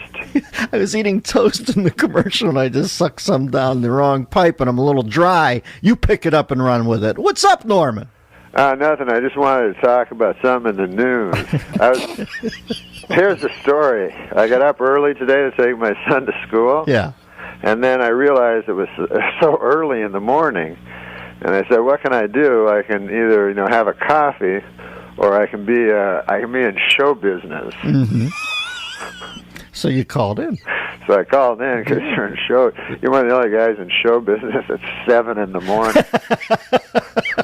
It's a bridge and tunnel thing, exactly. No, but listen, man, I want to talk about the news,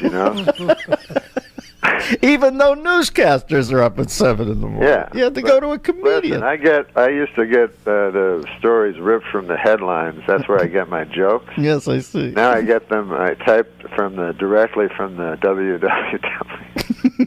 I don't know.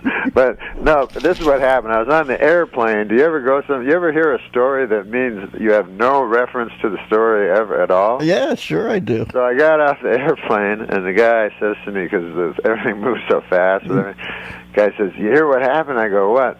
With the baby and the hot air balloons. They're like, what? Are you telling me a joke? It sounded like the guy was going to tell me one of those great old jokes. Yeah, exactly. I mean, a rabbi, a priest, and a nun walk into a bar. That's the same sort of start. You hear about the baby and the hot air balloon. I'm like, no, what? You never know. You don't know if the guy's putting you on. Right. And he's like, and he goes, the guy? I go, who's the guy? As if I would know the guy. Right. He goes, the guy from Wife Swap. Like, like I'm the moron for not putting these.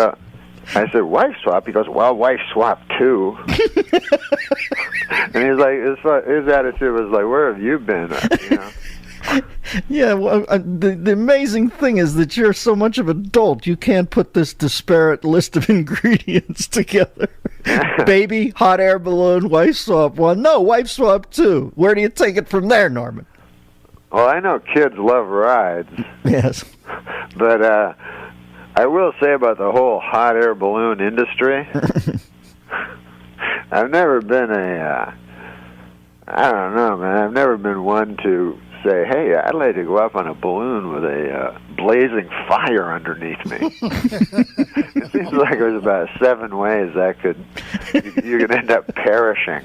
There's only one way you could survive. The only people who have ever pitched it historically were Forbes magazine, Malcolm Forbes, and Jules Verne. They're the only people who ever made hay off the hot air balloon. Everybody else, you're right, has ended up on Mysterious Island. Don't you think Malcolm Forbes, he's like, hey, man, maybe if I go up in this hot air balloon all the time, people will think of me as a hot air balloon guy and not a secret fruit. Well, everybody has their motives. I think you might have laser locked on. So you're not sending your boy up in a. Myself in that. Oh, you're not sending your own son up in the hot air balloon, Norm. No way, man. No, my son's just into regular boyhood things, bungee jumping. Right. Indelible paintball. Yeah, he likes to cut himself because he says it makes him feel something. I'm like, what's wrong with feeling nothing like everybody else? Norman, it's good to hear your voice, buddy. What do you got coming up? Anything? Oh man, I'm going to be at the what? All those names, you know? Well, get them to Christian. I'll read them, man. I hate to make you do your biz, but I'll do it after the break. I got to take one now. Thank you for cold calling us, baby. I appreciate that. The great Norm Macdonald. Why doesn't he just feel nothing like the rest of them? This is the Dennis Miller Show. We have a special surprise that I've whipped up for right now. Surprise you've been warning. Who's? No, I just saw the name on my board. Norman Macdonald. Oh, what's up? I was going to say that surprise thing. That's news to me. What's up, you crazy bat? This has been set up for weeks. No, it hasn't, you bet. Don't put me in harm's way. No, hey, I just want to say Christian say goodbye to Sal and good riddance. No. Thanks, I Norm. love Sal, man. Yeah, have you ever met? I appreciate that.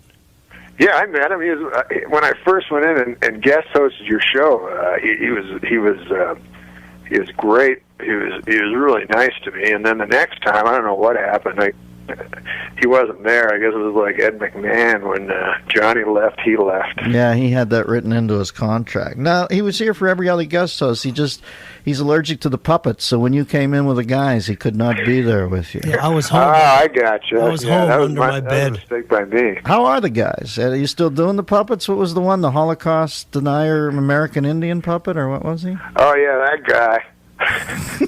No, that guy's playing wrong. But listen, what about these Olympics? Are you? Wow. Gee, I feel like two seagulls going after a dreamsicle. You're wrenching it back into the Olympics. There, you didn't want to talk about the puppets. All right. What about these Olympics? No, I love the Winter Olympics. Tell me why. You know? Well, because you get all the great sports together. You know, you get hockey, and then all this other thing. And all those other stupid ones. But I saw figure skating, which always never fails to appall me. Because these guys are such incredible skaters. It's beyond me why it never occurs to them to pick up a hockey stick. You know what I mean? Like, it's like if they had a sport, you know, where the guys just running around a football field, you know? Yeah. It doesn't make any sense. I saw Shaun White last night talking in a clip about why skateboarders don't break down in tears after they're judged. It was on the Colbert Show, like ice skaters, figure skaters break down and cry after they're judged. And Shaun White, I think, encapsulated it perfectly. He said, I don't know, maybe they're thinking, you mean I got into this outfit and I didn't get a good score? What about that Johnny Weir's outfit, man? That was hotter than a $2 pistol. Yeah, Johnny. Do you have a little... I don't know. You got a little crush, or what do you have there? What? No, I don't. I mean, he's no. I don't know any other. Brian Boitano. He's no Brian Boitano. Elvis Costello or whatever. Elvis Costello. No, you mean Elvis Supak or whatever? Stoico. Yeah, Bob. You know Bob Stupak. That's the guy who built the Stratosphere in Vegas and has no chin. He's dead. He's an evil-looking man. Yeah. But forget about him. Yeah, I've already. No, we got the gold medal from a guy that lives near me in Santa Monica, Ivan Lachoyevich or something. Yeah, that's it. He beat the commies. He put the commies in their place. Plushenko. Yeah, Plushenko was the Russian Yes. that lost, and now is complaining about it. And I forget what the other guy's name is already, but he was a pretty classy kid. Did you like his outfit? He had the black Dark Knight bat suit, stretch suit on. Yeah, I like that. Didn't you tell me that you once had Julie Newmar in the Catwoman suit in a hole in your basement that you had dug? It rubs the lotion on its catsuit. What about Tiger? Listen, speaking of sports guys, and I know you follow the sports. What about this Tiger Woods? The whole scenario. I haven't talked to you since that happened. Well, the only thing that surprises me about it is that people were surprised. You know what I mean? Mm-hmm. They're like, "Hey, wait a second! You telling me that? Are we talking about the same guy? the super charismatic billionaire? You tell me that guy likes to lie down with the ladies? I don't believe it." Says my brother-in-law, Mort.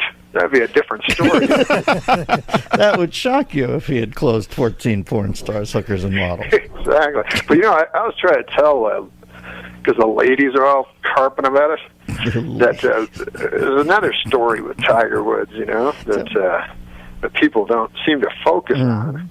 It's a story I've been following for the last 12 years of my life, and concerns Jack Nicklaus and Sam Snead and history. But it has no ladies in it, so that's the problem with it. Did you see to me, if you're gonna be angry at Tiger, you have to be able to name at least 3 golf tournaments. I'm still on the last line. Did he say what I thought he said? Yeah, he said history. History? Yeah. All right, because I thought it was. Are you sure it was history? Yeah, he's having a little story with history. Oh, okay. Jeez, I thought I had gone a couple letters south and scared the living hell out of him. Now, Dennis, it turns out he's a sex addict. Yeah, do you believe that exists, or what, is that just a contrivance? Well, I don't know, because to me, if you're an addict to something, it means you do it a lot. Like, you know what I mean? Yeah. Like, what if you had sex with your wife every night? I mean, would that make you a sex addict? Yeah. Mm-hmm. More than somebody who had sex with like 100 women? No, I think the 100 woman puts the risk thing into play and makes it more of an addiction because of the danger involved. But but with an alcoholic, it's the booze. It doesn't matter if he uses the same glass. So you're saying if a man regularly makes love to his wife, he should get some therapeutic help? I think that Tiger's a hot piece of ass. All right, I think that sums it up. Where are you performing, Norm? Where can the people go see you? I don't know. No, nothing happening right now? No, I'm going on the road for a long time. If you want to see me, check me out on the road. All right, I'll go to the road, and I'll look for you. Good to hear your voice, boy. You're splendidly demented. We'll talk to you. Thanks, man, and see you later. Well, Sal's going to be the announcer on the Tonight Show. Yeah, Sal's jumping over there. That's one of the new things. You know something I don't know? They're about to announce it. Thank you, Norman. We miss you. Good to talk to you. Norm Macdonald. This is interesting. Kevin did a commercial, right? That you might remember. It was for a rent-a-car, and he played the rental car company's competition. Right. That was for Hertz. Oh, I do remember. Yeah, I remember that. It was for Hertz, yeah. So he was a spy, and he'd come in and go like, "Hey, so you guys have unlimited money?" And they go, "Yeah, we have unlimited." And he'd be all mad, and then he'd leave. He'd go in there pretending to be a customer, but in fact he was a competition He'd be wearing a jacket that said Avis on it, and he's like, "No, I don't work there. I just like the jacket." Exactly. It was actually very funny. Anyways, his brother got a commercial that's virtually the same commercial. Well, it was for Nissan, and he was a spy for another car company. And I said to Johnny, I go, "My God, that's almost the same commercial that I did for Hertz." And he's like, "Yeah, isn't that weird?" I go, "Yeah, that's bizarre." Yeah, they did the. They stole the idea, and then they took. They used my brother. His brother. Either that, or the Farleys are a family of spies. Exactly. I don't know. It's funny when people steal things for. Because I remember Smigel had, the dog, the Triumph, the insult dog, and then Petco, which Pets.com. You got it. Yeah. Pets.com stole it. I didn't want Petco to sue us. Oh, I'm sorry. So Pets.com. Pets.com stole the idea. I didn't know that. Yeah. And they had a dog. Oh, It was like kidding. Triumph that talked to people. And I think it was. Really? I think it was Michael Ian Black. You know, Oh, was I think it? I think he he was should the have voice known of that. better. Well, I guess he just wants a paycheck. Yeah. You can't blame the guy. I might be wrong. That No. might not have been him, but it sounded like But then Pets.com sued Smigel. No. Yeah. No. Yeah. Doesn't he That's badmouth insane. the Pets.com puppet? He did. Yeah. But my theory on it was that the head of that there must have been some young guy working at Pets.com. Go, I'll just steal this thing, you know? Sure. Yeah, nobody sees Late Night with nobody- Conan yeah, O'Brien on nobody knows NBC that. right after The Yeah. Tonight Show with Jay Leno. Who's ever seen Right. this puppet? Right. Yeah. So he makes the puppet, and then the old white-haired man that owns the thing is, by God, I enjoy that. You know? And then one time, the old Somehow man it's is sitting through. there, and he's having his brandy, and got an old hound dog at his foot, you know, and a pipe, and A pipe? yeah, sure, and he's not sleeping that night after Leno's, you know, still. And he doesn't fall asleep, and 12:30 comes along, and there's a Late Night with Conan O'Brien, and there's Triumph the Insult Dog. Right. Well, the white-haired fella, he jumps to his feet. By God, get my lawyer on the phone. Who's your lawyer? Who's my lawyer? Matlock. Matlock. I only get the best. You know Matlock. Yeah, I mean, an old white hair guy's going to have For those Matlock of you as his who lawyer. don't know Matlock, You just described Samuel Clemens sitting on the porch. you With the hound dog. You mean Mark Twain? Yes. You call him Samuel Clemens? I refer to him by his real name. You're like, Yeah. He is only that like a refers to- Cassius Clay thing? You still call him Cassius Clay? He always calls Superman Clark. He refuses to call him Superman. Why does this is a question I have? Why does Superman even need a secret identity? I This know. occurred to me the other day. Like, here he is. He's Superman, right? Yeah. He can do anything. He can do anything, and he spends 8 hours a day As Clark Kent. yeah, taking a bunch of crap from guys down at the Daily Planet. You know, well, mild-mannered, and they're Right. like, Clark, you moron. Hey, you idiot. If I was Clark Kent and anybody talked back to me, I'd burn the guy with my eyes. I'd burn him to death. I mean, you know, I'm not as nice a guy as Superman. I'd use a lot of my powers just Far from it. to burn guys to death with my eyes. But why do you office need? politics. Why can't you just walk around as Superman? What's the use of the? Well, he's an alien. He's An an illegal alien. alien, so maybe Right. he needs that, you know, to kind of get the papers in, you know, to Yeah. make sure that he doesn't get sent back to Krypton, which was blown up. It's just a theory I'm working on. That's a weird one. And he's always creeping out of there, and he's doing things as Clark Kent that Superman does, like burning guys as Clark Kent. You Who know is? what I mean? You know, Superman's No, always he's not. he sometimes does that, doesn't he? Wally's Clark Kent Yeah, who does things? sometimes, I've doesn't never he? seen Clark Kent fly. Not fly, but he does the eye thing as Clark Kent sometimes. Oh, he does. So he's given the ice breath to Perry White. You've seen that? No, but he's like, in no, secret. Perry, I Never in the am going to meet office. this deadline, and let me freeze you so I can type out this Yeah. piece. Never in the office, I don't think. Yeah, Not in the office is sacred. Right. Not in the Clark office. Kent, I mean, yeah. not in the newspaper. Right? But I mean, outside, like at a phone booth, he'll do the eye thing. No, in the phone booth he changes. Oh, that's right. That's right. I mean, I don't know what he does nowadays because there's not There's no phone booths. Well, there he is. Norman, evidently passing a stone or something. No, listen, man. Christian gave me some bogus number. That sounds like me. You're right, Norm. I'm sure I did. Oh, I miss you. You gave me 310. You sound like you're in a bathroom stall with Aaron Sorkin at the Burbank Airport. What are you doing? Oh no, I'm in the beautiful Mirage Hotel. Wow. What's the gig, baby? You playing in a poker thing or something? No, there's no gig. You're just hanging out in Vegas? Yeah, that's the bad news. You know, entertainers go to Vegas to wow the audience and so forth. Yes. I just come here and watch. I watch a French circus. Oh, I watch a bunch of Frenchmen on trapeze, for God's sake. and that's in your room. Hey, bada boo. They take care of me. Normie Macdonald. Twittering, by the way, at Norm Macdonald. Can I tell you, folks, I don't know if he's still keeping up the pace that he used to, but there's a sequence of tweets, and it should be made available to everybody, where Norm's on a 5-hour cross-country flight. It's one of the funniest 5 hours ever, as he real-timed it. It was like Mystery Science 3000, Saul's Robots with puppets, and Norm, still to this day, one of the funniest things I've ever read.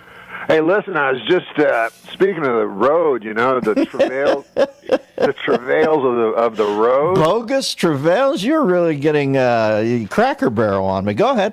What do you want, Neil Cassidy? I'm just trying to... See, the minor leaguer goes to the Kerouac thing, and the player goes right to the Cassidy thing. No, but I was in...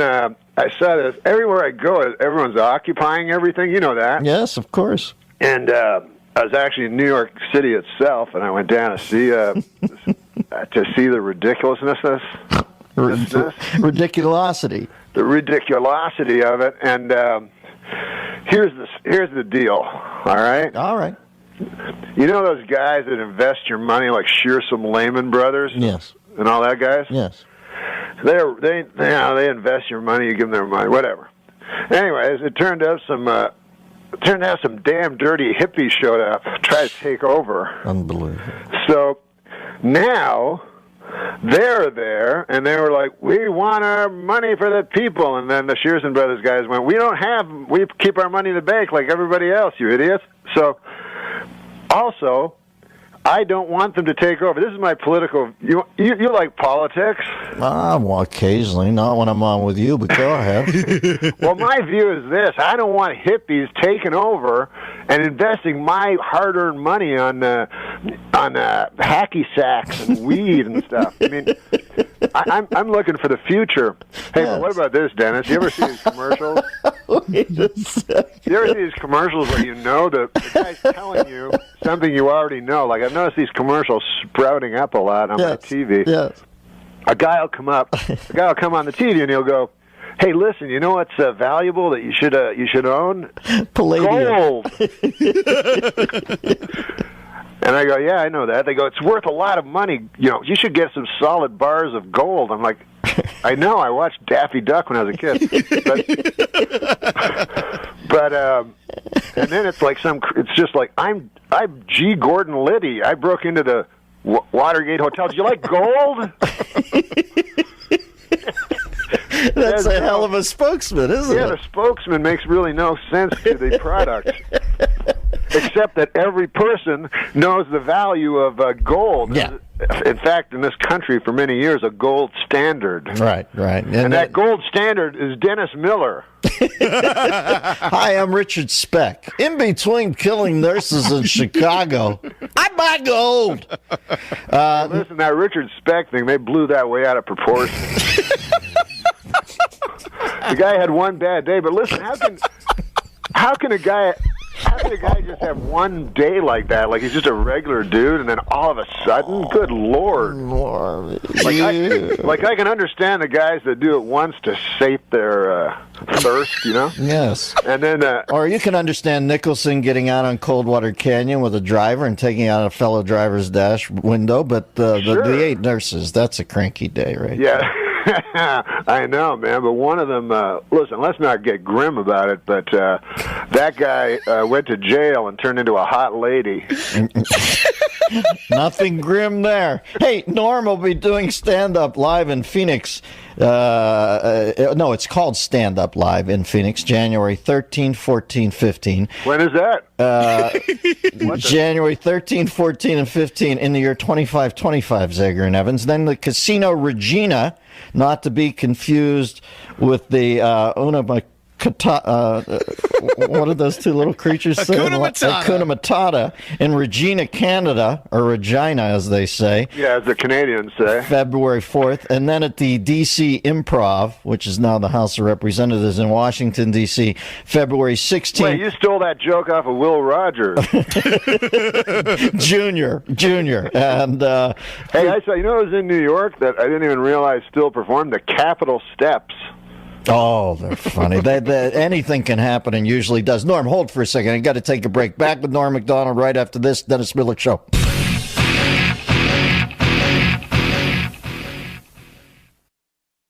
Hell Weasel, and I've seen a table read, and he literally inhabits the Pauly Shore part. What, give him Hell Weasel? Give him Hell Weasel. Well, you weren't supposed to plug that so early. Buddy, what are you doing for Christmas, Norman? For Christmas, I'm gonna have my beautiful son with me the whole time. So we're just gonna play ping pong and talk. Oh, hi, housekeeping. What's going? Well, hey, can you come back? All right. What, the Dennis Miller program?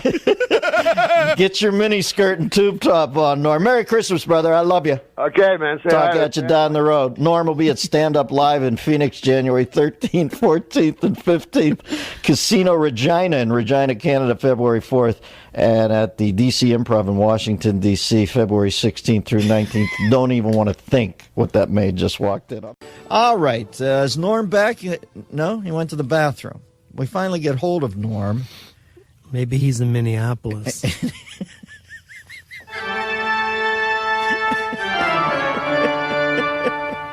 You mean with the Anglo-Nicholas brother, Larry Craig? Just saying. There we go. I cannot believe Craig is look at that. Norm can tap dance. Is Craig on the shun list, by the way? Yes, he is. He's on the shun list. What? It's unbelievable that he's just going to stay. I don't know how people. And listen, I don't even think if that's his thing. Although it's about as skeevy as it gets. You know who am I? Well, I'll tell you who I am to judge. It's skeevy. All right, well, let's go to our expert on the subject. This is Norm Macdonald. What? No, I kid. I know you're the world's most active hetero. I'm not. I'm very. As a matter of fact, I'm very asexual.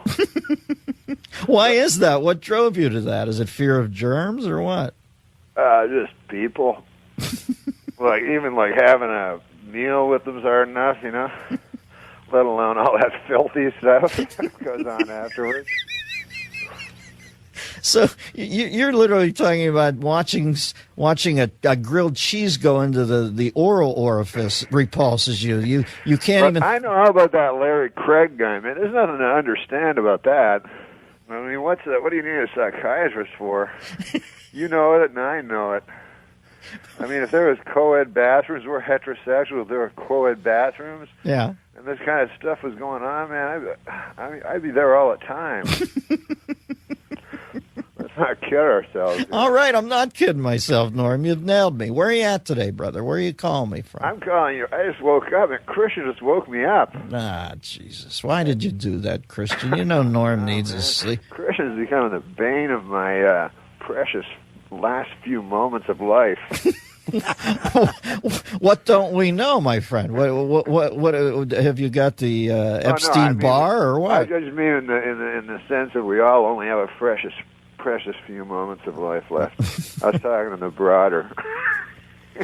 No. But listen, you know what I think about that Senator Craig thing now that I've come to crystallize my thoughts since that last Christian debacle, is that what I want to know is those codes, man, because, you know, there's these things that happen in life that I think I'm kind of cynical, you know? Yes. And then they happen, and I go, man, I didn't know that existed in life, you know? Mm-hmm. And one was the pit bull thing. Yeah. You know, sure. Who would have thought that people were that monstrous? I agree with you. Right, but when I talk to people, they go, oh, yeah, that happens. My feeling is that you fell out of the pit bull thing and dogfighting when they began to overly commercialize it, right? I mean, it just got too commercial for you. You're an old school pit bull guy. But not that I compare the two. But I had no idea there was this bathroom thing going on that was so, you know, it wasn't just a small thing because they had a sting operation, they had a code, you know. In the Minneapolis airport, the bathroom was apparently famous. It's the Tigris and Euphrates of the code tapping. Exactly. So for you or me, we would just be a hope. I mean, I can't speak for you, but for me and you, it'd just be a place we quickly run in, you know. these guys, they're going. Have you been to the Minneapolis airport bathroom? Place is the hottest joint in town. Talk about your mind-blowing sex. There's like a velvet rope, like outside Studio 54. That'd be great. With an old black gentleman allowing you in. Are you on the list? Exactly. I'm here with Halston.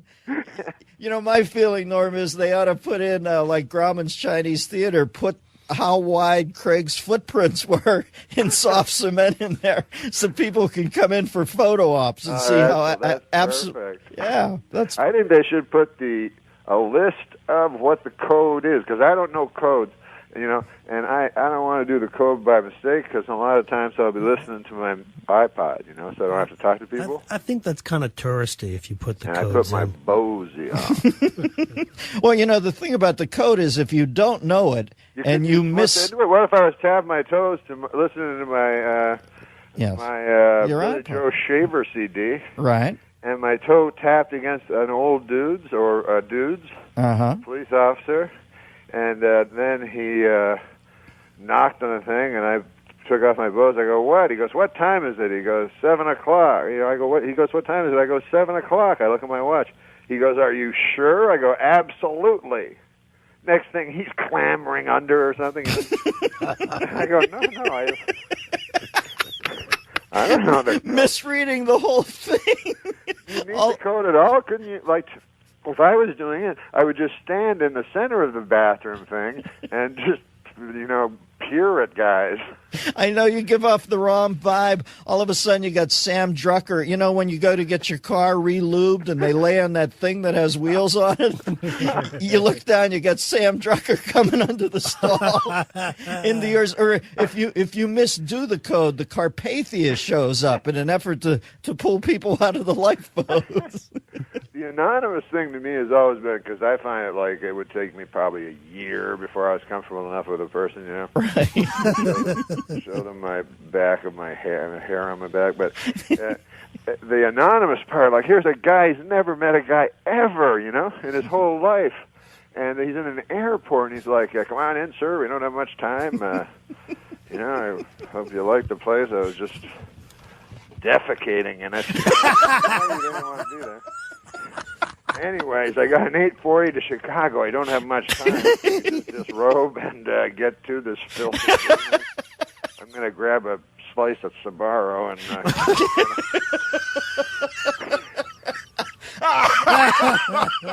All right, Norman, I got to rock, baby. I'm up against a hard break, as was Larry Craig. This is the Dennis Miller Show. All right, folks, we are about to be joined by a comedy genius, legitimate, 4 stars, my highest approval rating, if I am to be the David Horowitz of comedy, give the ratings.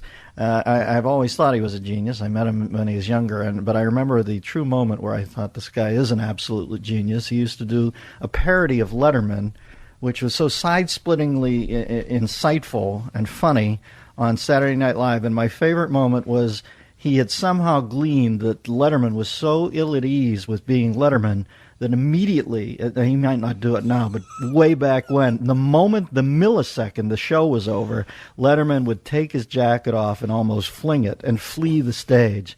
And that was Norm's payoff on the bit. And I remember seeing it and thinking, that is one of the most brilliant comedy moments that I had seen in a long time. Norm! Man, I found out you and I like the same guy. Why is that? It's like two girls talking. So we're the same guy because we're like two girls talking. No, they would say you and I like the same guy, Exactly. It's Dennis. It's Brian Regan. I mean. Oh yeah, Jesus. Isn't that guy amazing? I've been talking about him forever, and all these other bad guys get TV shows. Right. And he's the funniest guy ever, and he's on the road. But now he's doing big arenas and stuff. Yeah, something's going to happen there, Norm, because it's like Tim Allen. Remember, Tim used to fill the arenas, then the next thing you know, he got his payoff. That's going to happen with Regan. Does anybody make you laugh hard? I mean, I'm in danger when I watch him. Oh, I know, it's crazy. Like, and he's the kind of guy you want to bring people to, you know. Well, you know, Norm, you have that in you. It's impossible to be so funny and not dirty, so... Well, you have that in you. You were the most booked guest I had on my 9-year run on HBO because... You used to just kill me, man. You have that that ability to waste me. So. Oh my God. Well, you remember you were on the last show. Actually, you played a swearing man of the future. No, that show was funny, man. That Dennis Miller show. Remember that show? You remember, of course. Just a young kid with a dream. I was there for most of them. You had the coolest jobs ever, like a half hour a week. I know. Where you just got to be yourself and talk. And I know. They got on to me eventually. Now I'm doing 3 hours. Night football, all of a sudden, like some crazy dream happened. Oh, my God. Meanwhile, I'm on the Norm show. A fever dream. Meanwhile, I'm over on A Minute with Stan Hopper. You know what show I would like to see you host, Norm? And this is the God's truth. I would like to see you host To Catch a Predator. I see that as being a good medium for you. What's your thoughts on the To Catch a Predator show? Oh, no, that's just, you just brought that up because I was telling that guy earlier I was thinking of that show To Catch a Predator. Well, thank you for unfolding my conceit here. I was trying to get you into the area you wanted to talk about. That was like a crazy coincidence because I just talked to that Christian dude about that. Jesus, Norm, could you diffuse this anymore? Okay, I'm sorry. It was a setup. I was putting the ball on the tee. I'm Cheech Marin. No, you were nice. No, nice. Now go ahead, knock it off. You were like Ed McMahon. Yeah, exactly. Until you exposed me. Remember when Ed would go, this is the funniest thing, is when Johnny would have all the periodicals, you know? Right. They'd show all the periodicals. Unbelievable that there could be so many, you know, they have one on hunting and one on fishing. And then Ed McMahon would go, I'm glad you brought those. Because you brought every magazine that there could be on this subject. Every magazine on the subject of hunting is here in this pile. There's not a magazine that isn't. And then Carson would come in with some sort of Karnak rejoinder and take it back. He would use like if it was a hunting thing, he'd go, "You were wrong." Yes, you were wrong, Elmer Fudd. Elmer Fudd breath. I thought it'd be funny if it was a 911 tape. Remember when Carson had the heart attack? Right. This seemed funnier to me when he was still alive, you know. But he had that heart attack if there was like a 911 tape, because they have them on everywhere now, you know. Yes. And it was Johnny Carson the phoning, and they were like, "How do you feel, sir?" And he's like, "I feel like I have a yak on my chest." Doing his act with the poor operator. You are correct, sir. What's up? You got the consumption there. Are you okay?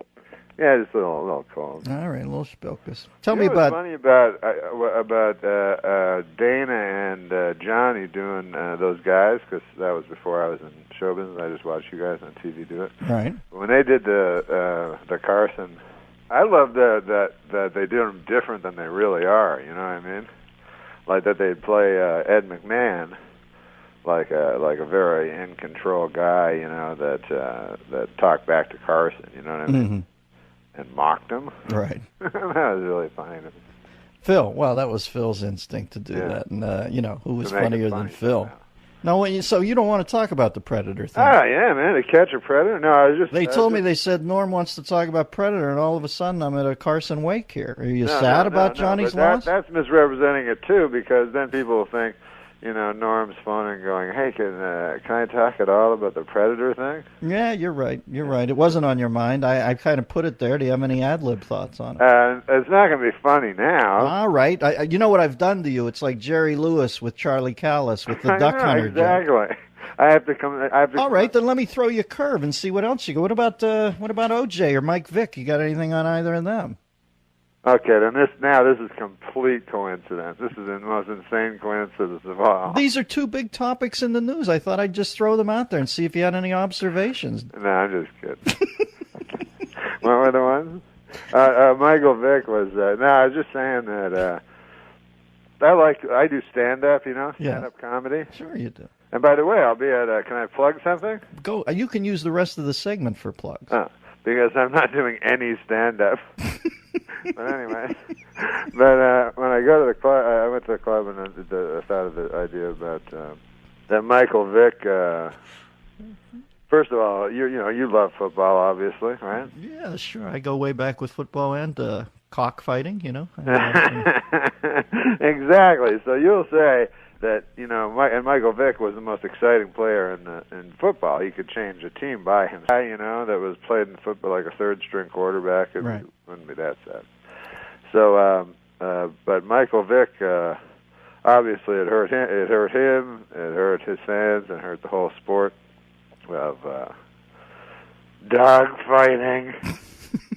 So you think it's brought dog fighting down? I tried to say that like Drake. It's kind of dog fighting. Can we talk about that Drake? But listen, man, Vic, can you imagine? Here's something to think about. Imagine if you were a dog living in a dog kennel. You ever been in those pound?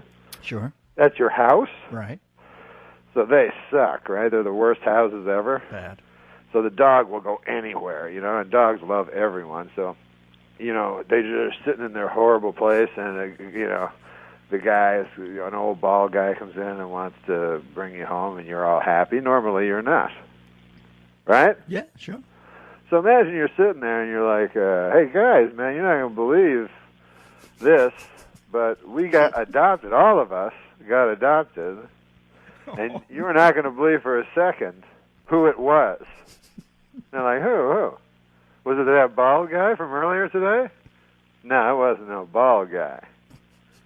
Think left-hander, Atlanta. It was Michael Vick. That's who it was. Now get out of here. That's who's our new owner. They're excited. You see?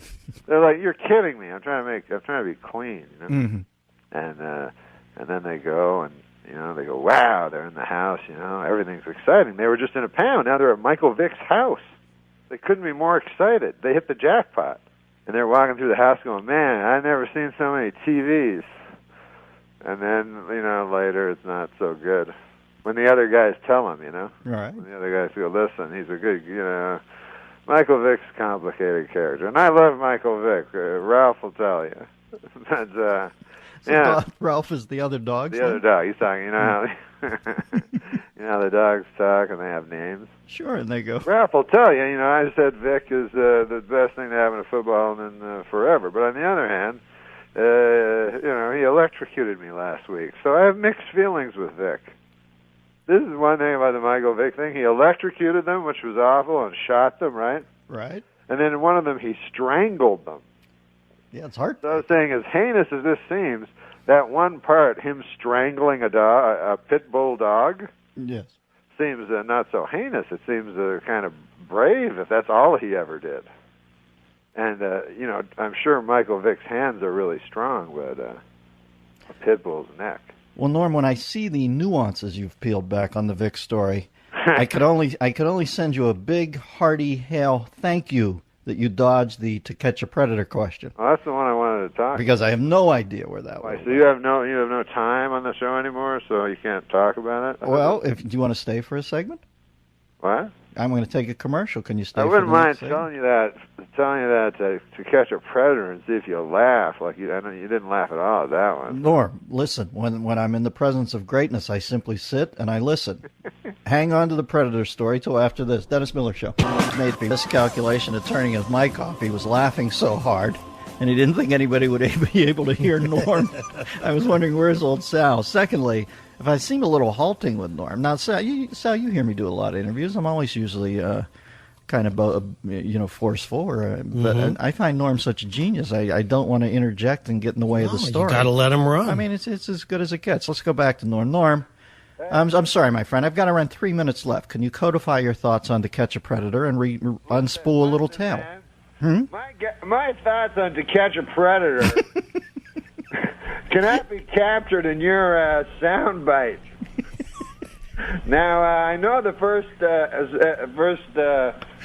I don't know what the word is in radio. In TV, on talk shows, when I'm booked, we call it the next segment. Right. The last segment bombed. Let's not kid ourselves. No, it didn't bomb. What are you gold. kidding me? It was gold. It was. Sometimes when you're on radio, you know, you go, man, maybe people are just laughing in the studio because that's their job. Mm-hmm. But people at home are not enjoying it at all, so you feel bad about yourself. Well, the bit was But then volatile. when the guys in the studio also clearly not responding to anything, and then they go, now the funniest was in the commercial, I said, so he goes, you got to wrap it up in a minute, the Predator thing, you know, like I'm... So I said, I don't know, it's not really a thing. I don't know if I can wrap it up. Like, so he said, I said, I don't think it's going well. You know? Christian, you didn't say that to him, did you? I didn't say that. I said it was going great, and we were all laughing so hard we couldn't breathe. We're ill-serving Norm today. You know, the next time we have Norm on, I'm going to say, this is Norm, and let him go. No, this is it, Dennis. I said, how long's your show run generally, you know, because I listen to it on the internet and stuff like that. Right. And he said 3 hours. And he goes, your second segment's up. And I go, what was my first segment, by the way? He goes, that was like 6 minutes. That was your big one. So it's a 3-hour show. Well, we've been gaslighting you, Norm. We brought you in here in a deliberate effort to drive you crazy. You sound suitably perplexed now, but might I tell you, you're simply the most insightful, perplexed man I've ever met. We'll have you back. Let's have Norm back and give him a full half hour. No, because that'd be great. Well, will you come back at this point? Or are you so angry? Man, you're a great interviewer and stuff, right? Yeah, but I was a little intimidated by you. But here's a weird thing when you're interviewing somebody, because I've seen them all, man. I've seen Parr, you know? Yeah, sure. I've seen mostly I watch Parr. But I've seen them all, you know? Sure, you go way back. And rarely, Merv Griffin, one of the greatest ever, you know? He's just fast. You know, who was a greater interviewer than that dude? Nobody. But Merv Griffin would never say, Norm, I understand you want to talk about To Catch a Predator. What else does it say here? Michael Vick. And something else. So go ahead. It was my fault. I gagged it. I'm sorry, Norm. We'll have you back and I'll do it better. This is the Dennis Miller Show. Times like you're the vegetable, you know, and then they go, hey, they go to get your relatives around. And they go, what do you guys think? And then your relatives go, I think Norm said he wanted to die. You know, like I think he said he wouldn't want to be a burden and all this stuff. You know, they just lie. And so you're putting it right in the well. I want to be a burden. Well, listen, I'm the vegetable. If being a burden is my mother not going to her bridge game a couple times so she can come and touch my hand, sorry. Sorry for burdening your life. Hey, Norm, are you in therapy at all? No. Really? Psychotherapy? Yeah. Have you ever sat with a therapist and? No, I don't believe in psychotherapy. You don't? No. Really? Why is that? Because I've read psychotherapists. Yeah. And I don't agree with their... do you do your own psychoanalysis? Do you? I have spend my a lot own of time, beliefs. Right. But do you spend a lot of time in sort of self-reflection and? Yes. Do you? I ruminate. Do you? Yeah, I have a theory that people are in deep denial of death. Right. And I'm not. You know you don't want to. No, I think most people don't think they're going to die. Well, you know it's funny that you say that because just even in the last week, I'm like, nobody really thinks they're going to die. Yeah. Like you just can't get your head around it because you're so busy living. Right. You're like, it's almost impossible to comprehend. Right. And everything you see is living. Even if someone else dies, it's always a shock because they've always been alive. Yeah.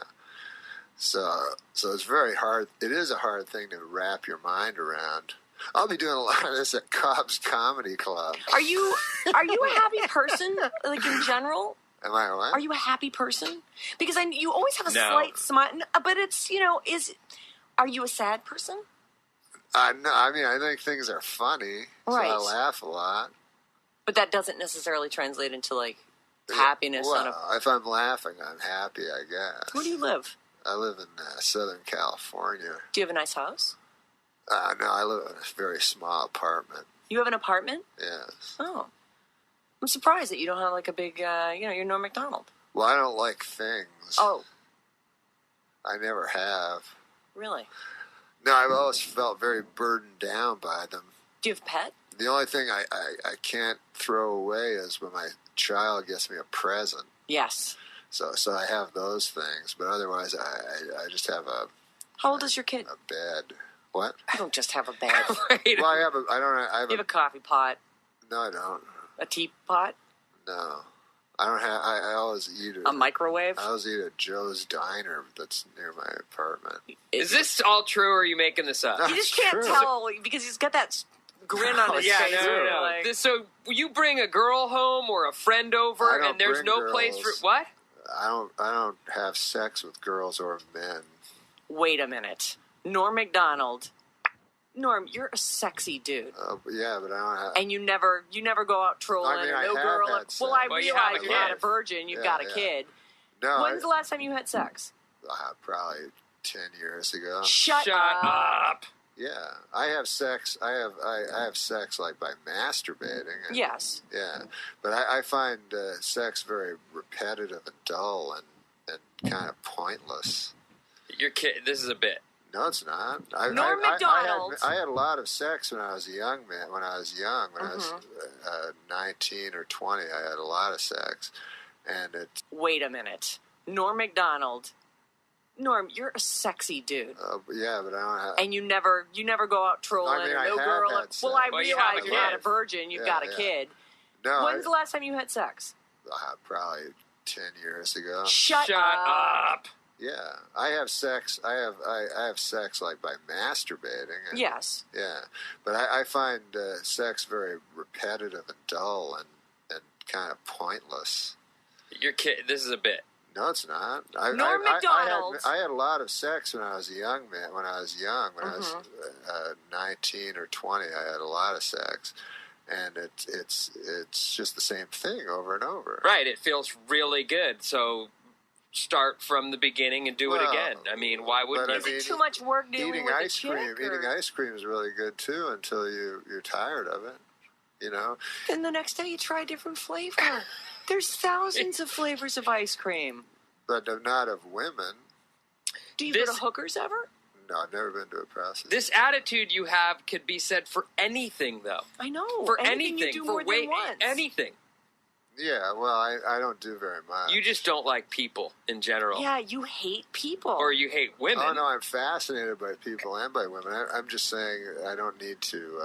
But don't chicks throw themselves? I would think that after a show, you're hilarious. And well, some to tell chick is you like, the listen, truth, I've always been fascinated. To tell you the truth, I find sex to be a very filthy act.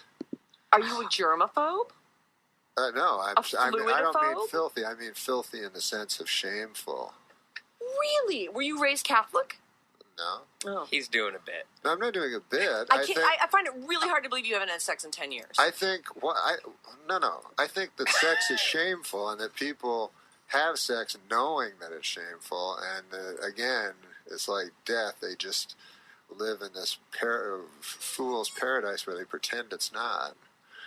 I mean, obviously, people don't have sex in public, so there must be some shame. Some people do.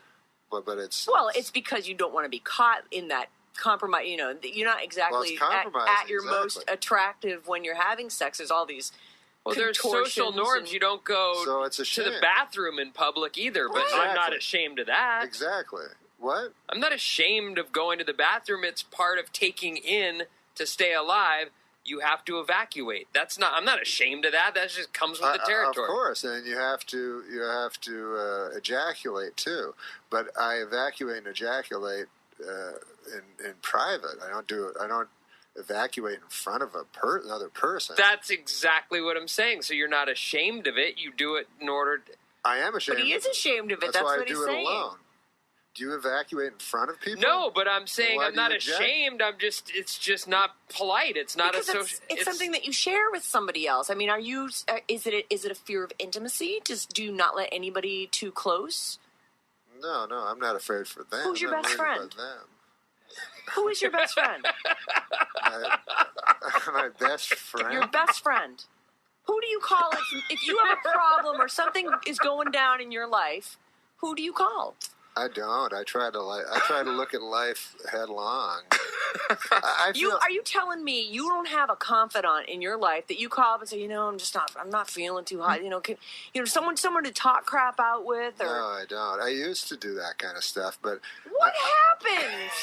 I came to the realization that we're all plunging headlong into Somebody death. hurt you. Who cares? So that's why you should live. You only have so long, and then you're going to croak. If you're plunging down an abyss into headlong into death, the idea of grabbing onto another human being just to touch them for a moment on your way seems futile to me. It seems more pathetic than facing it.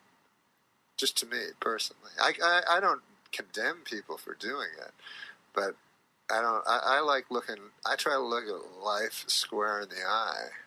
As terrifying as it is, and it is the most terrifying thing there is. What, being alive? Yeah. But because being not. alive means dying.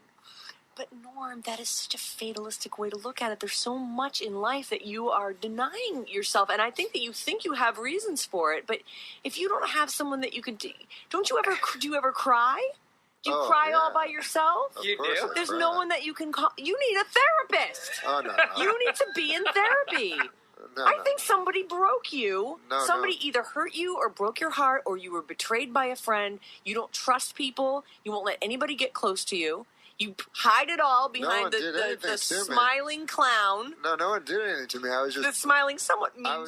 Behind the smiling clown. No one did anything to me. I was just the smiling, somewhat mean-spirited clown. No one did anything to me. I was just born alone.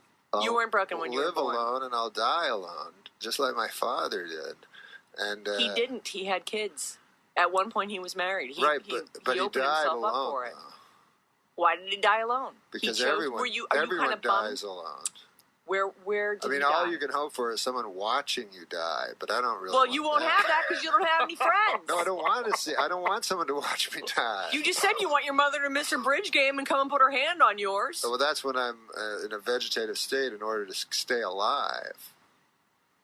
You know what I mean? Anything to stay alive. I was confused by you last time you were on here. I was like, what are his motivations? Well, wouldn't you like to stay alive? Wouldn't you like to live forever? Not really.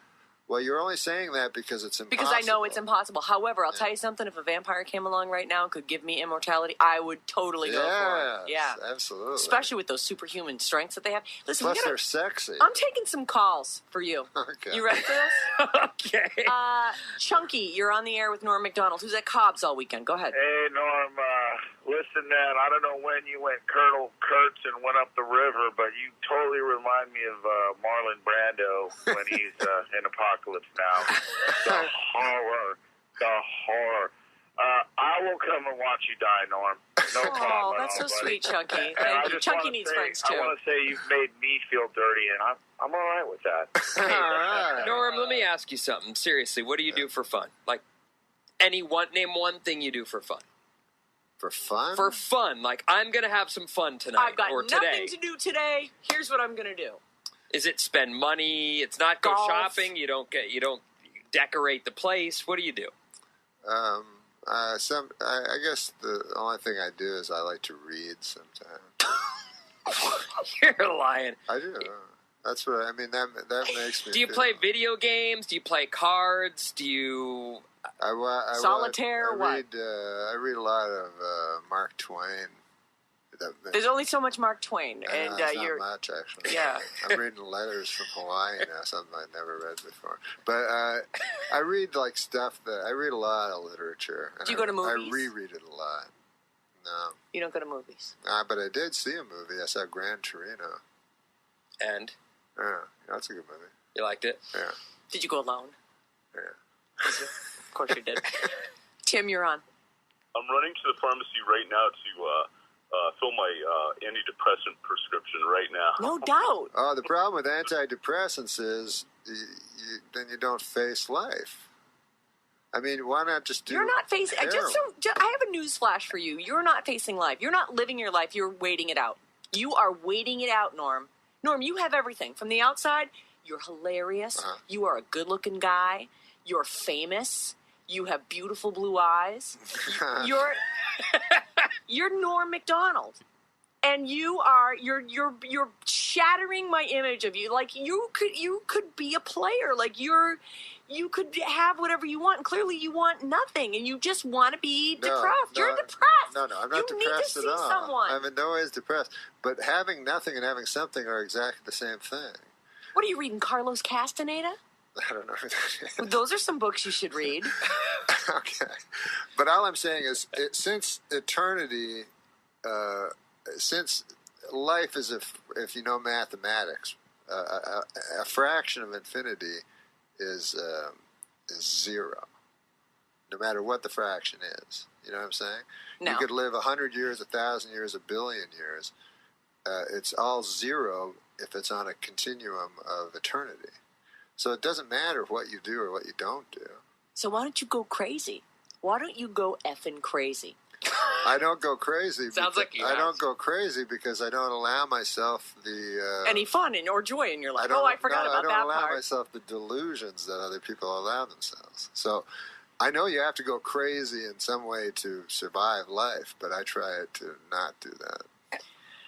Steve, you're on the air with allegedly not crazy Norm Macdonald. Full of it. Norm, you're so full of it. Full of it? Uh-huh. I can't believe you guys are going along with this. I mean... So you don't believe it. You think he's been laid in the last 10 years, and he's got a very full, happy life, and he's just showing us this, like, pretend Norm Macdonald. Seeing how long he can drag you guys along with this. You guys are just going along with it. No, we're you know not. What? This is it. Yeah. That is it. I've been saying it's a bit all along. Aren't you listening? Well, either way, it's the same. Oh, my God. It happens to be true, but it doesn't really matter if it's believed or not. So you're telling me some little honey comes up to you at the show, and she's like, and she's nice, and she also reads. I'm not interested in sex. She loves Mark Twain, and she's like, let's go. She's not even offering sex. She's not even offering sex. I mean, a lot of women aren't interested in sex. She's all, hey, let's, it's late. You want to go have a cup of coffee? I would love to talk to you about that book you mentioned on stage. Mark Twain's my favorite, too. I think I would talk to some people, but I'm not much interested in small talk. So let me ask you this about women, though. So you don't even have physical attraction before you get to the point of talking yourself out of it? There's never a moment where you're like, wow, she's really pretty. Oh, like, no, I think I'd she's love to hot. Tap that. No, I'm not. I think I can see that she's pretty and stuff like that, but I'm far beyond. I'm not a child. I'm not a child. When you're you know home what I mean? alone. If I look at a game of Monopoly, I don't go, I gotta play that. If I look at a shiny bead, I don't go, I have to have that and roll it around in my fingers. When as the scriptures say, when you're a boy, you do boyish things, and when you're a man, you. Men still do it. I don't know if you're... Well, I know they act like boys, but... Why is that boyish? That's human. Humans no, it's have child. It's being a child for your whole life. I know most people are children for their whole life, and it's a way of having fun. So you think you're more evolved? No, it's just... No, I don't think I'm more evolved. I just think that I'm not a child. I'm not a child. When you're home... I'm not the same as I am when I was 5 years old. When you're home in your squalid, empty apartment, all by yourself... And it's not squalid. Whatever you say, there's nothing in it. Squalid means filthy. It's aesthetic. All right, it's empty in your tiny, empty, lightless apartment, lightless and lifeless. So you're in there. You're all alone. No pets, right? No. You got nothing. No. You go home to the empty apartment and the spider that lives in the corner, and its descendants. And you're on the couch, and you're like, you know what? I got nothing else to do, and I think I'll get myself. What do you think about when you close your eyes? What do you fantasize about? There must be something going on there. I don't fantasize. You don't picture some boobs. You don't. Oh, you mean when I'm saying what? You must have some fantasy. fantasy. You mean when I masturbate? When you get yourself. Please don't say that because it's. Oh. We're not a news show. We can't even use medical terms. That's what she means. When you're abusing yourself. Do you drink? No, I don't drink. You don't drink or smoke? No. Smoke pot? No, I don't. Are you on Vicodin? No. I want to face life foursquare. Wait, go back to the question. Okay, so you close your eyes. You're on the couch. Uh-huh. You're like, well, I guess it's time. I got nothing else to do. Uh-huh. I mean, you purposely not masturbate? I mean, fantasize? Jesus Christ, Sarah. Do you purposely not fantasize so it'll take longer and eat up more of this life that you know is going away soon?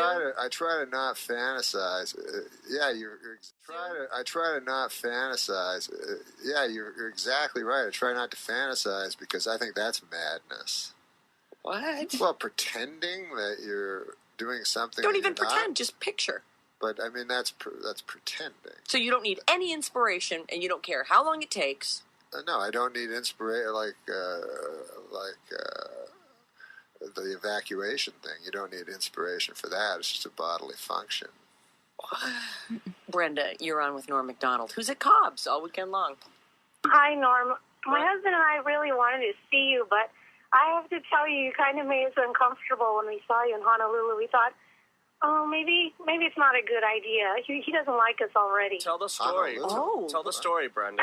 Wait, so you're in Hawaii and you run into Norm Macdonald? No, it was more of a pass-by, and it was pretty clear via eye contact that he was like, please don't talk to me. Please don't even pretend like you recognize me at all. Just let me pass on by with my folks and call it a day. So everything that he's telling you this morning. I apologize for that. No, don't apologize. But let me tell them that I don't usually ever do that. You don't usually. Well, I mean, it was a layover. Did you say hello to me or something? What was that? Did you say hello or? I tried to. We smiled at you and everything, and you were coming our direction, and we were going the other way, and you're really shifty-eyed. We made eye contact for quite some time. Oh. And my husband was nudging me, and he's like, Norm Macdonald. I'm like, I know. And you know, we didn't want to bother you or anything because we're at the airport. We're in Honolulu. We figured you're on vacation. At the airport. I mean, he could have been. No, I apologize. There was no one else around, though. It was outdoors, and he was with his folks, and it was just his family and my family. And we really wanted to just say, we love your work, and that's it. But, I mean, just that he made eye contact with us, and he was really shifty-eyed about it, we could tell we're like, okay, he really doesn't want to be bothered right now. Shifty-eyed almost implies that he's got something to hide. Yeah, but that just might be he's his just a way. little bit of an uncomfortable guy. Like No. People come up to me all the time, and I talk to them endlessly. Do you really? I wanted to chase after you, but then I didn't want to seem like a crazy fan or anything. We just wanted to shake your hand and say, you know, we enjoyed your work over the years. And but at the same time, we wanted to respect your space. And I thought maybe I could confirm that there might be some truth to everything you're saying today, even if it is a bit. All right, thank you, Brenda. Hey, Brenda. Oh, well, whatever. So you go to Hawaii, though? Pardon me? You went to Hawaii? Yes. Recently? Well, that's fun. I go to Hawaii every Thanksgiving. Why? Because I take my whole extended family there. For them? Yeah. And they count on you for that. Do you pay for you foot the bill because you're Norm Macdonald? Yes, I do. You do. But you find zero pleasure in that, I'm sure. Oh, no, he must well, like it. That's family time. I find great time. pleasure in my son being happy. Ah. Hmm. How old is your son? He's, 10, 15? You liar! He's 6. He's a 6-year-old. You just about you had sex in the last 10 years. No, my son's 16 years old. He's 6. No, he's 16 years old. He's 16. Yeah. So is he a confidant? Do you call him and, do you ever share personal, trials and tribulations and triumphs? I would never do that to a child. He's 16. Well, as you have said, he can't be a child forever. When are you going to put the hard realities of life on him? Well, that's an interesting question. That is an interesting question because I actually have love for my son. Yes. Like deep, of course. Deep love. He's your son. And so I don't want to damage him with the way you were damaged. With the harsh realities. Damaged? Oh, no, I had a great. No, but I don't want to damage him with any viewpoints I may have because he's not ready yet for reality. I think children aren't ready for reality for a while. But I do tell them that education is pointless and things like that. What does his mother say? She thinks that he should go to college and stuff. Yeah. He should. And you're Not like, everyone can grow don't up and waste be a your money. comedian. Yeah, I'm saying it's just arbitrary nonsense. I tell him even the classes he takes now, it's just ridiculous. that algebra has no meaning and none Unless of he this stuff. becomes an engineer. Well, unless he becomes. Do you have no hope for this child? Unless he becomes a math teacher, math professor. But I mean, you think it's a coincidence that they have 6 subjects out of 10 billion that they teach in school? And then you It's pick completely one of the arbitrary. 10 billion to focus on. No, you have to. You need they don't basic teach you math. 10 billion. You need basic language. It's lovely when the school has art or music, which none of them do anymore. A little PE to keep us from getting fat. I mean, come on. Yeah. No, they have Well, some good science, ones. some of They the have some basic science stuff. Sure they do. Of course they do. No, I tell him if he wants to go to college, he should have a goal, to be. He can't. He's 16. No kid at 16 has a goal. Their goal is to be a rock star. Oh, or have sex. Well, right. I mean, that's actually the goal. Does he want to have sex? Or did you tell him, don't bother with that? There's nothing for you in that. It's just repetitive. It's over and over. I Same would thing. discuss something like that with him. I hold him in too high esteem to discuss it. We're super short on time. I've already missed my traffic thing. I'm fascinated. I don't know whether to slap you or hug you. Like, seriously, I feel like someone needs to shake you and knock some sense into you. We are going to take a short break. Or maybe you. What? Maybe you. Knock sense into me? No, I'm doing fine. I'm good over here. Oh, me too. No, you're not. I'm telling you. I know from broken people. Norm Macdonald. We'll be right back. It's Alice at 97.3. Norm is at Cobb's all weekend long. Sarah and Vinny. On Alice at 97.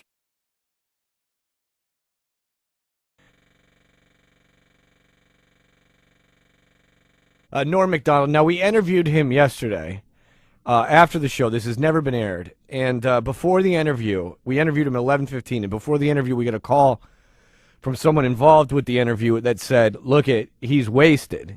Is that going to be a problem? And we said, absolutely not. I've been drunk and interviewed people, and Incubus didn't take that very kindly. But we said, we're not those kind of people. And I put this up on the Facebook page, Fred Toucher, the Facebook page, that we were going to have him on. And some people speculated, well, he just sounds wasted sometimes. No. Here you go, ladies and gentlemen. Enjoy on the Toucher and Rich Show on WBCN. Hey, Norm. Hey, how's it going? Hey, what's up, man? How are you? Oh, good. Norm Macdonald, tomorrow night at the Wilbur Theater. For tickets, you can visit thewilburtheater.com. Now, Norm, we're taping this and we got off the air a little while ago, and about 45 minutes ago, a guy calls us up and he says, guys, just to give you a heads up, Norm's really out of it.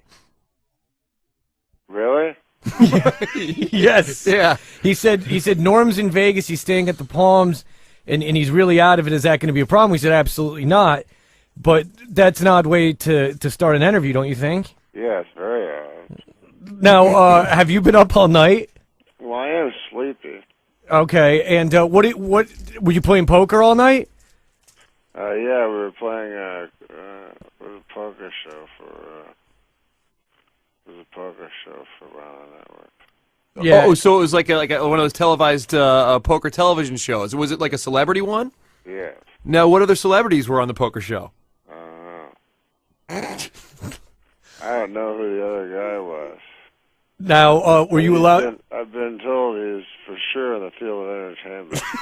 He was an A-lister, you're saying? Yeah. Yes, and during this production, were you encouraged to imbibe? To imbibe? Imbibe, or whatever the term would be for consuming alcoholic beverages? Oh my God, no, I would die. So no, it's just doing it. That's all enough, Yeah, and so how long have you been up for? For about 2 hours.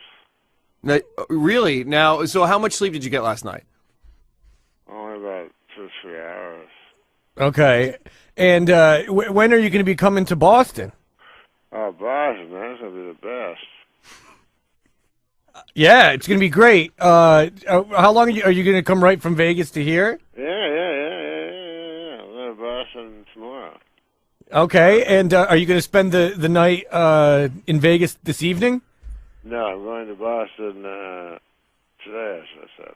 Oh, okay. Now, other than the poker playing, what other things do you like to do when you're out there in Vegas? I know, obviously you're a big gambler, but what other things does Vegas offer Norm Macdonald? Not much. Smaller shampoo bottles and stuff.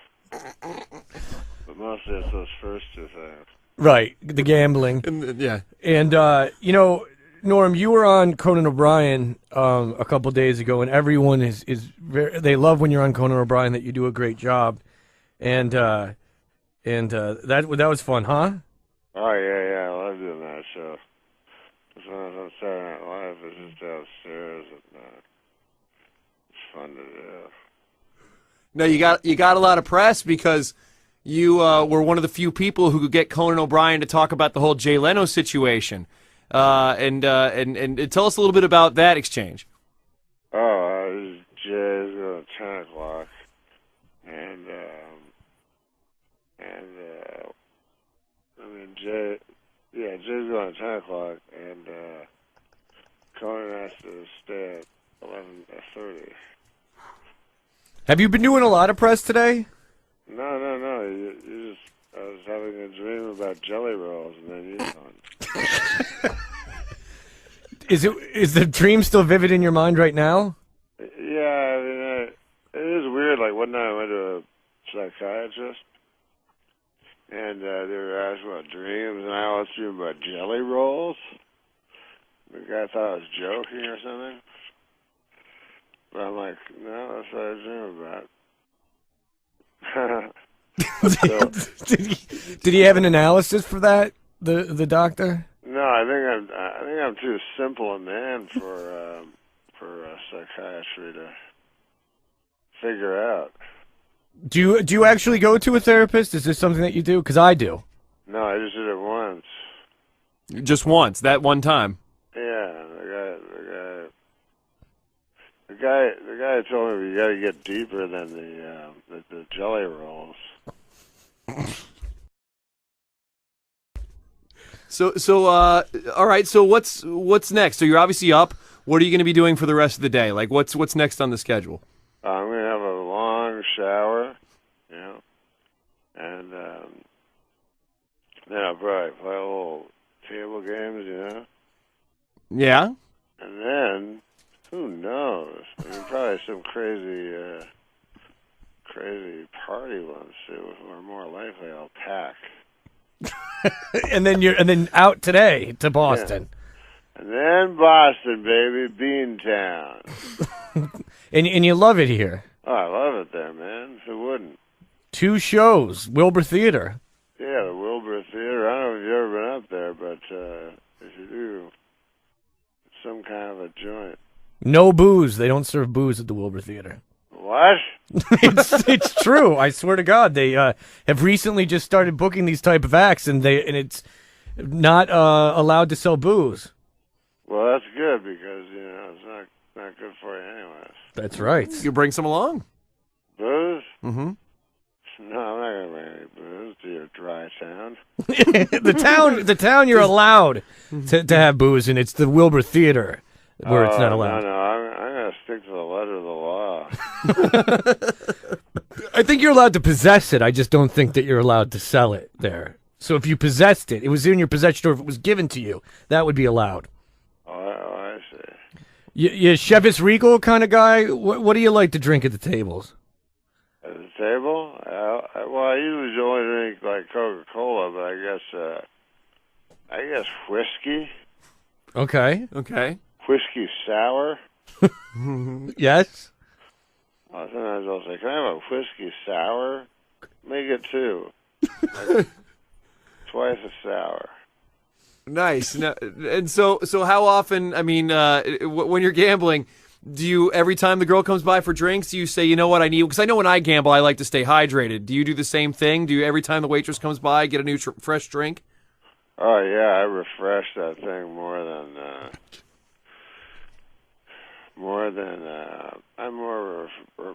my glass of booze is more refreshed than Cape Cod morning. Norm, are you in bed right now? Yeah, baby. What are you wearing? Oh man. No, it's kind of weird because the audio and video doesn't go together. It causes a sort of a cognitive dissonance. So in my ear, like I can hear you speaking about things, but in my mind, big delicious jelly roll keeps floating by. Do you think you'll remember this interview?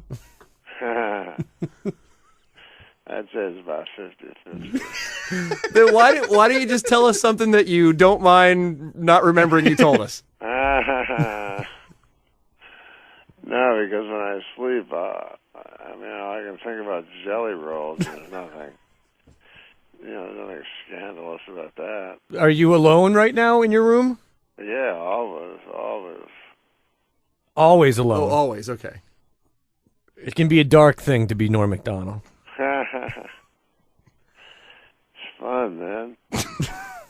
Now, when you're when you were touring and stuff, I know you like obviously gambling in Vegas. Do you spend a lot of time in the hotel room playing the online poker? I don't here in Vegas, but I bring my computer with me. And you do the online gambling? Yeah. Really? Now, have you been successful at that? Because I know you have been successful in regular gambling. Have you done well? Well, I mean, all right, but mostly it's just killing time. Well, Norm, thank you for joining us. The Norm Macdonald tomorrow night at the Wilbur Theater. For tickets, you can go to thewilburtheater.com. And real quick, Norm, could you do a liner for us? Could you say, this is Norm Macdonald, and you're listening to Toucher and Rich on WBCN? This is Norm Macdonald, and you're listening to Tucker and Rich on WBCN. What? That will be perfect. Perfect, thank you. Norm, you're the man. Thank you so much, sir. Thanks, man. There you go. Norm Macdonald in excellent shape. Hey, how's it going? Hey, Norm, how are you? This is Jay's 10 o'clock. Oh, all right. Well, I apologize. It is weird. Like, one night I went to a psychiatrist, and they were asking about dreams, and I always dream about jelly rolls. What? That's the only time he perked up. It was when I said there's no alcohol at the Wilbur. What? Booze? No, I'm not going to bring any booze to your dry town. He was incredulous at the idea of that. Yeah, baby. Yes, indeed, Norm. Thank you.